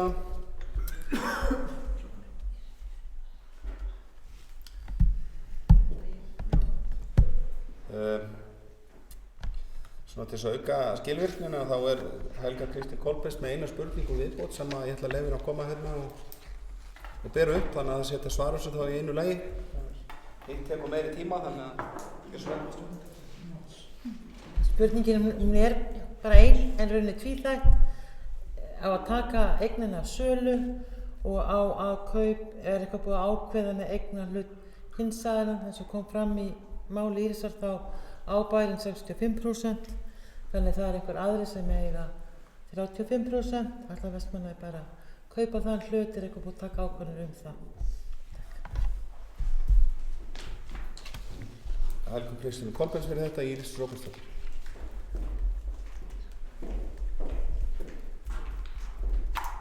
Forseti, að sjálfsögðu er ekki búið að taka eignina af sölu af því það er ekki búið að taka ákvörðunina. Við erum að taka ákvörðunina núna. En í framhaldinu verður, ef að þetta verður samþykkt, þá verður neðsta hæðin tekin af sölu en hinar tvær eru ennþá til sölu. Staðan er bara þannig að það er samtal í gangi milli Visku og Vestmannaeyjabæjar að gera eignaskiptasamning á húsinu. Og þá yrði Vestmannaeyjabær eigandi að neðstu hæðinni. Sjálfur. Og þeir tæki þá stærri hluti í hinum hæðinni. En að sjálfsögðu er ekki búið að taka þetta sölu því ákvörðuna er ekki búið að taka hana.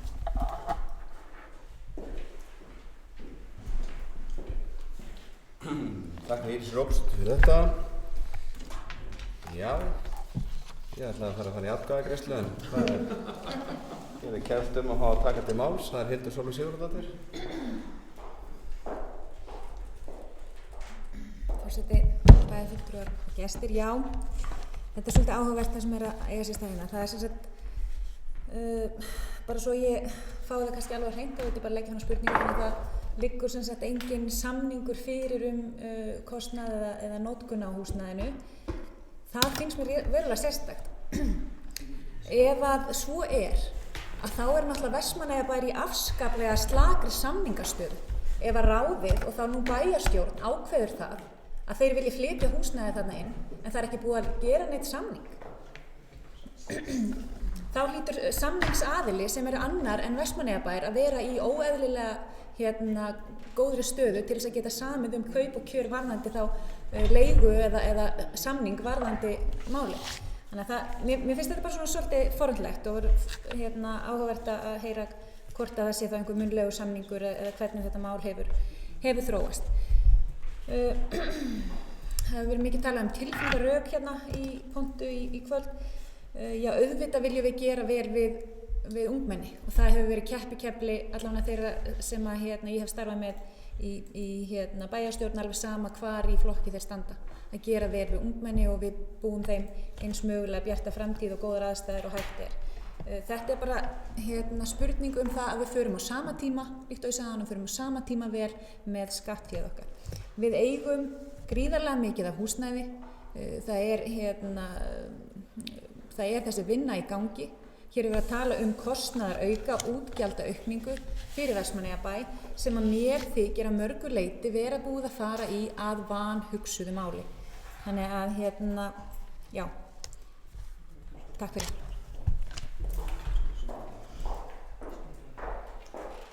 Takk fyrir þetta Hildur Sólveig Sigurðardóttir. Þetta er að vera æsispennandi mál. Þetta er að vera að nálgast umræðu fjárhagsáætlun. Það er 10 skipti hér upp og tala um þetta mál. Þannig að kannski meiri áhuga ennþá í því. Ef þetta voru fulltæmt, þá er þetta tekið til atkvæðagreiðslu. Þeir bæjarfulltrúar sem eru samþykkir þessum 5. lið gefið atkvæðamerki. Það eru 4 bæjarfulltrúar sem að samþykkja. Bæjarfulltrúar á móti. Það eru 3 á móti. En þetta er engan sigur samþykkt og Helga Kristín Kolbens.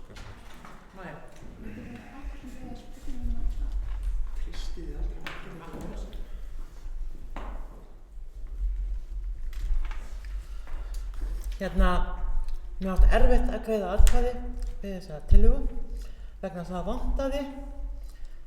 Mér fannst þetta vera svolítið 2 í 1. Þannig að þetta var eiginlega A og B-liður. Þannig að ég vil bara beina því til ráðsins að í komandi fundargerðum það sé bara 1 liður í einu sem að þarf að greiða, þar getur greitt atkvæði Takk.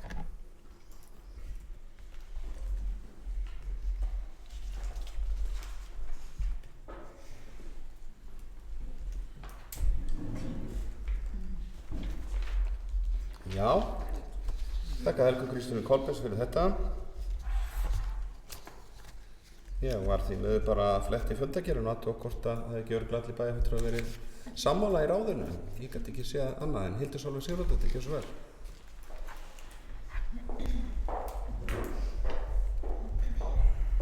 Ég ætla bara að fá að gera grein fyrir atkvæða mínu. Afsakið. Mér finnst bara leitt að fulltrúar meirihlutans afsakið hafa ekki séð sér fært til þess að svara spurningum mínum varðandi það hvort að samningar húsnæðið, kostnað við rekstur og leigu þess hafa ekki legið fyrir. Takk.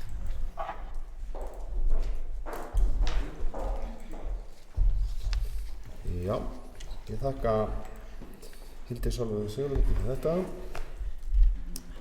Við höldum áfram, það liðir 1, 2 og 4 sem liggja fyrir til staðfestingar í fjölskyldu- og tómstundaráði. Bæjarfulltrúar sem því samþykkir gefið atkvæðamerki. Það 7 bæjarfulltrúar, þannig að það er samþykkt. Þá förum við í lið 6 í fundarbúðinu. Það fundagerð umhverfis- og skipulagsráð Vestmannaeyja, það fundur 313. Þetta eru mál frá byggingafulltrúar, liður 2 og 3. 2 er Hásteinsstúka, umsókn byggingarleyfi, búningsklefar. Ólafur Þór Snorrason fyrir hönd Vestmannaeyja sækir leyfi fyrir viðbyggingu við áhorfendastúku. Í viðbyggingu verður komið fyrir búningsklefum ásamt aðstöðu við Hásteinsvöll. Niðurstaða ráðið samþykki fyrirliggjandi byggingaráform að mati ráðsins svo óveruleg frávik frá deiliskipulagi að ræða að hagsmunir nágranna skerðast í engu hvað varðar landnotkun, útsýni, skuggavarp eða innsýn. Samanber ákvæði 3. málsgreinar 43. greinar skipulagslaga númer 123 síðan 2010. Því ekki talið að gera þurfi breytingar á deiliskipulagssvæðis. Erindinu vísað til bæjarstjórnar. Vilja bæjarfulltrúar ræða þetta eitthvað? Svo ekki, þá býðir bæjarfulltrúum að gefa atkvæðamerki sem eru samþykkir. Það 7 bæjarfulltrúar, þannig að það er samþykkt.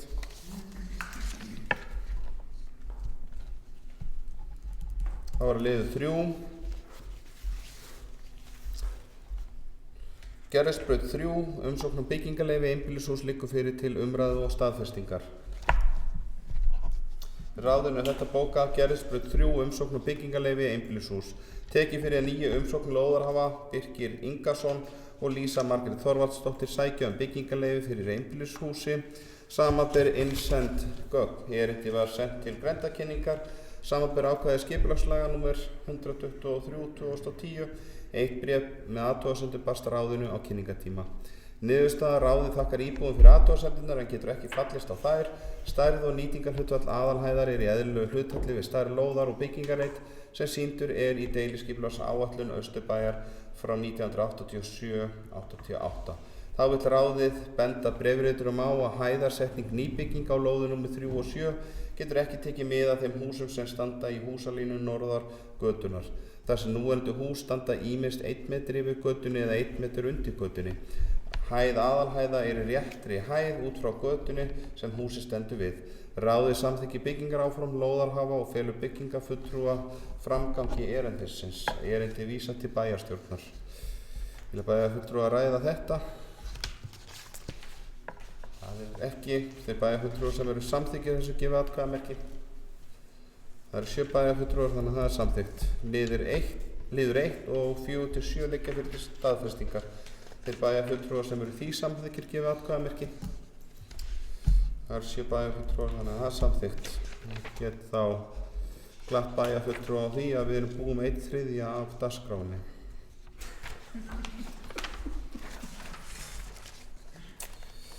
Það er þá liður nummer 7 í dagskrá bæjarstjórnar.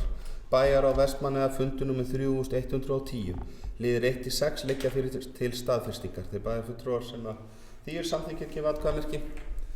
Það eru 7 bæjarfulltrúar, þannig að það er samþykkt.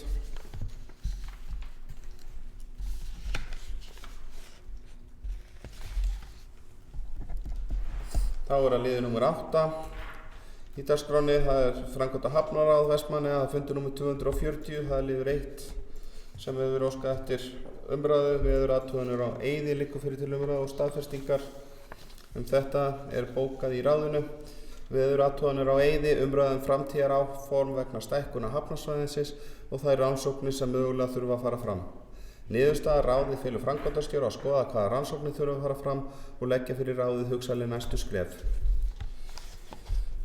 Ég verð víst að játa það að ég er áhugasamur að segja örfá orðið þetta, þannig að með leyfi varaforseta þá ætla ég að fá að leggja orðið í belg. Eflaust vilja fleiri bæjarfulltrúar að gera það í framhaldi. Ég ætla bara að fagna þessari umræðu í ráðinu.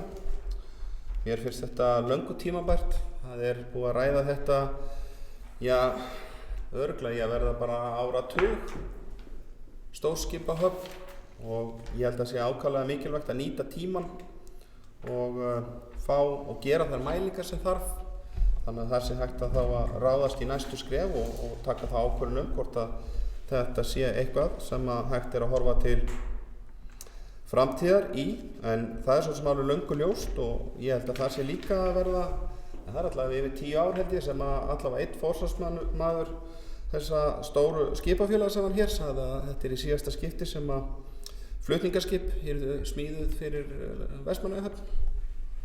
Og þetta er bara gríðarlegt áhyggjuefni og hvað gerum við þá? Það þarf ekkert að spyrja því að þá hætta menn eflaust bara að sigla til Vestmannaeyja ef að skipin eru orðin stór. Flutningaskipin liggja tæpast við ankeri og flutta okkur bátum á milli, ég held að það borgi sig ekki. Þannig að krafan væntanlega verður svo að flytja þá með skip upp á land og í einhverja höfn með tilheyrandi kostnaði. Og við vitum öll hvernig það er hjá fyrirtækjum sem eru í rekstri, þau vilja lágmarka kostnað, þá vilja þau kannski spara flutningin líka.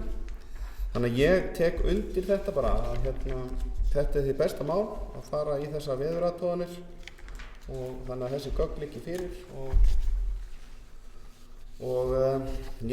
ég kannski bara bæta því líka við að það hefur verið mikil aukning á skemmtiferðaskipum líka og ég ef að mér skjáttlast nú ekki þá er þetta nú 80 skemmtiferðaskip þetta sumarið hér í Vestmannaeyjum og það er náttúrulega líka háð takmörkunum. Hér er að koma smærri skip með færri farþega en ef við hefðum alvöru höfn þá fengjum við stærri skip og fleiri farþega og þannig eru hafnargjöldin, við fáum tekjur af stærð og farþegum og í því samhengi þá vil ég bara segja bæjarfulltrúum það eru 130 skip sem voru held ég áætla á Ísafjörð. Þannig að þarna eru þá 50 skip mögulega sem við getum bætt við okkur. Þannig að það eru hellingstekjur í þessu líka. Það er fólk vill koma hér og skoða náttúrun og fleira þannig að þetta hefur ýmsa kosti. Þannig að ég fagna þessu. Þannig að ég ætla að fylgja þessu eftir með bókun. Það ekki? Var ekki bókun í þessu? Nei, ég held að þú væri búin að leggja fyrir bókuna sem ég ætlaði að vera með. Aftur þessa bók. Eittu þessari Ég held að virðulegi bæjarfulltrúi Njáll Ragnarsson fari ekki svona illa með mig vegna þess að ég skrifaði bókunum hans sjálfur. Þannig að hann þarf ekki að segja mér að það sé ekki bókun. En heiðarleg tilraun engu að segja. Þú getur pröfað þetta aftur svona kringum mig þetta kannski. Meirihluti bæjarstjórnar tekur undir með framkvæmd og hafnaráði varðandi veðurathuganir og eyði snúa stórskipahöfn. Mikilvægt er að vanda alla undirbúningsvinnu, söfnun upplýsinga líkt og ráðið leggur til. Er mikilvægt upp á að meta aðstæður þannig að hægt sé að kanna hvort eða hvernig uppbygging af þessu svæði geti verið háttað. Ljóst er að mikil fjölgun og stækkun skemmtiferðaskipa síðustu ára ásamt því að næsta kynslóð gámaskipa mun stækka kallar á aðgerðir til þess að Vestmannaeyjar haldi áfram að vera raunhæfur kostur fyrir þessi skip. Trausti Hjaltarsson, þessu verður.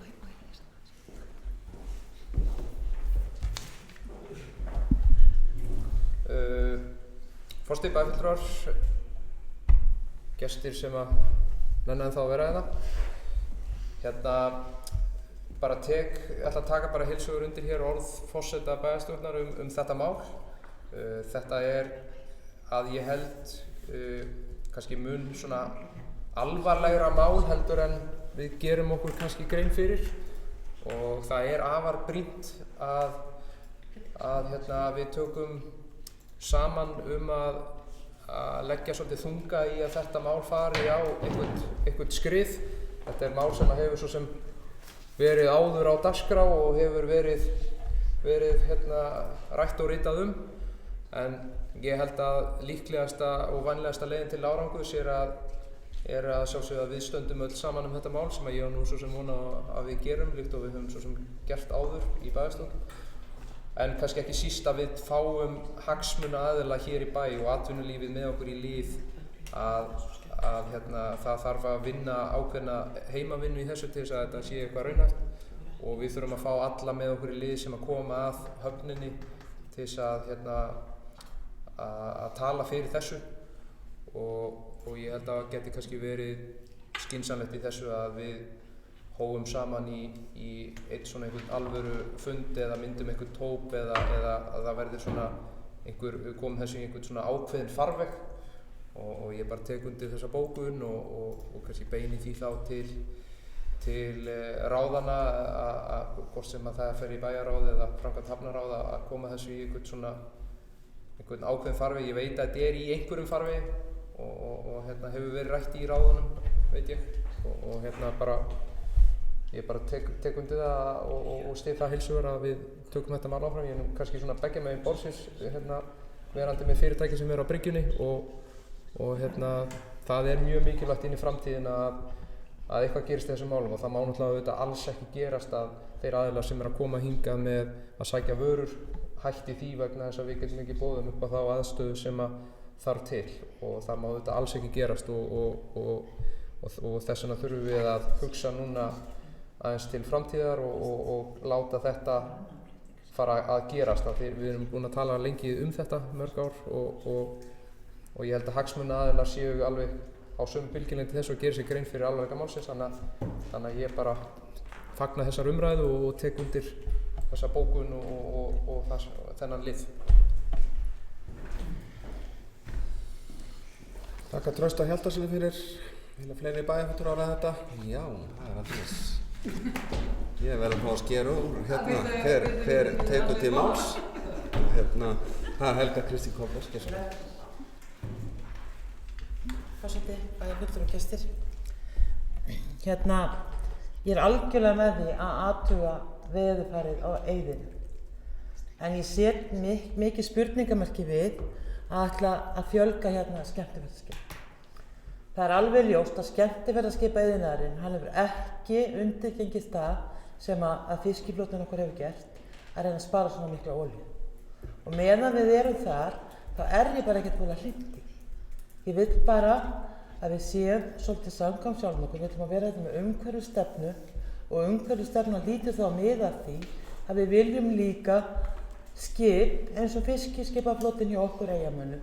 Við vitum það, við erum með Herjólf sem er rafknúinn, að við verðum að bara fara alla leið með þetta. Þannig að það væri mjög ánægilegt og við getum breytt bókunni þannig.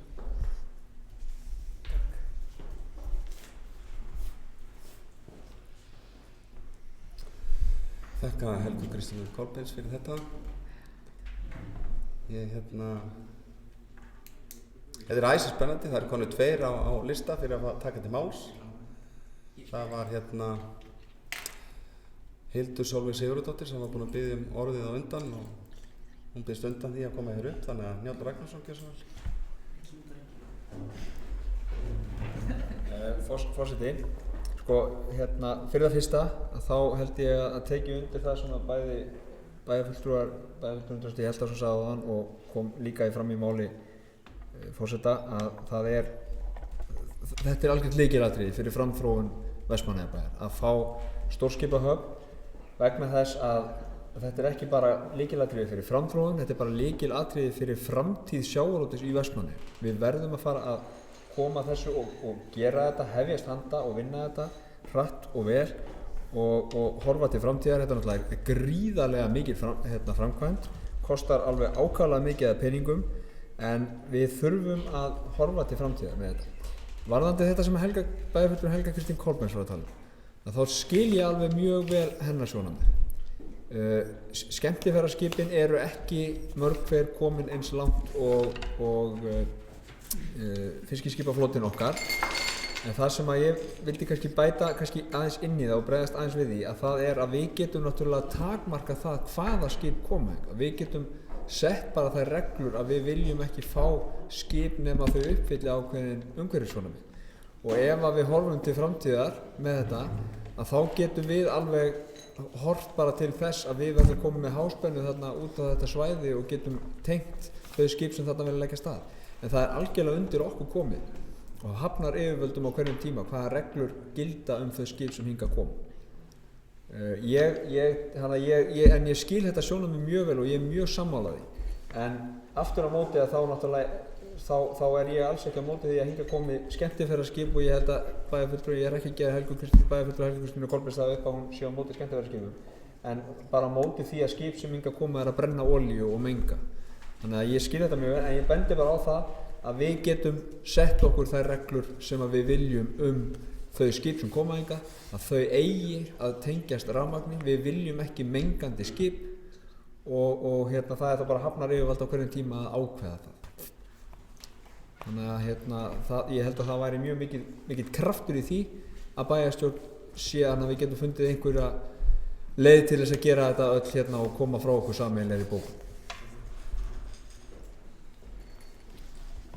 Takk að Njáli Ragnarssoni fyrir, þetta nú kannski bara upplagt til þess að setja í umhverfisstefnuna, hún nú vinstri líka. Þannig að ég sé að Jóna Sigríður Guðmundsdóttir, hún er búin að taka tölvuna við skriftir. Þannig að ég held að þetta sé áhugaverður punktur. Það að sjálfsögðu er okkur andum umhverfið, þannig að það er alveg sannarlega rétt. Og ég var nú vonast þess að þið væri búin að leysa þetta meðan það væri verið að tala hér. Enginn að skrifa honni hann. Allra góð. Íris Ópulsdóttir, hversu vel? Forseti, mig langar bara að taka undir það sem hefur verið sagt áður mikilvægi þess að halda áfram með þessa vinnu og við þurfum á þessari stórskipahöfn að halda en jafnframt vil ég taka undir ábendingar frá Helgu Kristínu Kolbeins og mér finnst bara að við eigum að sammælast að breyta þessari bókun þannig að þetta er bara góð ábending hjá Helgu og við eigum að taka þetta inn í umhverfisstefnuna, ég er algjörlega sammála því og við skulum bara sameiginlega ef einhverju tveir þannig við þurftum ekki að taka fundarlega, myndum klára það að við getum saman verið á þessari bókun. Ég tek bara undir þessi ábendingu hjá Helgu.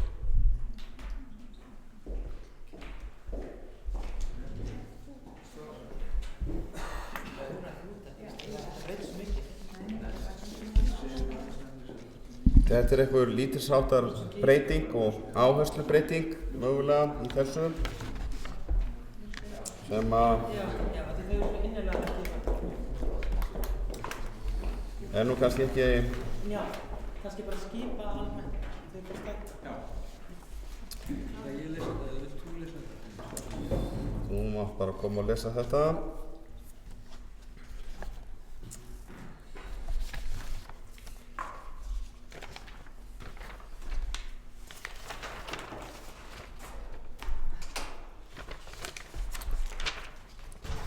Það er þannig að ég er ekki alveg komin á næstu blæsu, ég voru svo spenntur að við verðum að komast yfir að vera komin yfir helming málefna. Við erum að klára 8. lið, þannig að klukkan er 10, þannig að þá Njáll Ragnarsson þessu veginn.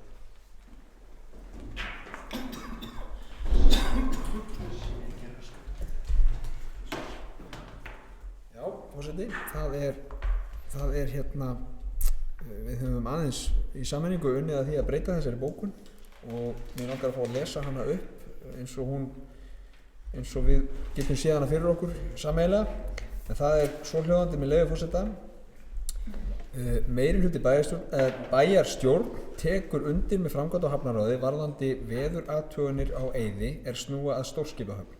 Mikilvægt er að vanda alla undirbúningsvinnu, söfnun upplýsinga líkt og ráði leggur til er mikilvægt upp á að meta aðstæður þannig að hægt sé að kanna hvort eða hvernig uppbygging á þessu svæði gæti verið háttað.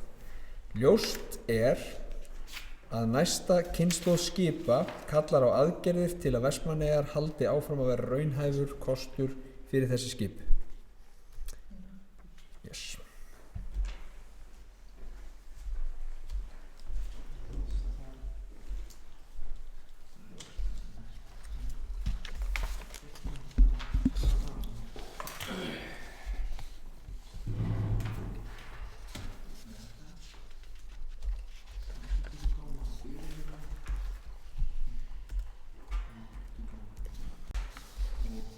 Jæja, þetta var alls gott.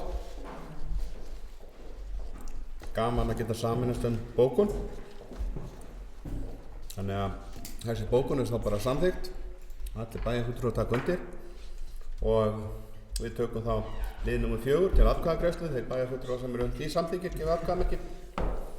Það eru 7 bæjarfulltrúar. Liðir 1-3 liggja fyrir til staðfestingar. Þeir bæjarfulltrúar sem eru því samþykkir gefa atkvæðamerki. Það eru líka 7 bæjarfulltrúar. Þetta gengur mjög vel hjá okkur. Það er búið að falla frá umræðum lið nr. 4, næsta lið nr. 9.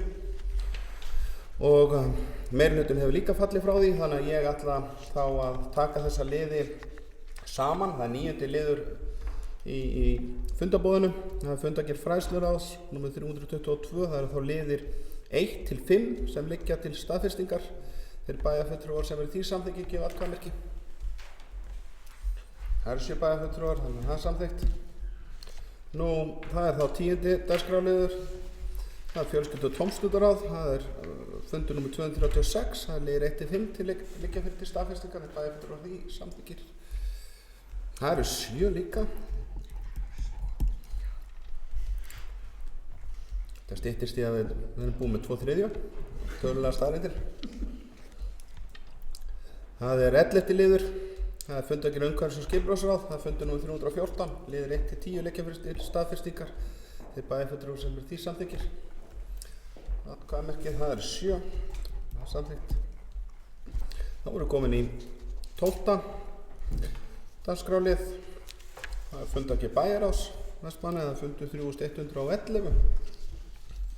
Það var búið óska eftir umræðum lið nr. 3 sem er samningur kennslu í íþróttafræði Háskóla Reykjavíkur í Vestmannaeyjum, liggur fyrir til umræðu og staðfestingar. Og þetta gangi hratt fyrir sig, þá ætla ég að fá að lesa það sem bókað var í ráðinu. Lilja Alfreðsdóttir, mennta- og menningarmálaráðherra, Hafrún Kristjánsdóttir, deildarforseti við Háskólann í Reykjavík, Íris Róbertsdóttir, bæjarstjóri, undirritið í gær samning kennslu í íþróttafræði háskólastígi við Háskóla Reykjavíkur sem fer fram í Vestmannaeyjum. Samningurinn er liður í því að efla háskólanám á landsbyggðinni. Fyrsta skólaárið verður 6 námskeið kennd í fjarkennslu í gegnum fjarfundabúnað í þekkingarsetri Vestmannaeyja. Auk þess munu kennarar koma til Eyja 2 ára enn til að vinna með nemendum. 2 verkleg námskeið verða kennd í Vestmannaeyjum. Nemendur munu sækja 2 3 vikna námskeið í Reykjavík en taka öll skrifleg próf í þekkingarsetri Vestmannaeyja. Námið hefst haustið 2020. Háskólinn í Reykjavík ber ábyrgð á skipulagningu og framkvæmd námsins og ráða umsjónarmann námsins í Vestmannaeyjum sem búsettur verður í Eyjum. Vestmannaeyjabær mun leggja til íþróttamannvirki til kennslu í verklegum greinum svo sem handknattleik, knattspyrnu og sundi en jafnframt leggja til aðstöðu fyrir nemendur til að stunda námi í gegnum fjarfundabúnað. Ráðuneytið mun leggja til fjármagn, ráðgjöf og annast eftirfylgni með verkefninu. Bæjarráð fagnar þessum áfanga í bættu námsáli á háskólastigi og hvetur Vestmannaeyinga til þess að kynna sér þetta spennandi nám. Það er Íris Róbertsdóttir, ekki svo.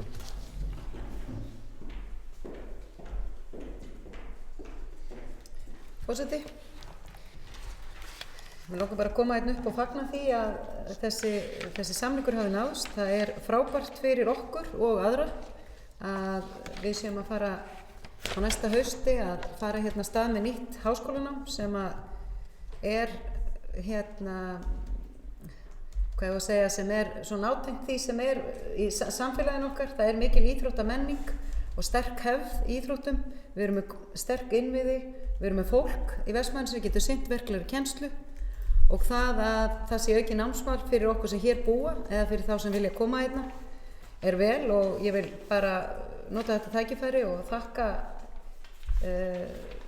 Páli Magnúsinni, alþingismanni, Hafrúnu Kristjánsdóttur sem er deildarforseti íþróttasviðs í HR og Lilju Alfreðsdóttir menntamálaráðherra fyrir þeirra aðkomu og það sem að mér þótti vænt þegar við vorum að skrifa undir samningin að það kom menntamálaráðherra inn á það að ástæðan fyrir því að hún var tilbúin að koma inn í þetta verkefni var að hvatinn væri að koma héðan. Að það skiptir máli hvaðan hvatinn kemur þegar við erum að fara á stað með nýtt verkefni, hvaðan frumkvæðið kemur vegna þess að þá er meiri líkur á því að verkefnin haldi áfram. Þannig ég held að þetta sé bara mikið gleði efni fyrir okkur og ég er hérna bara með bókun með leyfi forseta. Bæjarstjórn tekur undir með bæjarráði og fagnar þessum frábæra áfanga.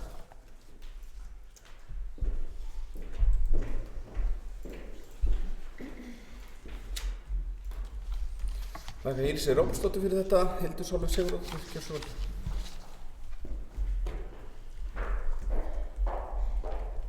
Forseti, bæjarfulltrúar og gestir, ég vil bara taka innilega undir það sem hefur komið fram í máli bæjarstjóra hér á undan að þetta er gríðarlega jákvætt mál að vera auka námsúrval á háskólastigi í Vestmannaeyjum og það gefur ungmennunum okkar tækifæri til að dvelja lengur í samfélaginu. Það gefur okkur íþróttahreyfingunum sérstaklega líka möguleika á að gera staðinn meira aðlaðandi fyrir aðra íþróttamenn að koma hingað sem hafa hugsanlega áhuga á að hefja þetta nám. Þetta auðvitað hjálpar okkur einmitt að halda þessum hóp af þessum aldurshóp sem er einmitt oft vantar hjá okkur í íbúa þróunina. Þetta er hópum sem fer upp á land, þannig að með því að vera að bjóða upp á möguleika til háskólanáms á þessu stigi þá erum við klárlega að allavega að veita ungmennunum möguleika á að dvelja lengur í heimabyggð og gera það meira aðlaðandi að gera hugsanlega Vestmannaeyjar að framtíðar búsetukosti sem er náttúrulega það sem við öll viljum. Þannig að ég bara fagna þessu innilega og ég óskar hlutaðeigandi innilega til hamingju með þennan flotta árangur og hlakka til að sjá afraksturinn af þessu og þegar þetta fer allt á fullt og bara hvet alla sem eru áhuga samir námið að kynna sér það og skoða það að fullri alvöru. Takk. Og afsakið, bæjarfulltrúar Sjálfstæðisflokksins taka sjálfsögðu undir þessa bókun. Já, takk fyrir þetta Hildur Sólveig Sigurðardóttir. Fleiri bæjarfulltrúar ræða þetta? Já, það er Helga Kristín Kolbeins, svo vel.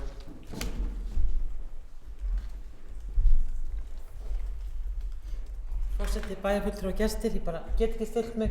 Þetta er bara frábært, þetta er æði, þetta bara byggir undir samfélagið að fá nám á háskólastigi og við skulum bara vona það að verði og ég veit þið mjög að vona það. Þetta bara er lyftistöng fyrir mannlífið í Eyjum að fá þetta nám. Takk fyrir þetta Helga Kristín Kolbeins. Það er ekki fleiri bæjarfulltrúar sem hafa gefið merki að taka til máls, þannig að berið þennan liður undir atkvæði því bæjarfulltrúar sem því samþykki gefa atkvæðamerki. Það eru 7 bæjarfulltrúar, þannig að það er samþykkt. Það eru liðir 1-2 og 4-5 sem liggja fyrir til staðfestingar. Bæjarfulltrúar sem því samþykki gefa atkvæðamerki. Það eru líka 7 bæjarfulltrúar, þannig að það er samþykkt. Þá höfum við lokið og komin yfir 2/3 á dagskránni og þá sé ég fram á von að við klárum þetta fyrir miðnætti. Það er 2/3 tímanum búinn. Þessi 6 tímar frá 6 til 12, þannig að ég fagna því og ég vil bara koma á þakklæti til bæjarfulltrúa að hafa tekið vel í það að vera svona snakkaralegi í þessu. Ég held að það sé öllum til góða. Þá erum við komin í almenn erindi. Það er dagskrárliður númer 13 sem er umræða samgöngumál. Hildur Sólveig Sigurðardóttir. Við óskuðum það í minnihlutanum. Þessu vel.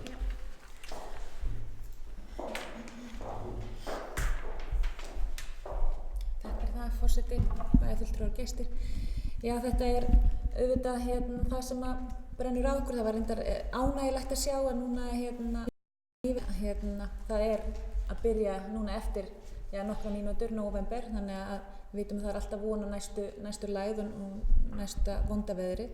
Þannig að það væri bara ágætt ef að bæjarstjóri gæti frætt okkur ef það er einhverjar nýjar upplýsingar varðandi samgöngumál, varðandi dýpkunar áætlun sem að þetta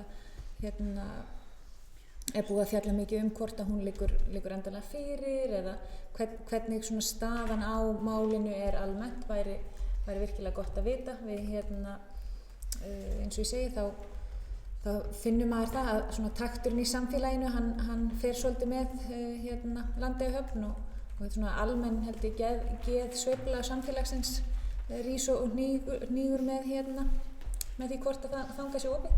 Þannig að við erum auðvitað gríðarlega ánægð með það.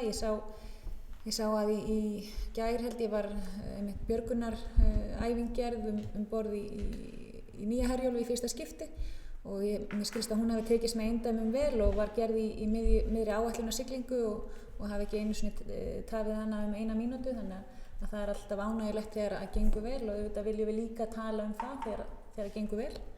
En það væri ágætt ef að bæjarstjóri hefði einhverjar nýjar upplýsingar eða eitthvað sem hún gæti frætt okkur það hvernig staðan á þessum þáttum eru eins með uppáhalds umræðuefninu hjá bæjarfulltrúa Trausta Hjaltasyni, hvernig kojumálin og allt þetta standa. Takk.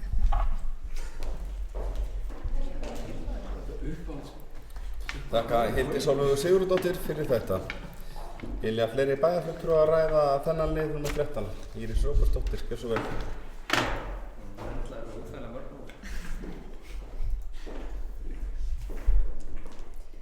Forseti, já, það er rétt það sem var sagt hér áðan að ég vil nú meina að Landeyjahöfn sé eiginlega svona hugarástand.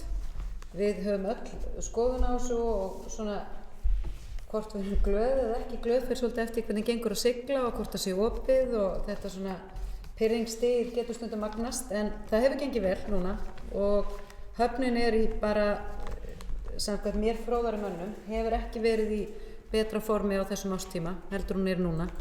Það hefur verið mikið dýpkað, þeir hafa verið reglulega, nánast alltaf þeir gefið til dýpkunar, hafa verið í viðhaldsdýpkunum, björgun og varandi þennan blessaða dýpkunarsamning sem við erum margbúin að ræða og fengum að drög inn í bæjarráð svona að þessari dýpkunaráætlun, að þá er staðan þannig að lokaútgáfan af þessu er nánast klár og við vonumst til þess að eitthvað gerist bara í næstu viku. En það er verið að horfa til þess að gera þessar breytingar sem við höfum lagt upp með, sem er að lengja þetta tímabil og vonandi eitthvað meira sem að við getum greint frá í næstu viku. En ég er allavega bjartsýn og ég ætla rétt að vona að við getum staðið, ég veit ekki hvort við náum því fyrir bæjarráð í næstu viku, en ég vona það að við fáum hann dýpkunarsamningin þar inn. En bara svo því sé haldið til haga þá er samráðsgáttin er samgönguáætlun í samráðsgáttinni og það var síðasti dagur til að skila inn í gáttina áður en frumvarpið kemur og verður mælt fyrir því inn í þingi og það er náttúrulega blikur á lofti varðandi það að menn ætla að halda sig við það að skera mjög harkalega niður fjárveitingar til dýpkunar eftir 2 ár. Þá verður ekki búið að gera þær breytingar á höfninni sem þarf ef að menn ætla sér að geta minnkað dýpkun. Staðan er bara þannig við þurfum að dýpka jafn mikið þó við séum komið nýtt skip til þess að við fáum viðbótar tíma með skipinu, til þess að það sé hægt að sigla lengur. Og meðan við erum að ná þessu, ég vil segja vonandi, góða árangri varðandi það að gera ákveðna breytingar á dýpkunaráætlunin og breytingar frá þessum samningi, að þá er bara gríðarlega mikilvægt að þeir fjármunir sé ekki teknir í burtu frá Vegagerðinni. Og það er bara lykilatriði og bæjarráð var bara sammála að senda inn svona aðeins harðorða ábendingu, en auðvitað eigum við svo eftir að taka til umræðu samgönguáætlunina sjálfa og það er náttúrulega komið inn á flugvöllinn og höfnina og ýmislegt meira. En við ákveðum að taka bara þennan lið út og ítreka það og gera svona tilraun til þess að áður en samgönguáætlun verði lögð fram að menn geri breytingar. Þannig við séum ekki að vinna það tilbaka í framlögðri áætlun því það er nósamt. Mér finnst bara ríkja bjartsýni og með stóru kojumálin þá tók ég nú fram stórar teikningar á sassinu og þær eru nú bara vonandi í gangi og ég get upplýst fólk það að ég óskaði eftir því að því yrði bætt við að það eru settar gardínur á kojurnar sem hefur verið í svo almenna rými og það fór inn með tilboðuna því að það er ekki drosa gaman að vera í klefa með 32 kojum og engar gardínur. Þú veist svona þetta er pínu prívat eins og almenningur í dag, það er hægt að draga fyrir en þetta er bara svo með annað þegar fólk er ekki að nota þetta dagsdaglega það áttaði sig ekki á því en það var náttúrulega vel tekið í það og það fór inn. Bæjarfulltrúi Trausti Hjaltason óskar eftir að þær verður bláar, ég reikna með að það verður bláar eða grænar, þannig svona í stíl við skipið, þannig að það verður spennandi að sjá. Ég var ekki með óskum neitt lit. En allavega þá er þetta svona eins og staðan er núna. Ég er að vonast eftir fréttum af þessu í næstu viku. Ég talaði við vegamálstjóra í dag, þannig hún eiginlega svona lofaði mér því.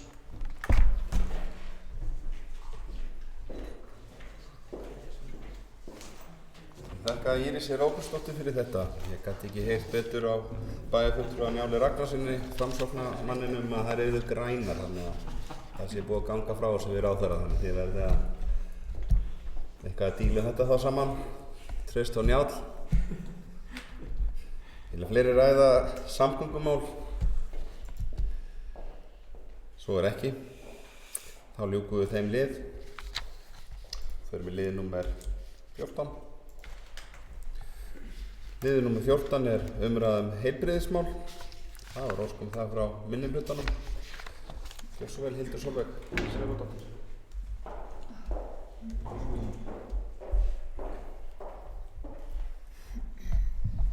Forseti, bæjarfulltrúar og gestir. Já, óskum þessa umræðu kom fyrst inn í bæjarráð þar sem að undirrituð ásamt formanni bæjarráðs á Ísafirði voru að vekja athygli á þeirri bágu stöðu sem er í sjúkraflutningum, eða sérstaklega í sjúkraflugi og aðstæðum sjúkraflugi á landinu. Og staðan náttúrulega fyrir Vestmannaeyjar er grafalvarleg. Hún er náttúrulega mun alvarlegri en hún er fyrir Ísafjörð, þar sem Ísafjörður til dæmis hefur opna skurðstofu, þrátt fyrir að við færslu miðstöðvar sjúkraflutninga hafi viðbragðstími við Ísafjörð lengst.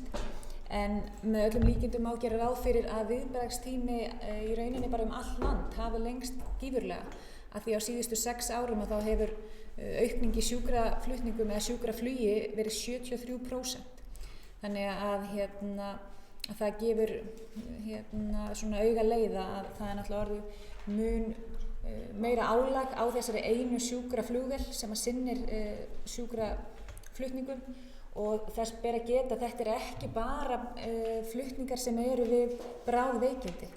Það er líka verið að flytja sjúklinga af Landspítalanum og það er náttúrulega alltaf verið að tala um þetta vinsæla orð fráflæðisvanda Landspítalans og hann samtvinnast mikið inn í þessa umræðu, af því að með þessum flutningum þá er Landspítalinn að flytja náttúrulega sína sjúklinga aftur í meira mæli í heimabyggð, þannig að þegar í rauninni þeir eru að sitja eða liggja skemur inni á Landspítalanum, að vera að flytja í rauninni veikara fólk hraðar af Landspítalanum, að þá kemur það auðvitað fram í þessari aukningu í sjúkraflutningum þaðan.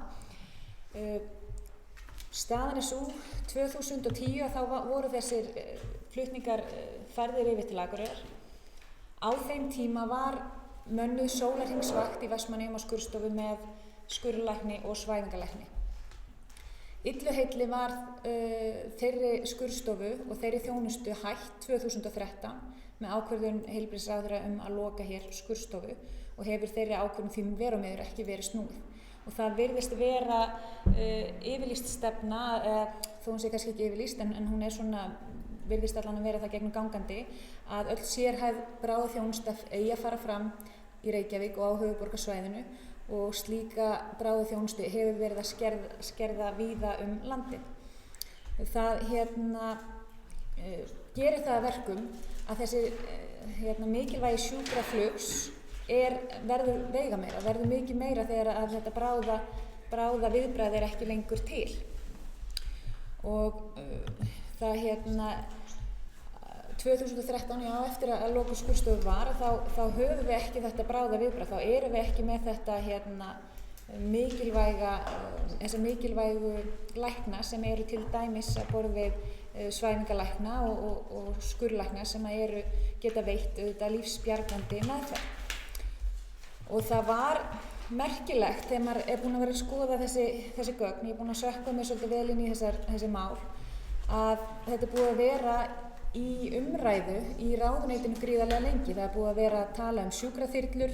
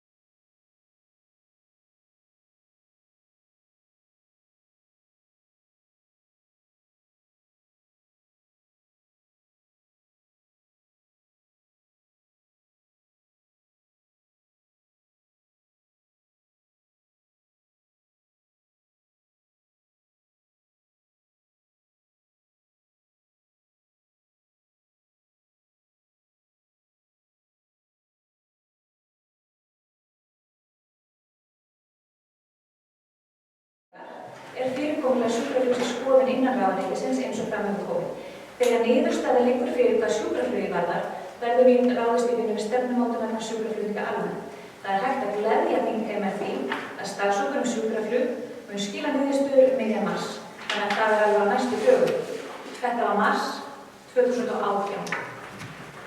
Það hefur ekkert nýtt komið fram í þessu. Það hafa komið fram 2 skýrslur frá Ríkisendurskoðun 2013 og 2016 þar sem aðstæður sjúkraflugi eru harðlega gagnrýndar og nauðsynlegt er að til útbóta komi. Ég ætla með leyfi forseta að fá að leggja fram hér sameiginlega bókun bæjarfulltrúa í bæjarstjórn Vestmannaeyja sem er þá svo hljóðandi. Bæjarstjórn Vestmannaeyja skorar á velferðarráðuneytið að ganga tafarlaust til aðgerða til að bæta aðgengi að sjúkraflugi og sérhæfðu bráðaviðbragði á einangruðum og afskekktum byggðum. Öryggisstig á sviði bráðaheilbrigðisþjónustu er óásættanlegt og óviðunandi í Vestmannaeyjum og allt of lengi hefur dregist að gera bragarbót þar á. Vestmannaeyjar eru fjölmennasti þéttbýliskjarni á landinu þar sem ekki er möguleiki á sérhæfðu bráðaviðbragði sérþjálfaðra lækna og bráðatækna innan 45-60 mínútna og hefur auk þess að landfræðilega sérstöðu að aldrei er hægt að flytja sjúklinga landleiðina. Árið 2010 var allsherjar sjúkraflutningur Vestmannaeyja fært til Akureyrar en þá var starfandi svæðing á skurðlæknum Vestmannaeyjum á sólarhringsvöktum. Frá þeim tíma hefur orðið mikil aukning á viðbragðstíma sjúkraflutninga samkvæmt skýrslu Ríkisendurskoðunar sem er fullkomlega óásættanleg. Ekki síst í ljósi ákvörðunar heilbrigðisyfirvalda að skerða verulega bráðaþjónustu í sveitarfélaginu með lokun skurðstofu árið 2013. Álag á sjúkraflutninga hefur á sama tíma vaxið gífurlega undanförnum árum á landinu öllu eða 73% frá 2013 meðal annars vegna fjölgunar erlendra ferðamanna, skert hefur verið sérhæfð bráðaþjónustu til landsbyggðina og aukning í flutningi sjúklinga af Landspítala. Rannsóknir hafa sýnt að ef hægt er að veita sérhæfða bráðahjálp innan 30-60 mínútna með alvarleg slys og viss bráðveikindi, þá bætir það lífslíkur og langtímaáhrif sjúklinga og dregur úr kostnaði. Umræða hefur verið innan ráðuneytis að koma á fót þjónustu með sérstakar sjúkraþyrlum mannari með staðvakt flugmanna og heilbrigðisstarfsmanna sem geta veitt sérhæfða bráðalæknishjálp. Í ágúst 2018 kom út skýrsla starfshóps velferðarráðuneytisins en því miður hafa ekki fylgt aðgerðir í kjölfarið. Bráðum nauðsynlegt er að sjúkraþyrluverkefni fari af stað sem fyrst til að koma í veg fyrir alvarlegar afleiðingar og tryggt verði að staðsetning þyrlunnar verði í Vestmannaeyjum vegna landfræðilegrar sérstöðu. Tilkoma slíkra sjúkraþyrlu myndi bæta þjónustu við allt Suðurland verulega. Þetta myndi draga úr álagi og útgjaldsfjölda sjúkraflugvélar þannig að sjaldnar kæmi til að hún væri boðuð í 2 eða fleiri útgjöld í einu. Sjúkraþyrlan geti sinnt stærstum hluta minna bráðra sjúkraflutninga til og frá Vestmannaeyjum og dregið úr álagi á sjúkraflutninga með sjúkrabílum. Ætla má að fjárhagslegur ávinningur á öðrum sviðum verði það mikill að þegar upp er staðið verði jafnvel fjárhagslegur ávinningur á verkefninu. Bæjarstjórn Vestmannaeyja skorar því á velferðarráðuneytið að grípa til tafarlausra aðgerða til að bæta aðgengi að sjúkraflugi og sérhæfðu bráðaviðbragð í Vestmannaeyjum og koma á fót þjónustu með staðarvaktar mannaðar í sjúkraþyrlu í Vestmannaeyjum. Sömuleiðis að stefna að framtíðar fyrirkomulagi fyrir landið í heild, þannig að aðgengi að sérhæfðu bráðaviðbragði með þyrlum eða öðrum hætti verði innan við 45 mínútur fyrir alla landsmenn og gesti þeirra. Bókun lýkur.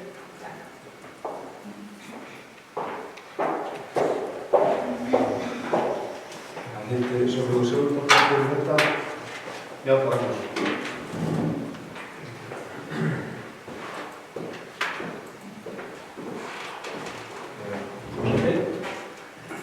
Það er bara einhvern einasta orð sem Sólveig fór með hérna á. Það er gott að í bæjarstjórn sé bæjarfulltrúi sem hefur mikla þekkingu á þessum bransa og hefur meðal annars farið í, heyrði ég viðtöl á ljósvakavinnunum, hefur ég kallaði það, í útvarpi og ræddi þessi mál og áhyggjur sem hann hefur það og ég tek bara hins vegar undir allt það sem hann var að segja og reyfa þetta vel. Þetta hefur þetta mál, heilbrigðismálin hafa alltaf verið eitt stærsta máli sem við bæjarfulltrúar höfum átt í samtal okkar við þingmenn kjördæmisins. Við höfum alltaf tiplað á þessu og lýst ástandinu hérna sem náttúrulega óboðleg. sjúkraflugið fór eins og frækatránuðið og skurðstofunni lokað og ekkert kom tilbaka og ekkert gerðist og ekkert hefur gerst í mjög langan tíma. Í spjallinni, þegar maður er að hugsa þessi mál, þá kannski óttast maður kannski svolítið það að maður óttast að það sé bara einhver pattstaða í málinu inn í ráðinu. Að það sé, og að ráðherra og þingmenn séu allir vilja gera þetta, þá óttast maður það kannski svolítið að það sé bara einhver baklás inn í þessu ráðinu. Og þá þarf náttúrulega að vinda ofan af því. Ég vil líka nefna undir þessu lið að við hittum bæjarráð hitti daginn nýja forstjóra Heilbrigðisstofnunar Suðurlands og ég held að samtali við hana hafi gefið góð fyrirheit framhaldi og hún sýnir okkar áhyggjum stuðning. Og svo ætla ég að segja hérna lokum, þegar þetta er alltaf snakkað með okkur, þá ætla ég líka vanlega með það að segja að við bæjarráð á sínum tíma gerði sér ferð til Reykjavíkur, þá satt bæjarráð 20 hjartarnir bæjarráð og við gerðum okkur ferð til Reykjavíkur í ýmis erindi og þar með að var að hitta heilbrigðisráðherra. Ég held að það væri alveg ekkert vitlaust að nýtt bæjarráð núna myndi þá leggja upp í slíka reissu og þess að staðan hendla óbóður og við verðum bara að fara að fá okkur að hreyfingu á þessu mál. Á þess að vera með eitthvað dramatík hérna að þá er bara staðan árið þannig að maður er alltaf að upplega þannig að bráðaþjónustan hérna sjúkrahúsum, hún er ekki nærri eins góð og hún þyrfti að vera og aðgengi okkar af Landspítalanum er óásættanlegt. Þannig að ég myndi svona ég velta því og við getum kannski tekið þá umræða í bæjarráði hvort að við getum ekki farið og hitt Svandísi á nýjan leik og bara haldið áfram þessari kröfu.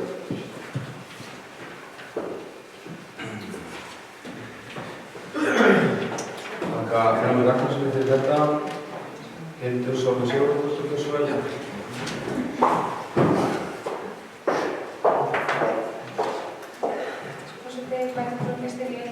Bara einmitt að hringja þessu eins og hefur komið fram hjá í máli bæjarfulltrúa Njálsar. Þetta er gríðarlega mikilvægt mál, þetta er grafalvarlegt mál. Það er í rauninni hjartastoppi til dæmis að það minnka lífslíkur 7-10% fyrir hverja mínútur sem líður án meðferðar og meðferð fyrstu mínútur til klukkustund eftir alvarleg slys er talin afgerandi með tilliti til lifun og lífsgæða. Þetta er svona golden hour. Og það að bjarga mannslífum og að draga á áhrifum af slysum að það dregur kostnaði heilbrigðisþjónustu, þannig að þetta er klárlega mikið hagsmunamál, þetta er getur sparað okkur gríðarlega fjármuni til lengri tíma. Og núverandi sjúkraflug er bara engan veginn að annað þörfina og það er bara hefur verið að sýna sig og bara það er grátlegt að þetta mál síðan farvegi sem það er að það sé ekki búið að grípa lengur fyrir aðgerða. 2013 kom svört skýrsla, 2016 kom hérna í rauninni aftur athugasemdir úr þessum sömu skýrslu og var að ítreka að ekkert þetta væri afgerð. 2017 kom fram skýrsla frá Viðari Magnússyni, varðandi sjúkraþyrlu bæði á Suðurlandi og Vesturlandi og í ágúst 2018 kom fram skýrsla frá velferðarráðuneytinu. Og það er enn ekkert að gerast. Tilfinningin mín er úr svipuð og ég bæjarfulltrúa Njáli að það er einhver togstreita innan ráðuneytisins varðandi hvaða leið nákvæmlega skuli vera farin. Það er bara grátlegt að það sé í rauninni hindrun fyrir því að allir landsmenn í rauninni fái ekki þá þjónustu sem að þeim ber samkvæmt lögum að eiga í rauninni kost á fullkomnustu heilbrigðisþjónustu sem við erum á fyrir sinni. Hildur Sólveig Sigurðardóttir fyrir þetta og ég fleiri hlaðið til málsættir þessum lið, dagskrárlið nr. 14, heilbrigðismál, svo ekki ljúkuð þeim lið. Og fyrir lið nr. 15, það er Hamarsskóli nýbygging. Það verður að skrifast á neti líka, eða heldur við að byrja hér kannski. Þannig að með leyfi varaforseta þá ætla ég að segja hér örfá orð. Ég vil kannski bara við hæfi að byrja á því að þakka framkvæmdastjórum fyrir að hafa unnið þetta minnisblað sem við fengum sent með fundargögnunum. Það er framkvæmdastjóri umhverfis- og framkvæmdasviðs og fjölskyldu- og fræðslusviðs sem unnið fyrir okkur þetta minnisblað. Og það liggur hér fyrir og þetta er alveg gagnlegt. Það er ýmislegt sem kemur hér fram og ég veit að fræðsluráð verður örugglega spennt að fá þetta minnisblað til lestrar líka í framhaldi. Við höfum verið sammála um það og höfum vist hérna á fundum við fjárhagsáætlanir og vorum að samþykkja það hér fyrir kvöld að veita peningum í þetta verkefni, í það minnsta að hefja það. Og það kemur fram í skýrslunni og hérna þessum inngang meðal annars sem ég ætla að lesa bara á rétt. Eitt sem hefur komið mjög skýrt fram er vandað sér vel til undirbúningsverks og menn forðist skyndilausnir eða ódýra lausna. Slíkt hefur í öllum tilfellum leitt til dýrari lagfæringa eða væntingar ekki staðist. Þetta skrifa framkvæmdastjórnir eftir að hafa farið á rætt við stjórnendur og afla sér upplýsingar um aðrar framkvæmdir. Það eru teknar fyrir í þessu minnisblaði kostnaðartölur og það eru tölur sem eru bara miðað 800 fermetra til 1400 fermetra, þannig að þetta hleypur svolítið á stórum upphæðum og það er farið jafnframt í gegnum það hvað þarf að orðið í viðhald á listaskólanum og sem hýsir tónlistarskólan og Tórsheimili sem er frístundaverið. Þetta slagar landgleðina í 100 milljónir, það var 80 milljónir, þannig að þetta er, og það er búið tíðrætt í kvöld, viðhald fasteigna og hagræðing og ýmislegt fleira. Þannig ég held að þetta falli bara vel að því. Ég held ekkert, ég veit að það voru öll framboðin með það sem kosningalóður að fara í þessa viðbyggingu. Þannig ég á von á því að bara eins og var í fjárhagsáætlanagerðinni og þessum óformlegu fundum við erum öll sammála. Og þannig að þetta er bara besta mál að þetta minnisblað er komið fram. Og þegar ítrekka það hér framkvæmdastjórnin í lokaorðum er fara í stækkun Hamaskólans er mikilvægt að vanda vel til verksins, gefa sér góðan tíma í greiningavinnum og hönnun. Og ég held að þetta sé nokkuð skýrt sem að við þá gerðum hér saman að leggja pening í alla það sem er þá í þessari fyrir umræðu fjárhagsáætlun sem við samþykkjum. Þannig að ég ætla að leggja þetta fram viðauka tillögu við þetta minnisblað sem aðeins þá komið að bæja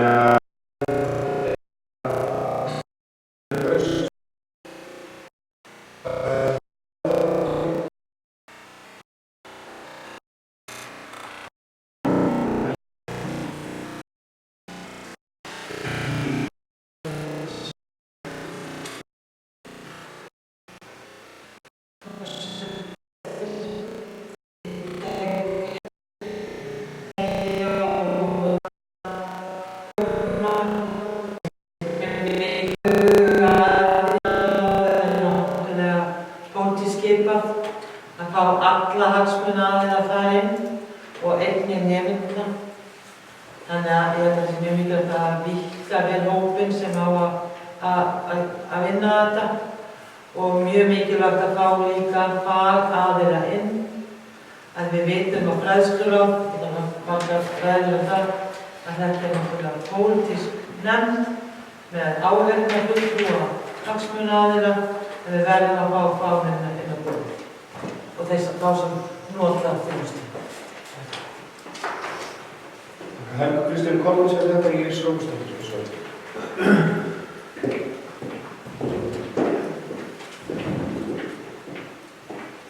Forseti, ég tek undir það sem er komið hérna fram bæði í máli ræðufulltrúa Elísabet Jónssonar og Helga Kristínar Kolbrings.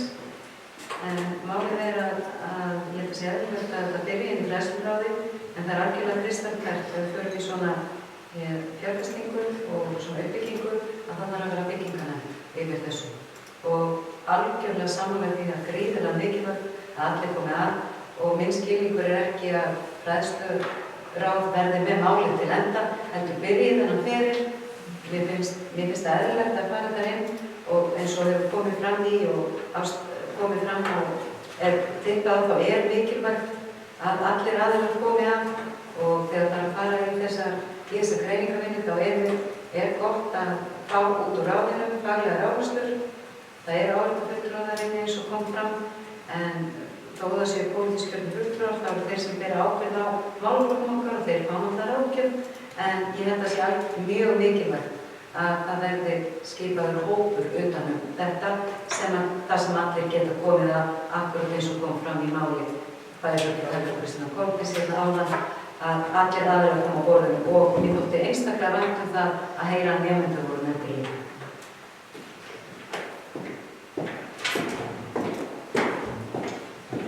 Íris Jónsdóttir fyrir þetta sannarlega rétt. Þetta var náttúrulega bara aðalega þetta mál fór fræðsluráð hingað inn í bæjarstjórn. Bæjarstjórn fór þetta í það að vinna minnisblað. Framkvæmdastjórinn er að skila minnisblaðina inn í bæjarstjórn. Ég held að það sé fullkomlega eðlilegt að málið fái umfjöllun í fræðsluráði og ég held að ég held að vona það að við gerum öll grein fyrir því að það þarf að skipa einhver starfshóp eitthvað í kringum þetta. Það var nákvæmlega eins og bæjarfulltrúinn Helga Kristín Kolbeins kom inn á. Þannig að ég held að sé alveg óþarflega útlista það núna í tillögunni. Þetta er bara að byrja og það er ýmislegt eftir að gerast í þessu meira.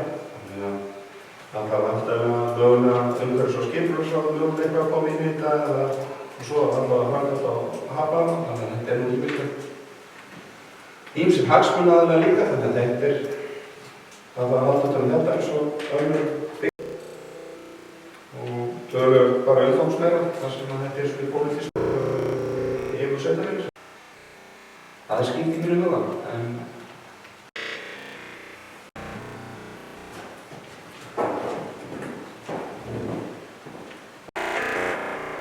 Þorsteinn Bjarnadóttir. Já, mér finnst maður eiginlega ekki annað en geta komið hér upp og fagna því að þetta sé að fara að komast í formlegt ferli og að það séu lagðir til fjármunir til þess að fara í hönnunarvinnu, formvinnu og mér þykir, ég sammála því sem kemur fram í minnisblaðnum, en það er alltaf sammála þeim minnisblöðum sem að koma frá embættismönnum en ég sammála því sem kemur fram í þessum minnisblaðnum og það er unnið að skynsemi og skynsamlegt að vera búin að heimsækja aðra skóla sem hafa verið í byggingu og kynna sér það og bara teka undir það sem hér hefur komið fram að það sé mikilvægt að undirbúa þetta vel og það er akkurat málið að þegar það er að fara í stórar framkvæmdir og bara framkvæmdir almennt þá er afar mikilvægt að það sé undirbúið vel annars eiga framkvæmdirna til að fara fram á áætlunum eða fara illa og það er akkurat kjarni málsins, þannig að þetta er bara fagnaðarefni og vonandi verður þetta veruleika á þessum tíma eins og er lagt hér til í bókunni sem að við bara, að minnst kosti ég tek undir og ég býst við að félag mínar í samstarfinu gera líka, þannig að vorum við verið með þetta mál á oddinum líkt og aðrir hér í bæjarstjórn. Það er bara ánægilegt. Þakka fyrir Trausta Hjaltasyni fyrir, viljið fleiri bæjarfulltrúar til máls sem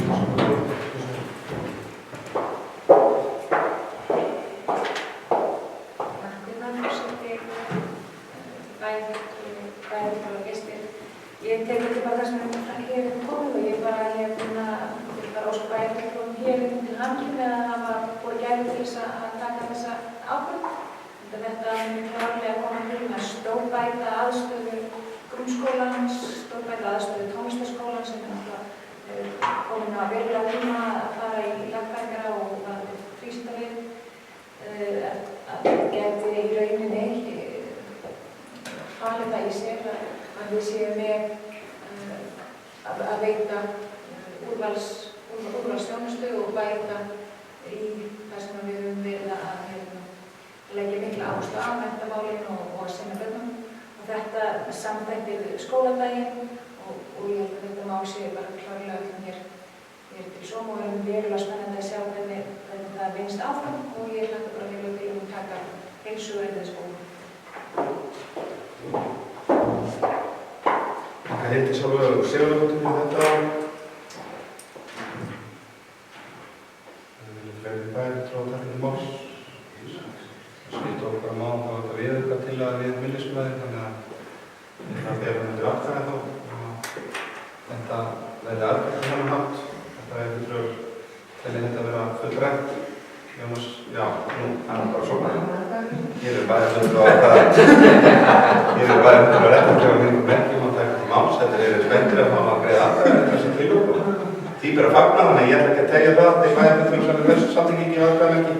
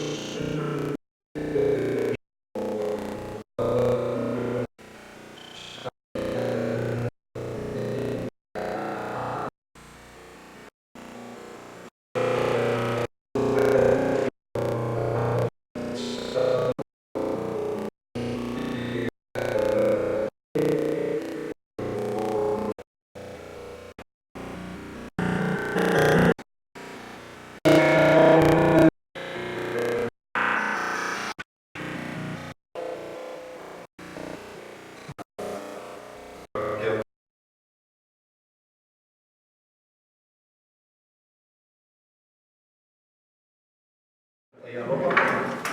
Það er Íris Jónsdóttir, gjör svo vel.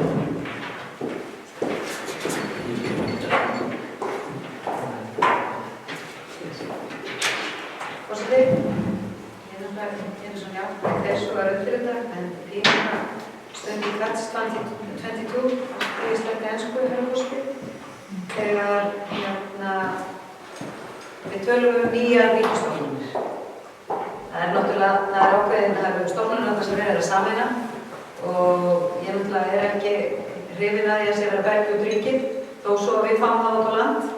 En það er þarna til dæmis, ég fekk nú gett upplýst að þeir komu nú hérna frá Mannvirkjastofnun og Íbúðalánasjóði á fund og þeir hafa augastað á húsnæði minn að tala í Hafnarfirði og mér finnst það svolítið skemmtilegt að því bæjarfulltrúinn Jón Ragnarsson nefndi Hafnarfjörð sem flutning stofnana út á land. Það var náttúrulega í Hafnarfirði að Kópavogi, ég glotti mitt við því, en mér finnst þetta bara vel til fundið og við þurfum ekkert að gera ráðherrum eða því fólki sem stýrir ráðuneytunum auðveldara að koma þessu stofnunum fyrir í nær Reykjavík, en það ég held að í ljósi þess hvernig hlutirnir eru og tæknin og þróunin er í dag þá er bara mjög auðvelt að skipta starfsstöðum og það á við jafnt um starfsstöður á Vestmannaeyjabæ eins og hjá ríkinu.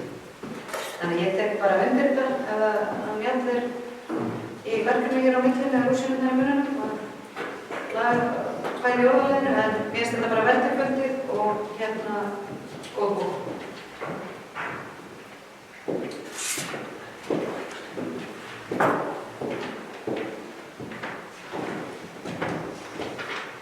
Já, takk fyrir þetta Íris Jónsdóttir.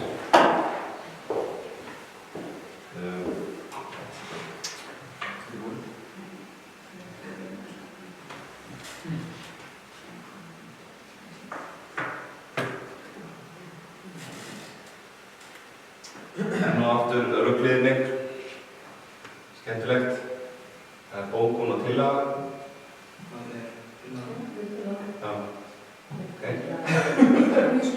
Það er hárrétt. Ég vísaði ekkert hver sagði hvað. En þá veit ég það bara, hver höfumurinn er. Það er tillaga og er búið að breyta tillögunni. Lítillega. Þá þættum við væntum að ef að fleiri bæjarfulltrúar leikir þetta málsum þessum liða til að setja bara að leysa upp aftur hér. Það sé ágætt fyrir þá sem að endast ennþá að hlusta. Það var sem gefist upp á að horfa allavega. Þessu verða.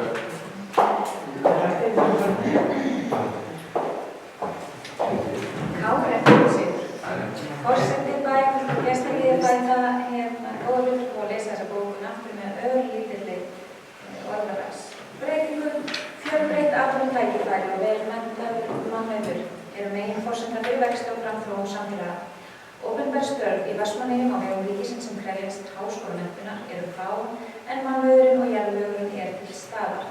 Það er ekkert sem mælir á móti því að ríkisstofnanir geti haft starfsstöðvar sínar í Vestmannaeyjum. Í ljósi þess að til stendur að setja á laggirnar 4 nýjar ríkisstofnanir og að vilji ríkisstjórnarinnar er að þessar stofnanir verði staðsettar á landsbyggðinni leggur bæjarstjórn Vestmannaeyja til að bæjarstjóra verði falið að setja sig í samband við a. félagsmálaráðherra og lýsa yfir áhuga, vilja og getu sveitarfélagsins til þess að í Vestmannaeyjum verði nýja ríkisstofnunin húsnæðis- og mannvirkjastofnun sem ætlað er að Íbúðalánasjóð og Mannvirkjastofnun. B. Fjármálaráðherra og lýsa yfir áhuga vilja og getu sveitarfélagsins til þess að í Vestmannaeyjum verði nýja ríkisstofnunin nýsköpunar- og umbótastofnun sem sett verður á laggirnar á grunni ríkiskaupa.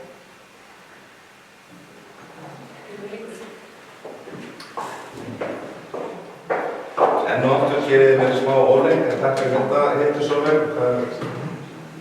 Tillögu lýkur en bókun hófst.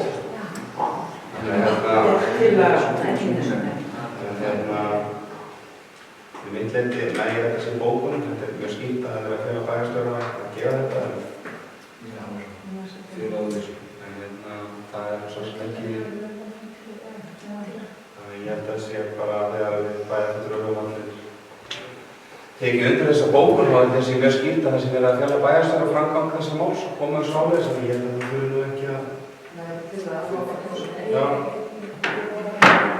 og það var þessu tillögum bara byrjaðum að gera bara samlíkað og byrjaði yfir sem við gerum þess það er ekki svo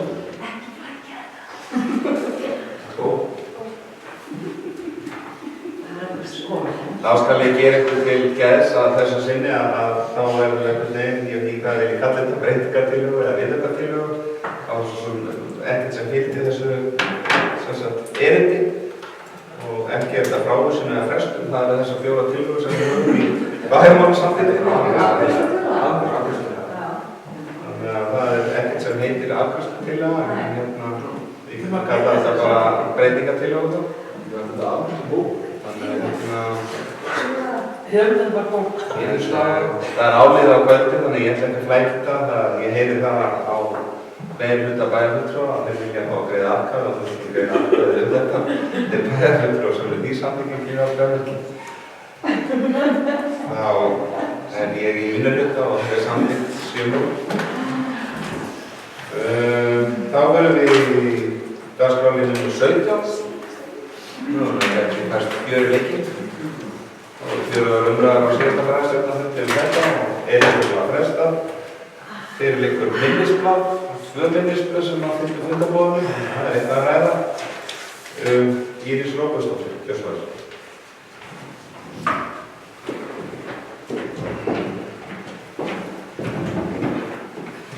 Forseti, ég ætla bara að koma hér upp örstuð, bara að fylgja minnisblaðan eftir. Það er fyrir fengur sent minnisblað sem bæjarstjóri var falið að vinna á milli bæjarstjórnarfunda og það eru farið í þá 3 þætti sem kemur til greina varðandi framtíðarskipan bæjarskrifstofuna ef að það er að horfa til annar ákvörðunar en 3 aðeinar og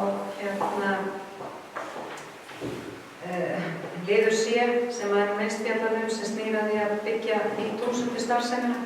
Það var nú ekki mikið klúður í hann með starfsmönnunum vegna þess að eins og margoft framkomið að það er ýmislegt til á húsnæði á vegum Vestmannaeyjabæjar og lóðir og annað kannski ekkert sérstaklega margar til sem geta henda starfseminni en ég ætla ekki að leggja fundi með því að fara í gegnum blaðið en endilega bara spyrjið, svo fylgdu punktar frá bæjarfulltrúum Sjálfstæðisflokksins og ég myndi bara gjarnan vilja að við tækjum bara smá umræðu og svo erum við að leggja fram tillögur á eftir. Það er gaman að fá smá umræður stöðuna og svona, svo við tölum hvaða hugmyndir menn hafa og hvernig menn sjá það fyrir sér og ég er alveg tilbúin að svara ef ég get. En ég ætla ekki að lesa eitthvað á minnisblaðinu og hundur sem nóga. Íris Róbersdóttir fyrir þetta. Þetta eru fleiri bæjarfulltrúar til máls. Það er ótrúlegt að við ekki ætlum að vega þetta. Það hefur eitthvað mikið gert á milli bæjarstjórnarfunda. Ég held að leiðrétta það þegar ég sagði hér áðan að það var alltaf kerstipartin og salnum þá álít ég þess að 2 sem hér eftir inni að fasta gestir. Þeir eru hér mjög státa með okkur og uppað til enda en Trausti Hindarsson eins og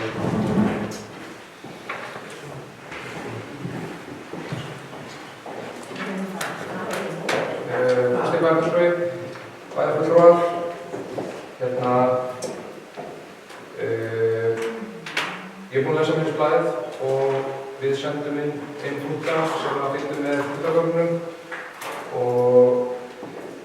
kannski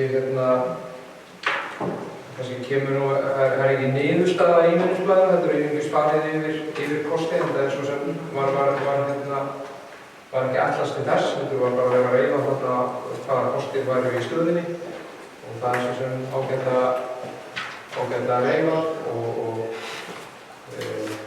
eðli málsins samkvæmt eru ákveðnir kostir sem manni hugnast frekar en aðrir og þá er kannski rétt að fara að segja það og það hefur legið fyrir að við hjá Sjálfstæðisflokknum viljum að þessi starfsemi bæjarskrifstofur og að bæjarskrifstofunar séu öll undir sama þaki eða að minnsta kosti að það sé hægt að ná fram einhverju rekstrarhagræðingu. Núna erum við með starfsemi bæjarskrifstofuna á mörgum stöðum fyrir bæ sem eru auðvitað ákveðið bæði og fjárhagslegt óhagræði og svo eru auðvitað líka kannski óþægilegt fyrir starfsmennina að geta ekki unnið í sama húsnæðinu og átt náin samskipti og það auðvitað bara sparar tíma og vinnu að geta átt náin samskipti og það er svona skilvirkara fyrirkomulag að allir í sama fyrirtækinu séu undir sama þaki og geti þar á boðlegum séu þar undir styttri milli manna þó að menn séu auðvitað að vinna með tölvupóstana þá er alltaf gott að geta stokkið á næsta borð og fengið upplýsingar. Þannig að það hefur verið svona okkar helsta áherslu atriði í þessari umræðu og það var bara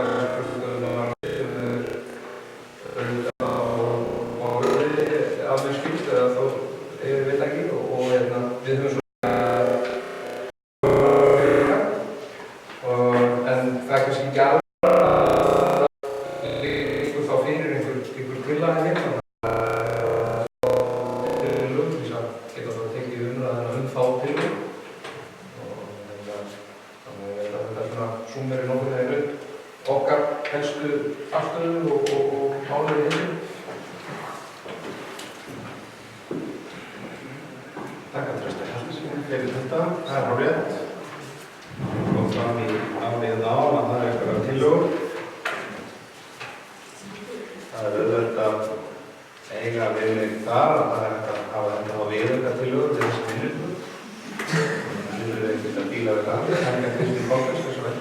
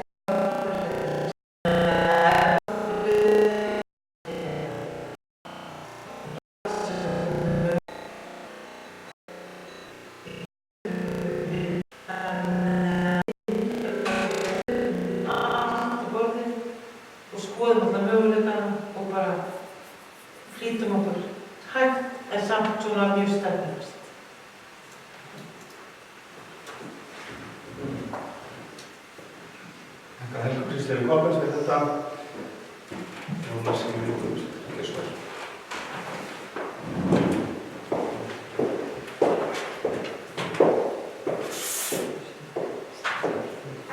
Forseti, bæjarfulltrúar og gestir. Við erum ekki alveg saman að því að starfsemi bæjarskóla þurfa að vera á einum og sama stað. Við styrnum bara eins og starfsemi eins og fjölskyldu og fræðslusvið geta vel staðið eitt og kannski ekki bara að gera það, var kannski bara heppilegast. Þannig að við þurfum alltaf að vera með sérstaklega móttöku fyrir þá starfsemi bara vegna bara eðli sviðsins, málefni þar er bara þannig. Og nú er það ljóst að einu stækkunarmöguleikum fyrir þekkingarsetrið er að fá þriðju herma og það eru þetta staðar. Það er þetta því að Vestmannaeyjabær sé ekki hættur að fá frá hún. Það er mikilvægt að horfa fram í tíman á vanda okkur og vera ekki á skamsýn. Ég forseta allir að fá bera tillögu. Bæjarstjórn leggur til að hætta við áformum að flytja starfsemi bæjarskrifstofuna á þriðju helmingaskeiðunnar. Þessi stað verður kannað til hlítar grundvöllur fyrir klasa og sprotastarfsemi í aðstöðum í samráði við Þekkingarsetur Vestmannaeyja, fyrirtæki og hagsmunaaðila. Bæjarstjórn felur bæjarráði að skipa starfsfólk með það hlutverk að kanna grundvöll fyrir slíkri starfsemi.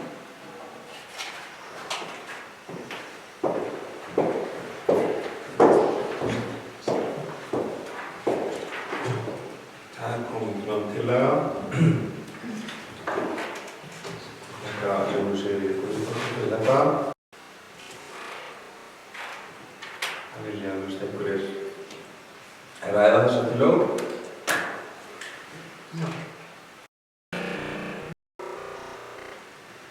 Hefur ritari fæst í liðblaðan að rukka fram tillögur. Má ég að spyrja á þess að taka tíma frá mér? Það verður. Helga Kristín Kolbjörnsdóttir, nú er ég bara alveg svo þreyttur að nú er boðin ís. En afsökunar á þessu, Helga Kristín Kolbjörnsdóttir.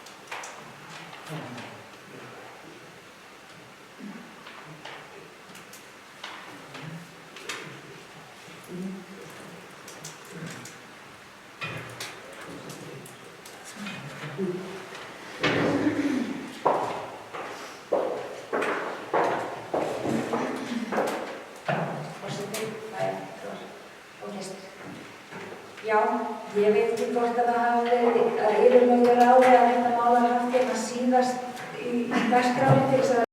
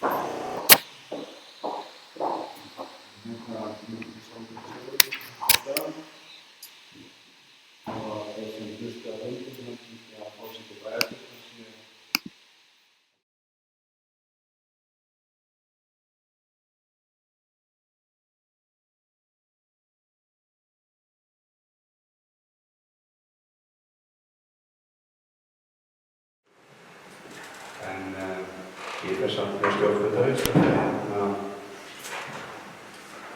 hér er einhver bæjarfulltrúi sem hafa beðið um orðið, Trausti Hjaltason, er það rétt? Íris undan, segir hann. Íris Rómsdóttir, gjörðu svo vel.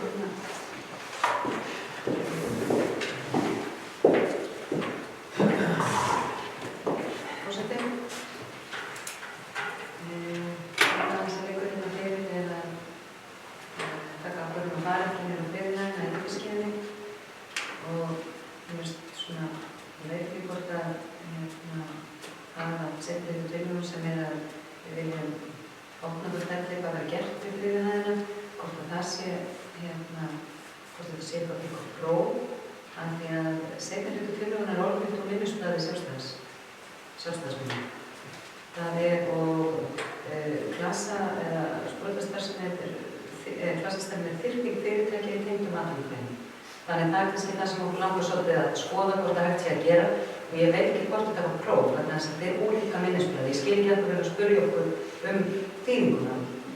Þetta er neðstýrika minnisblaði. Þannig að þetta var sett saman, þannig að þetta pínum vandræðilegt fyrir ykkur. Já, sorry, mér finnst það. En málið er það, mér finnst bara eðlilegt að þessi hæg og mér finnst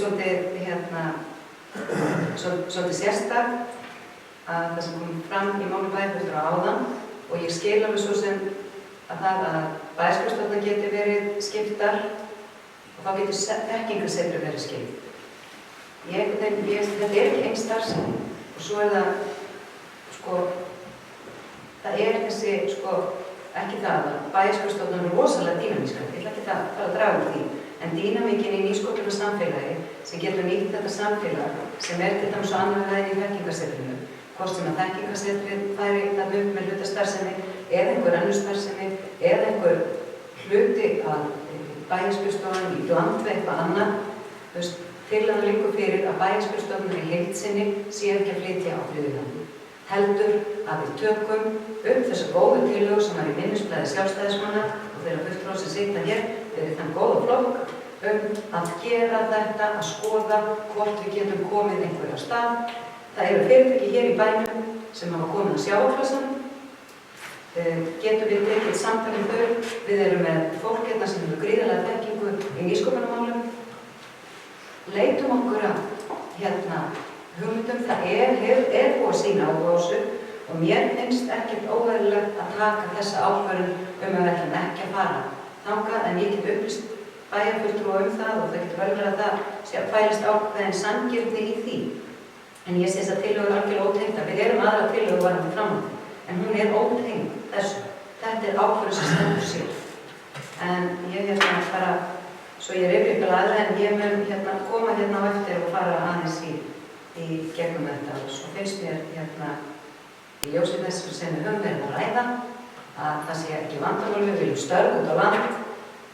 Háttvirtur bæjarfulltrúi Bjarni Ragnarsson við hjá Fiskistofu sem er starfsstöður á mörgum stöðum og þeim gengur bara ágætlega að vinna, við notum þau rök, við viljum störf út á land að það sé ekkert mál að skipta starfsstöðum, skipta stofnunum og annað og fara með það og það að halda það að bæjarskrifstofurnar geta ekki verið á fleiri en einum stað í Vestmannaeyjum er pínu svona í þversögn við okkur. Það er rosa þægilegt að hafa allir onni sig, en það er líka alveg hægt að hafa fólk dreift. Þannig við getum alveg opin á möguleika.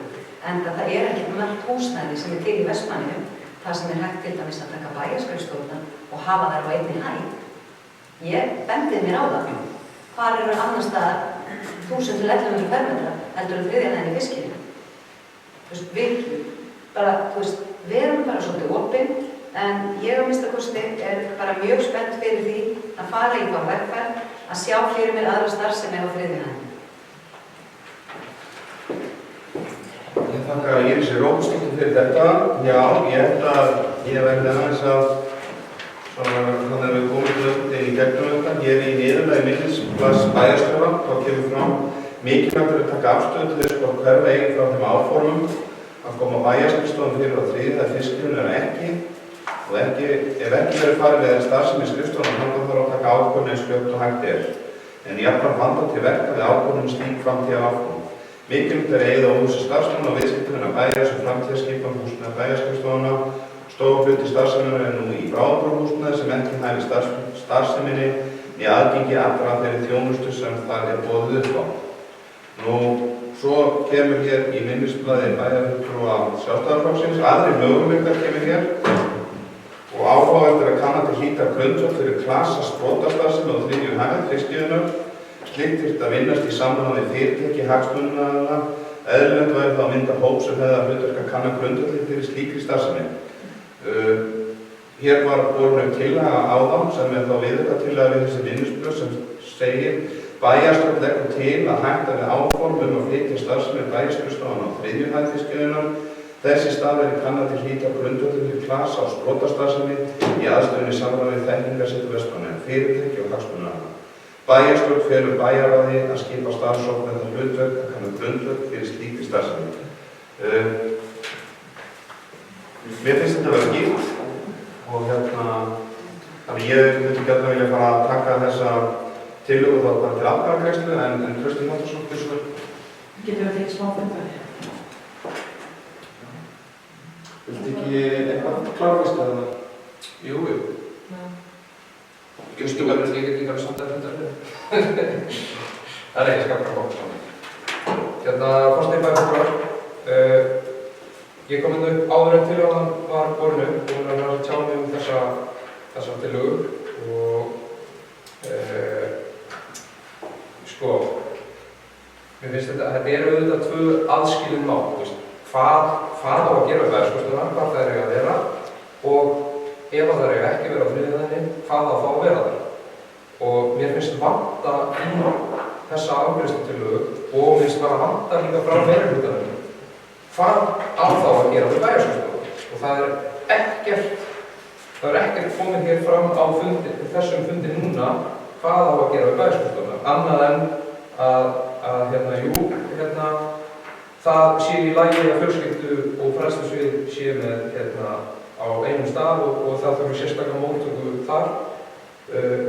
Ég er því ósammála, ég held að það sé best að bæjarskrifstofuna séu allar á einum stað, en auðvitað því það samt ekki að það sé ekki hægt að hafa þær eins og þær í dag, en það er þetta hægt núna, það er alveg hægt, það er samt að er verða og það er einhverjum húsnæði sem geta hýst allar bæjarskrifstofuna.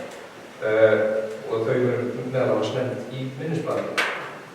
Hins vegar varðandi þessa afgreiðslutillögu þá augljóslega er ég sammála seinni hluta afgreiðslutillögunnar og bara er mér virkilega ánægður að það skuli vera lagt til. En mér finnst hins vegar alveg ómögulegt og mér finnst það líka ekkert tímabært í ljósi þess að það er ekki búið að taka samtalið, að við tökum hér að fæst að taka ákvörðun að hætta við þriðju hæðina. Þannig að ég myndi leggja til að við myndum orða þetta bara aðeins öðruvísi, aðeins mýkra, við myndum frekar segja eitthvað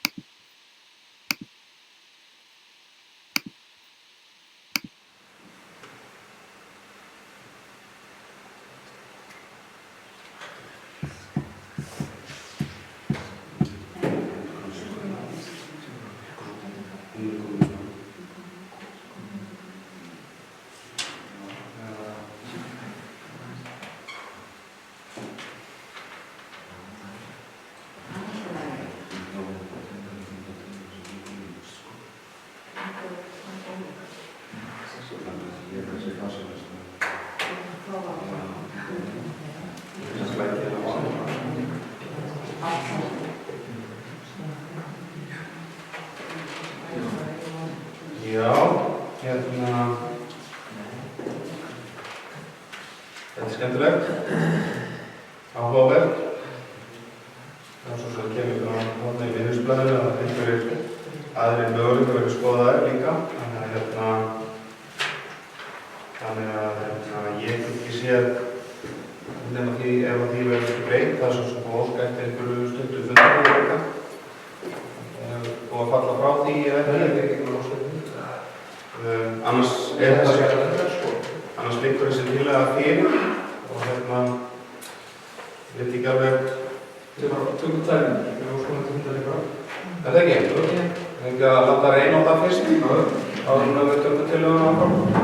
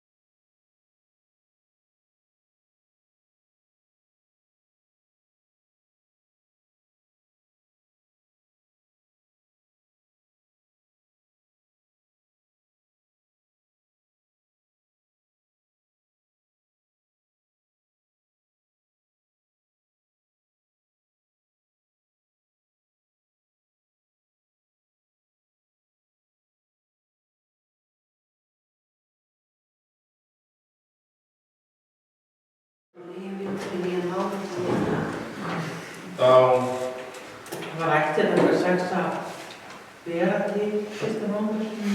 Það verður bara að gera það. Sett fund aftur 23:32.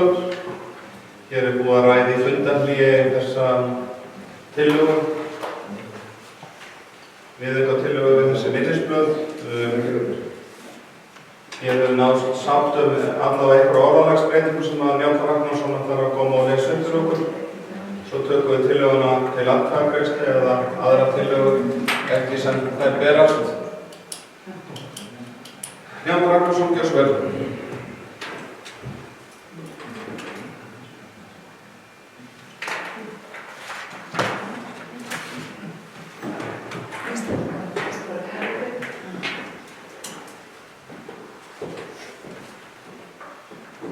Það náðist samkomulag eitt orð, eina orðalagsbreytingu í tillögunum og ég ætla því að leggja hana aftur fram, örlítið breyta.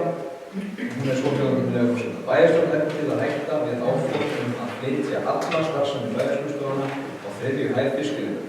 Þess í stað verði kannað til hlítar grundvöllur fyrir glasa- og sprotastarfsemi í aðstöðunni í samráði við Þekkingarsetur Vestmannaeyja, fyrirtæki og hagsmunaaðila. Bæjarstjórn felur bæjarráði að skipa starfshóp með það hlutverk að kanna grundvöll fyrir slíkri starfsemi.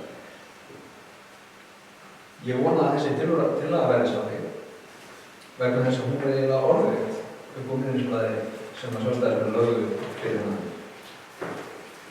Þakka Njáli Ragnarssoni fyrir til að bæjarfulltrúa að ræða þetta frekar og koma til móts við bæjarfulltrúa í þessu.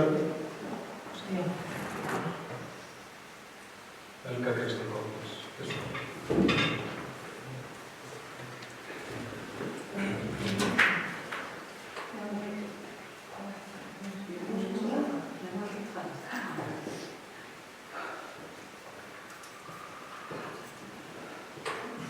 Forseti, bæjarfulltrúar, gestir, það er gestur, það er reyndinu.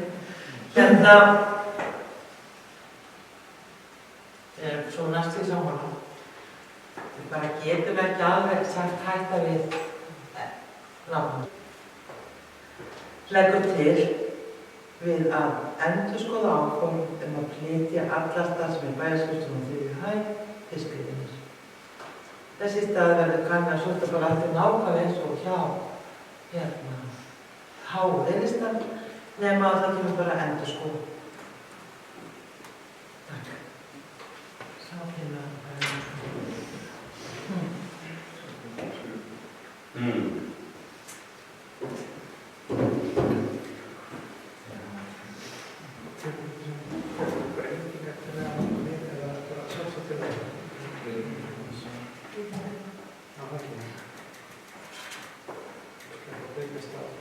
Þetta er breytingin til að en hinn tillagan gengur samt lengra, hún segir hætta en þessi tillaga sem var að koma fram sem breytingin til að segja þessi endurskoða. Þannig ég held ég verði að taka á tillögu sem gengur lengst fyrst í þessu sem segir hætta og svo við okkur áfram í því. Afsakaðu Elís, endurskoðun getur alveg farið í sér að hætta. Þannig að eina sem er hjá okkur, við erum með fleiri möguleika. Það getur verið hjá okkur bæði hætta við eða ekki hætta við. Hætta einskorast við að hætta, en það er fleiri möguleikar í hinn. Þannig að ég ætla, það er vist mitt hlutverk að úrskurða þetta. Þetta er mjög einkennilegt, það er mjög svipað, en þarna stendur hætta í stæðan fyrir endurskoða. Þannig að hætta þýðir hætta og ég verði að gera það þannig. Þannig að ég byrði bæjarfulltrúa sem er þá samþykki því að hætta Nei, það er allir með þetta hreinu ekki, þetta hún er. Þeir bæjarfulltrúa sem þá fyrir tillögunum sem Njáll las upp eru samþykkir, gefa atkvæði virki. Það eru 4 bæjarfulltrúa samþykki því. Bæjarfulltrúa sem eru á móti, það er 3 á móti. Þá þarf ekki að taka hina tillöguna.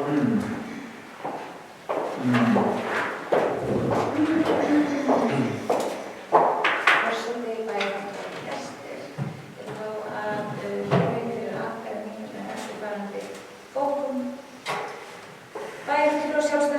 geta ekki greitt atkvæði með málinu þar sem ekki liggur fyrir með hvaða hætti eigi að nýta fjárfesting Vestmannaeyjabæjar, það er fyrir að fiskveiðinar muni starfsemi bæjarskrifstofu Vestmannaeyjabæjar ekki verða staðsettar þar. Bæjarfulltrúar Sjálfstæðisflokksins lýsa sig hins vegar jákvæða gagnvart frekari nýtingu fiskveiðinar til klasastarfsemi og þekkingaryfirnaðar, enda hefur fasteignaþróunarverkefni fiskveiða fyrir löngu sannanýtti sig sem mikilvægt skref í uppbyggingu atvinnu, nýsköpunar og menntamála Vestmannaeyjabæjar. Á sama tíma liggur heldur ekki fyrir hvaða annan húsnæði gæti hýst bæjarskrifstofu í heild sinni sem væri skynsamlegasta framtíðarskrefið í húsnæðismálum bæjarskrifstofanna til að ná fram rekstrarhagræðingu, stytta boðleiðir milli starfsmanna og samþætta starfsemi bæjarins eftir fremsta nefnum. Bóknýgur.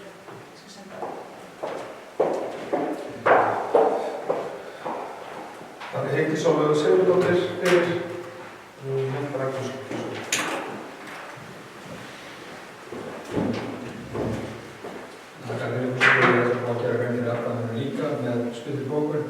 Hún er svokallaði sú tillaga sem nú hefur verið samþykkt er nánast orðrétt upp úr því minnisblaði sem Sjálfstæðismenn lögðu fyrir fundinn, en því ákaflega sérstakt að ekki hafi verið samstaða niðurstöðu málsins.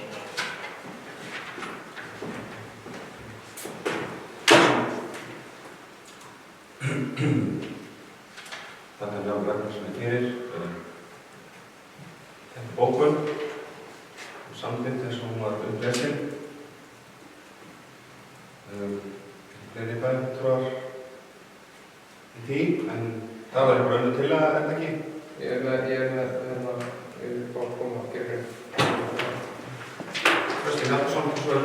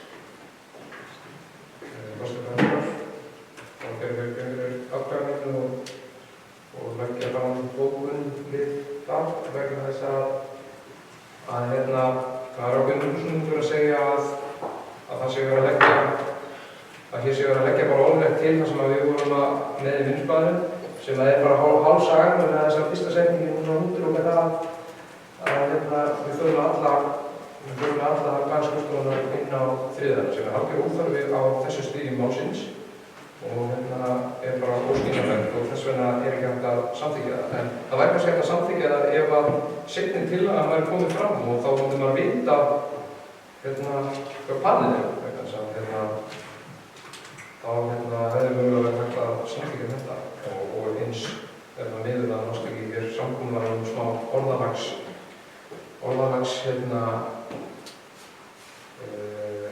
varum að reyna að koma hér saman orðalag án fyrstsetningar 2 ár sem við viljum breyta. En allavega, en það sem ég vil bara tóka við er svona. Ég fagnar því að leggja til að stofna í starfshóp til að skoða möguleika til að skoða möguleika að fá frekar starfsemi tengda atvinnuuppbyggingunni til hennar, en það andar hugmyndarinnar fiskveiðina. Það er miður að fiskveiðar áveðist að vilja hætta af áformum að setja bæjarskiptuna á hliðinhæð þegar að það skynnsemi á þessu stíði halda þeim mögulega áformum. Og það er miður að það næst ekki samstæða óðalega varandi útlökum bæjarskiptuna því að það er að byrja Kristinn málsins.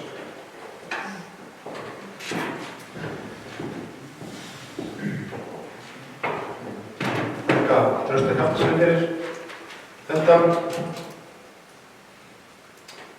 Ég vil bara vekja athygli á því við bæjarfulltrúarnir halda áfram að senda okkur þetta rafrænt allt saman.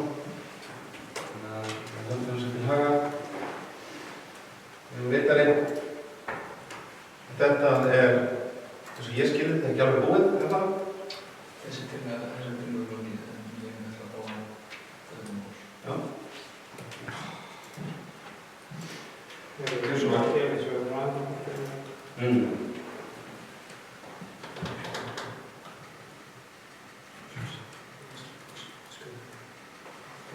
Já, skrifa hvað við þetta er langt að segja.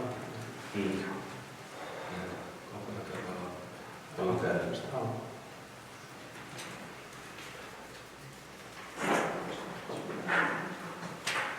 Helga Ragnarsson, gjör svo vel.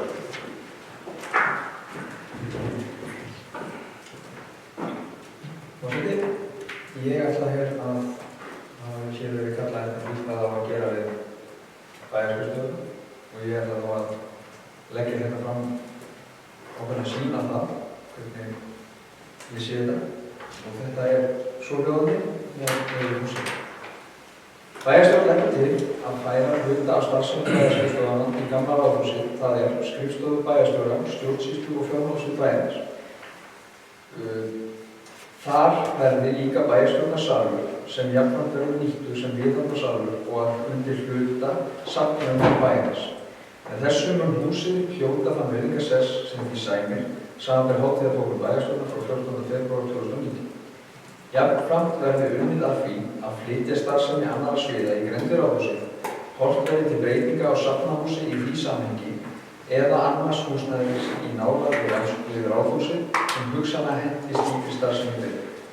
Leitað verði álits arkitekts og eða verkfræðistofu hvernig best að koma fyrir þeirri starfsemi á svæðinu.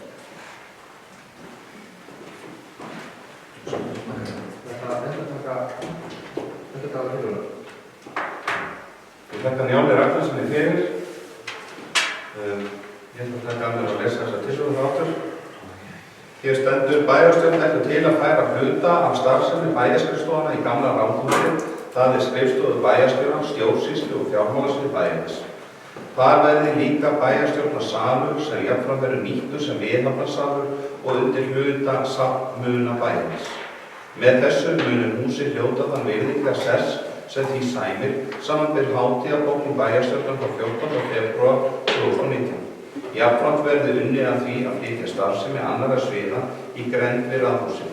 Horft verði til breytinga á safnahúsi í því samhengi eða annars húsnæðis í nálægð við ráðhúsið, sem hugsanlega hentist slíkri starfsemi betur. Leitað verði álits arkitekts og eða verkfræðistofu hvernig best að koma fyrir þeirri starfsemi á svæðinu.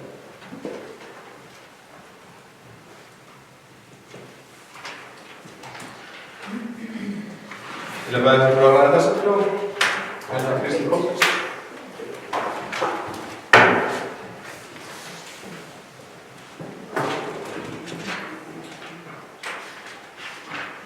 Forseti, bæjarfulltrúar, gestir. Það fór fram umræða húsnæðismál á síðasta bæjarstjórnarfundi, þar sem var ákveðið, eða þar sem var verið að ræða þriðju hæð fiskveiðinnar. Hún búið að ganga lengra, það komið þetta minnisblað. Minnisblaðið var lagt fram í vikunni og síðan í dag, nokkrum dögum seinna, þá var lögð fram tillaga auðskilnaði.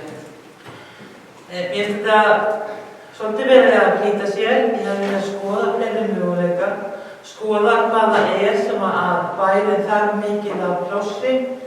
Mér hugnast alveg það að hafa einhverja starfsemi í ráðhúsunum, ekki miskið með það, en mér finnst svona ákvörðuntaka ekki góð.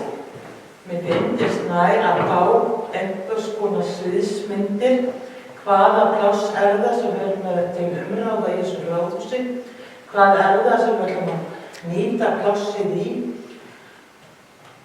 Frekar heldur að taka ákvörðunina fyrst og athuga síðan hvernig það á að vera.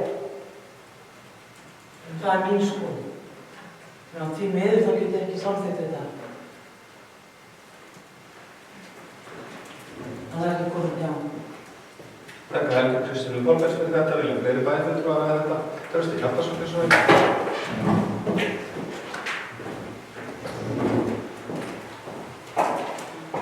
Bæjarfulltrúar. Enn og aftur erum við að byrja á öfugum enda í ákvarðanatöku. Réttar sagt, enn og aftur meiri hluti bæjarstjórnar að byrja á öfugum enda í ákvarðanatöku. Af hverju þurfum við hér að sitja í bæjarstjórn þar sem að afgreiða fundargerð í fagráða og vera að taka svona stórar ákvarðanir án allrar umræðu í fagráðunum, án þess að vera búin að ræða saman fyrir fundinn, án þess að neitt komið fram þetta í fundargerðum áður eða umræðu áður með bæjarfulltrúa eða í minnisblaði. Hvað málið? Þetta eru vond vinnubrögð. Þetta eru rosalega vond vinnubrögð. Fara aftur í ráðhúsið auðvitað ekkert annað en að fara gegn hátíðarsamþykkt sem við erum búin að samþykkja. og að fara þar með bæjarstjórann og einhverjum 2-3 aðra starfsmenn bara galið. Að ætla að fara með þá í burtu frá öllum hinnum starfsmönnum til þess að sitja þar í einhverju mjög gömlu húsi sem ekki til þess gert að vera með nútíma skrifstofu galið.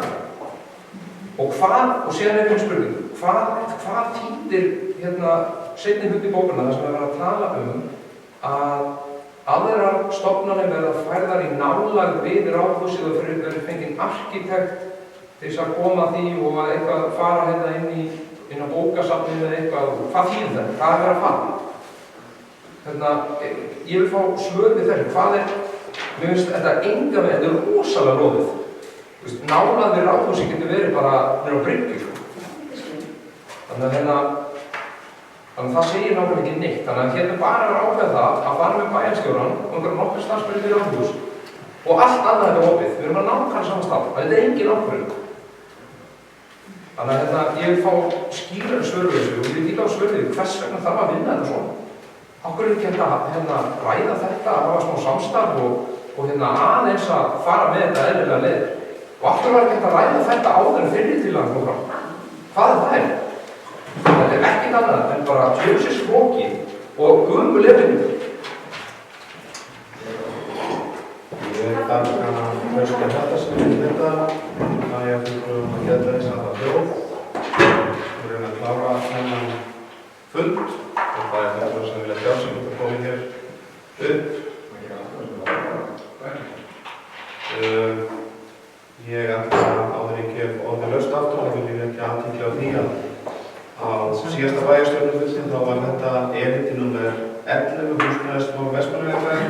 Þetta var almennt erindi og það var tillaga að fela bæjarstjórann að gera þetta minnisblað sem að liggur hér fyrir aftur.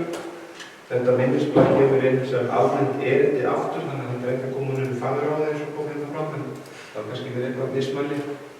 Þannig að við völdum okkur kannski við bara staðreyndirnar eins og þetta er. Þannig að þetta var í þessum farvegi á síðasta fundi og kemur áfram þá í þessum farvegi. Þannig að eflaust vilja og mismunandi sín hvernig þetta ætti betur að vera.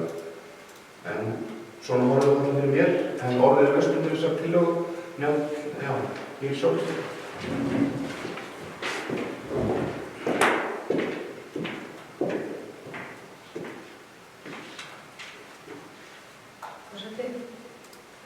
Í minnisblaðinu kemur fram að í húsinu, húsið er fyrst og fremst þekkt sem ráðhús og myndi sæma þessu fallega húsi að hafa aðsetur bæjarstjóra, ástæðan hann talið og í bæjarstjóra tilheyrir einn greiningu.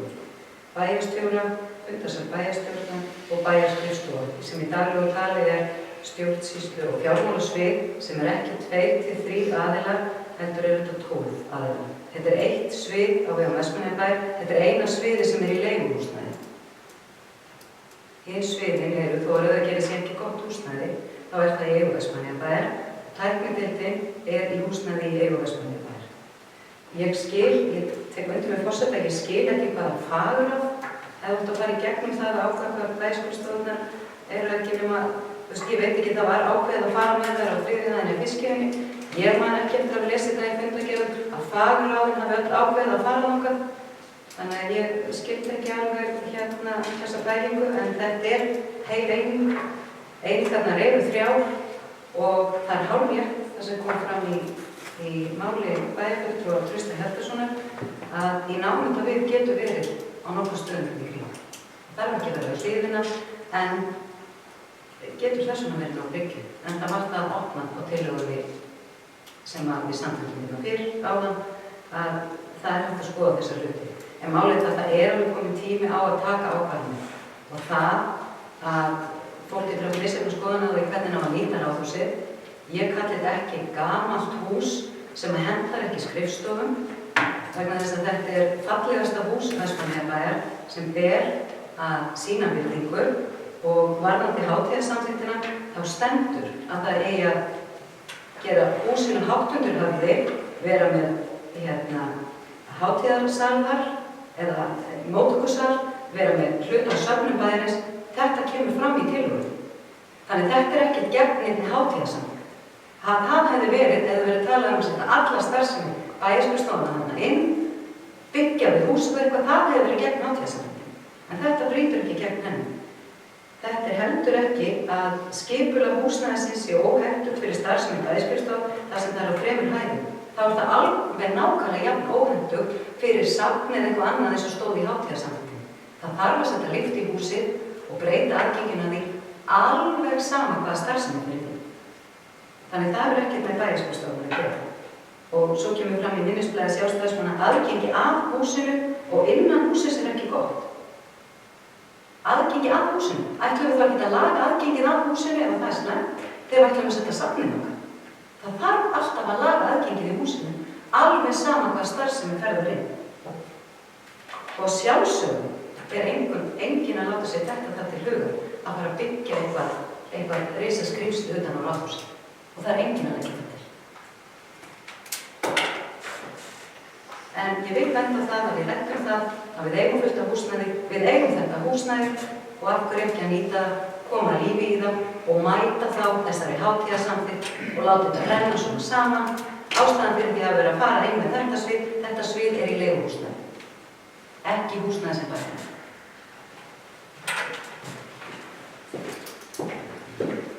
Takk að Íris Róksson fyrir að hún hefur orðið löst fram, þá er náttúrulega aðeins að reyna að koma þessu í ykkur farveg.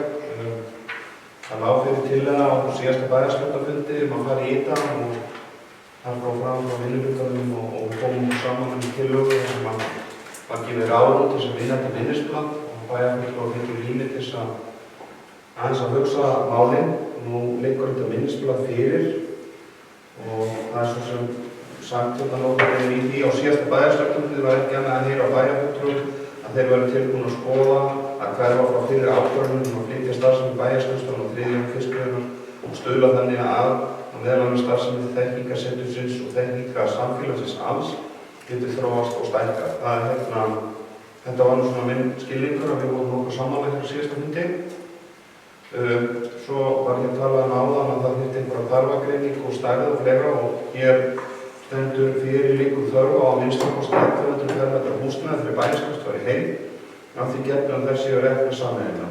Teikingar hönnun og aðstoð bæjarskrifstofu og 3. fiskveiðinar sem kynnti hefur starfsfólki gefið til kynna stærð hvers sviðs bæjarins og kostnaður fyrir hönnunum er nú 5 milljón krónur. Svo kemur hér, starfsemi bæjarskrifstofa Vestmannaeyja er ekki þess eðlis að hún þurfi að vera til húsa í fiskveiðinni. Vissulega getur það leitt til hagræðingar að sameina alla starfsemi bæjarskrifstofuna í einu húsi og horft hefur verið til þess þegar rætt hefur verið mögulega önnur húsnæðisúrræði fyrir skrifstofuna en jafnframt hefur svo möguleiki verið rætt hvort nauðsynlegt sé að hafa alla starfsemi bæjarskrifstofuna undir einu þaki. 3 möguleikar hafa verið skoðaðir sérstaklega varðandi húsnæðismál bæjarskrifstofuna. Ég ætla ekki að þreyta bæjarfulltrúa á því að lesa það upp en hér stendur í að minnskosti hluti starfsemi bæjarskrifstofunnar verði færð aftur í gamla ráðhúsið og það útlista hér og kaupa og breyta eldra húsnæði í bænum og hortið hefur verið til húsnæði Íslandsbanka og svo að byggja nýtt hús til starfsemi bæjarskrifstofunnar. Þannig að mér finnst nú það tekið svona nokkuð á þessu minnisblaði finnst mér. Það er svona reyfa svolítið. Ég var nú að reyna svona að segja mínu skoðun á því, þannig að en þessu einn tillaga liggur samt fyrir og efnist vilja bara ræða það meira á þannig tökum hann til atkvæða. Ef ekki, já, fyrirgefðu þetta sorgað og fyrir morgun.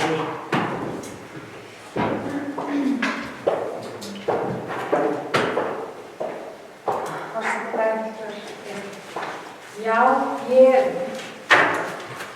hann verður kannski ekki oft okkar vant, en hann verður ekki að hóla þegar að vinnu verður að vinna svona hætti. Ég algjörlega sammála, hér er lögð fram bæðiltur og Draustak þegar hann talar af hverju óskoðum ekki hægt að leggja þessu 2 bókar saman. Jafnvel að leggja það fyrirfram þar sem að ég hefði persónulega haldið að jafn stefnumótandi ákvörðun og jafn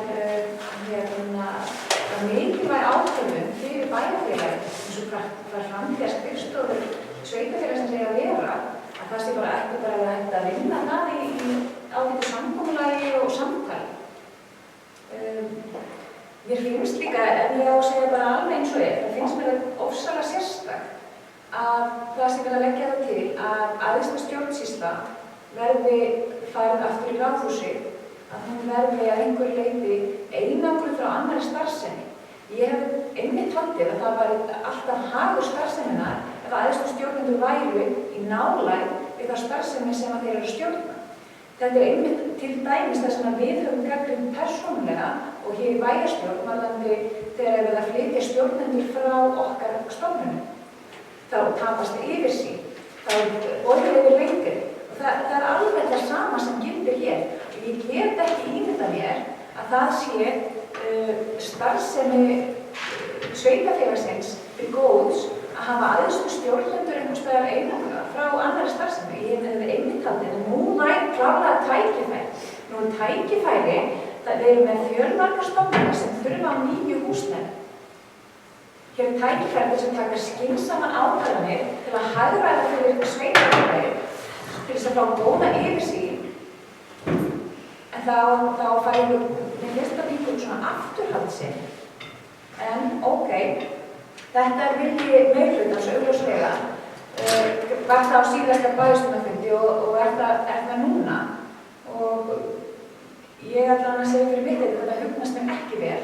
Mér finnst og að mínu mati ég klárlega verið að fara gegn hátíðarsamþykktinni. Það talaði að framtíðar hlutverk Ráðhúsins væri meðal annars að það hafa viðhafnarsal og hluta safnakosts sveitarfélagsins. Þannig ég á erfitt með að sjá í þessu húsnæði hvernig á að koma fyrir viðhafnarsal, 12 starfsmönnum og skrifstofum þeim tengdum og einhverjum söfnum sveitarfélagsins. Það var alveg formlegt að sjá hvernig á að koma til fyrir. Það var talað um arkitekta og byggingar í nálægð við húsnæði. Eins og kom fram í máli bæjarstjóra Trausta þá vonar maður sannarlega að það sé rétt sem að bæjarstjóri Írisófusdóttir segir að það sé ekki verið að fara í einhverjar framkvæmdir eða byggingar utan á Ráðhúsi. Við erum nýlega búin að rífa það sem að tala sem varta á þessu djásni sem að Ráðhúsi sannarlega er. En ég bara verið að hugsa yfir þessari ákvörðun og vilja meirhluta bæjarstjórnar. Mér finnst það persónulega ekki vera til hagsmuna eða hagsbóta fyrir sveitarfélagið eða starfsemi bæjarstjórnarstofunum. En hér eins og oft áður að þá bara erum við greinilega ekki saman.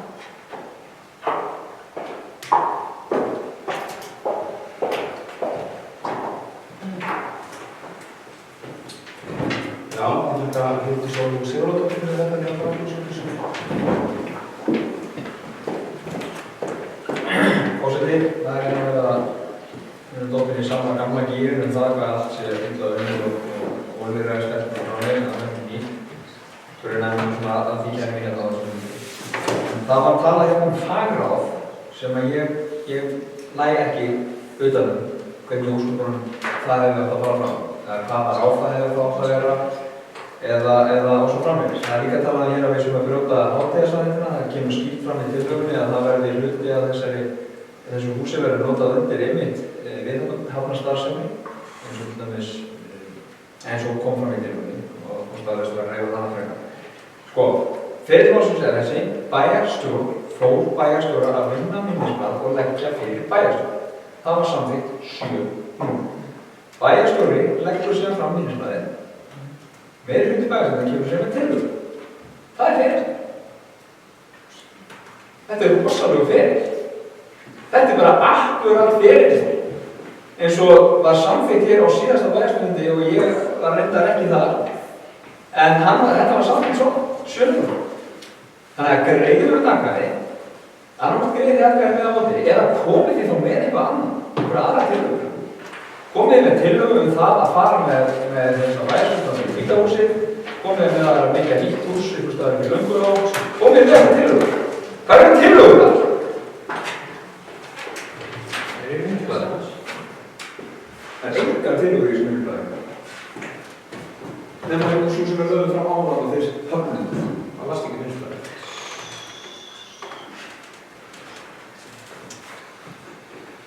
Já, ég er það að byrja að bæjarfundum að geta orða sína, og svo sem fyrir ykkur orðað áðan líka sem að alveg vært þess að fyndu. Ég myndi aðeins að gera aftur heiðartilraun í þessu. Það er stundum ómögulegt að brúa bilið og það verður bara stundum að vera þannig, en ég las hér áðan upp á þessa sameiginlegu tillögu sem að við komumst að, og nú var þetta minnisblað var unnið sem er þá verið að ræða núna og hér á komið frá tillögur. Ég legg svolítið forvitni á að vita hver tillagan hefði verið áður en það var breytt síðast. Og hún hljómaði svona: lagt er til að hægt verði við áform að flytja starfsemi bæjarskrifstofan og þriðju fiskveiðiár og teknar formulega viðræður við þekkingarsetur Vestmannaeyja að stækka aðstöðu félagsins samanber það afstöðu þekkingarseturs að til þess að efla starfsemi þurfum hún stækka og þar komið þriðja fiskveiðiár ein til greina. Starfsemi bæjarskrifstofan og Vestmannaeyja er ekki þess eðlis að hún þurfi að vera til húsa í fiskveiðum. En ljóst er að einu stækkunarmöguleika þekkingarseturs eru þar. Auk þess er lagt til að kanna frekar möguleika á því að færa starfsemi bæjarskrifstofanna aftur í gamla ráðhúsið við Stakkagerðistún og skoða samhliða húsnæðisstöð sagnheima, fágætissafn og náttúrugripasafns. Þannig ég verða því miður að segja ykkur að það var mína skoðun. Mér finnst þetta hafa komið skýrt fram á síðasta bæjarstjórnarfundi og það var komið til móts við bæjarfulltrúa að taka þetta fyrir á þessu fundi. Minnisblaðið liggur fyrir. Það er mánuður síðan og þannig það ekki það að til að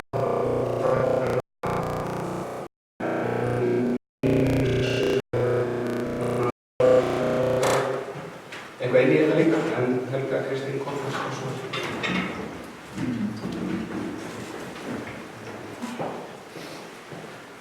Forseti, bæjarfulltrúar, gestir, mér finnst þetta gífurlega skrítið, ég hef ekki trúað því að ég held að væri bara gott að fá ráðgjöf Kapasafn til þess að aðstofa við stefnumótun og áframgöngu.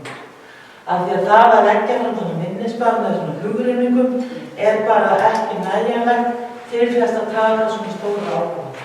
Kannski hjá meirihlutanum sem er búin að vera að vinna með þetta, en ekki hjá þeir sem að sjá til fyrsta sinn. Þannig að þetta er bara virkilega vont. Takk. Þakka Helga Kristín Kolfars fyrir þetta. Fleiri bæjarfulltrúar ræða þetta til að vera tekið til atkvæðagreiðslu. Nokkrar mínútur fundar hér. Við gerum það. Hún er 005.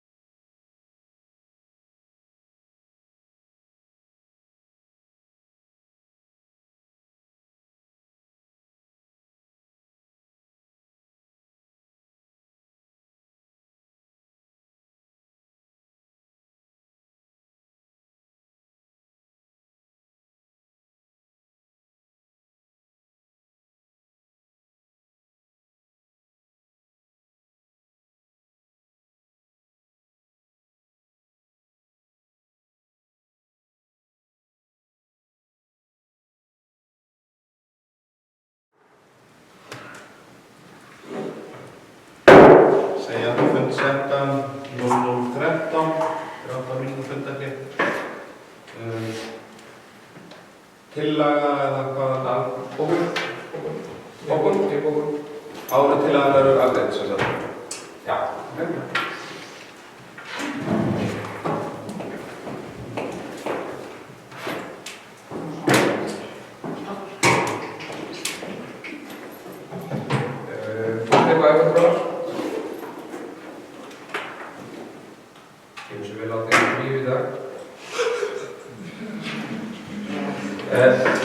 Ég hef með bókun sem ég ætla að leggja hér fram fyrir hönd Sjálfstæðisflokksins. Hún hljóðar svo: Bæjarfulltrúar Sjálfstæðisflokksins gagnrýna vinnubrögðin við afgreiðslu málsins. Lögð er fram afgerandi tillaga um framtíðarhúsnæði fyrir bæjarskrifstofur án allra umræðu meðal allra bæjarfulltrúa. Slík ákvarðanataka ætti að vinnast í sem mestri samvinnu og sátt. Ráðhúsið hugnast ekki bæjarfulltrúum Sjálfstæðisflokksins sem framtíðarhúsnæði skrifstofu bæjarins af eftirfarandi ástæðum. Vísað er í hátíðarsamþykkt bæjarstjórnar þar sem samþykkt var að innan veggja ráðsins myndi rúmast meðal annars viðhafnarsamrun og hluti safna Vestmannabæjar. Að fara gegn slíkri hátíðarsamþykkt er óskynsamlegt. Það vekur undrun að verið sé að búið til skipulag þar sem æðstu stjórnendur eru teknir í burtu frá annarri starfsemi Vestmannabæjar. Skipulag húsnæðis er óhentugt fyrir starfsemi bæjarskrifstofa. Aðgengi að og innan húsnæðis er ekki gott. Torsótt getur verið að byggja við húsnæðið en nýlega var viðbygging Vestmannahúsi rifin frá til þess að tryggja uppgreinlegt út í byggingarnar. Bæjarfulltrúar Sjálfstæðisflokks óska þess að áhersla verði lögð á að starfsemi bæjarskrifstofa verði öllum undir sama þaki með sjónarmið rekstrarhagræðingar að leiðarljósi. Slíkt myndi stytta boðleiðir milli starfsmanna, skapa betri flæði og betri nýtingu skrifstofu og starfsfólks. Í þeim efnum er vísað til allra þeirra möguleika sem reifaðir í 2 minnisblöðum sem eru með fundargögnum málsins, til að mynda húsnæði Íslandsbanka, Stjórnsýsluhúsið, Strandvegi 50 eða 3. hæð fiskveiða. Þessi ákvörðun leysir engan vanda varðandi húsakostnað annarra sviða. Þakka Trausta Hjartarsyni fyrir þetta. Fyrir leikur tillagan, þarf að lesa hann upp aftur. Svo er ekki, þá legg ég hana hérna til atkvæðagreiðslu. Þessi viðaukatillaga sem kom það hér til viðbótar, sem Bjarni Ragnarsson las, þeir bæjarfulltrúar sem eru samþykkir gefa atkvæði.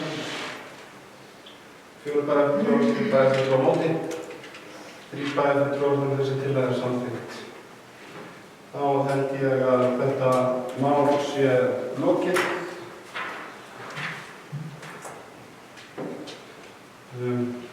Það er alltaf búið að ræða þetta nógu mikið, þannig ég á ekki vonið að gefa enginn hér merkjum frekar umræðu. Þannig að fundi er slitið. Svona hér bil. Já. Næsti fundur er 5. daginn 5. desember næstkomandi og fundi er slitið 00:16.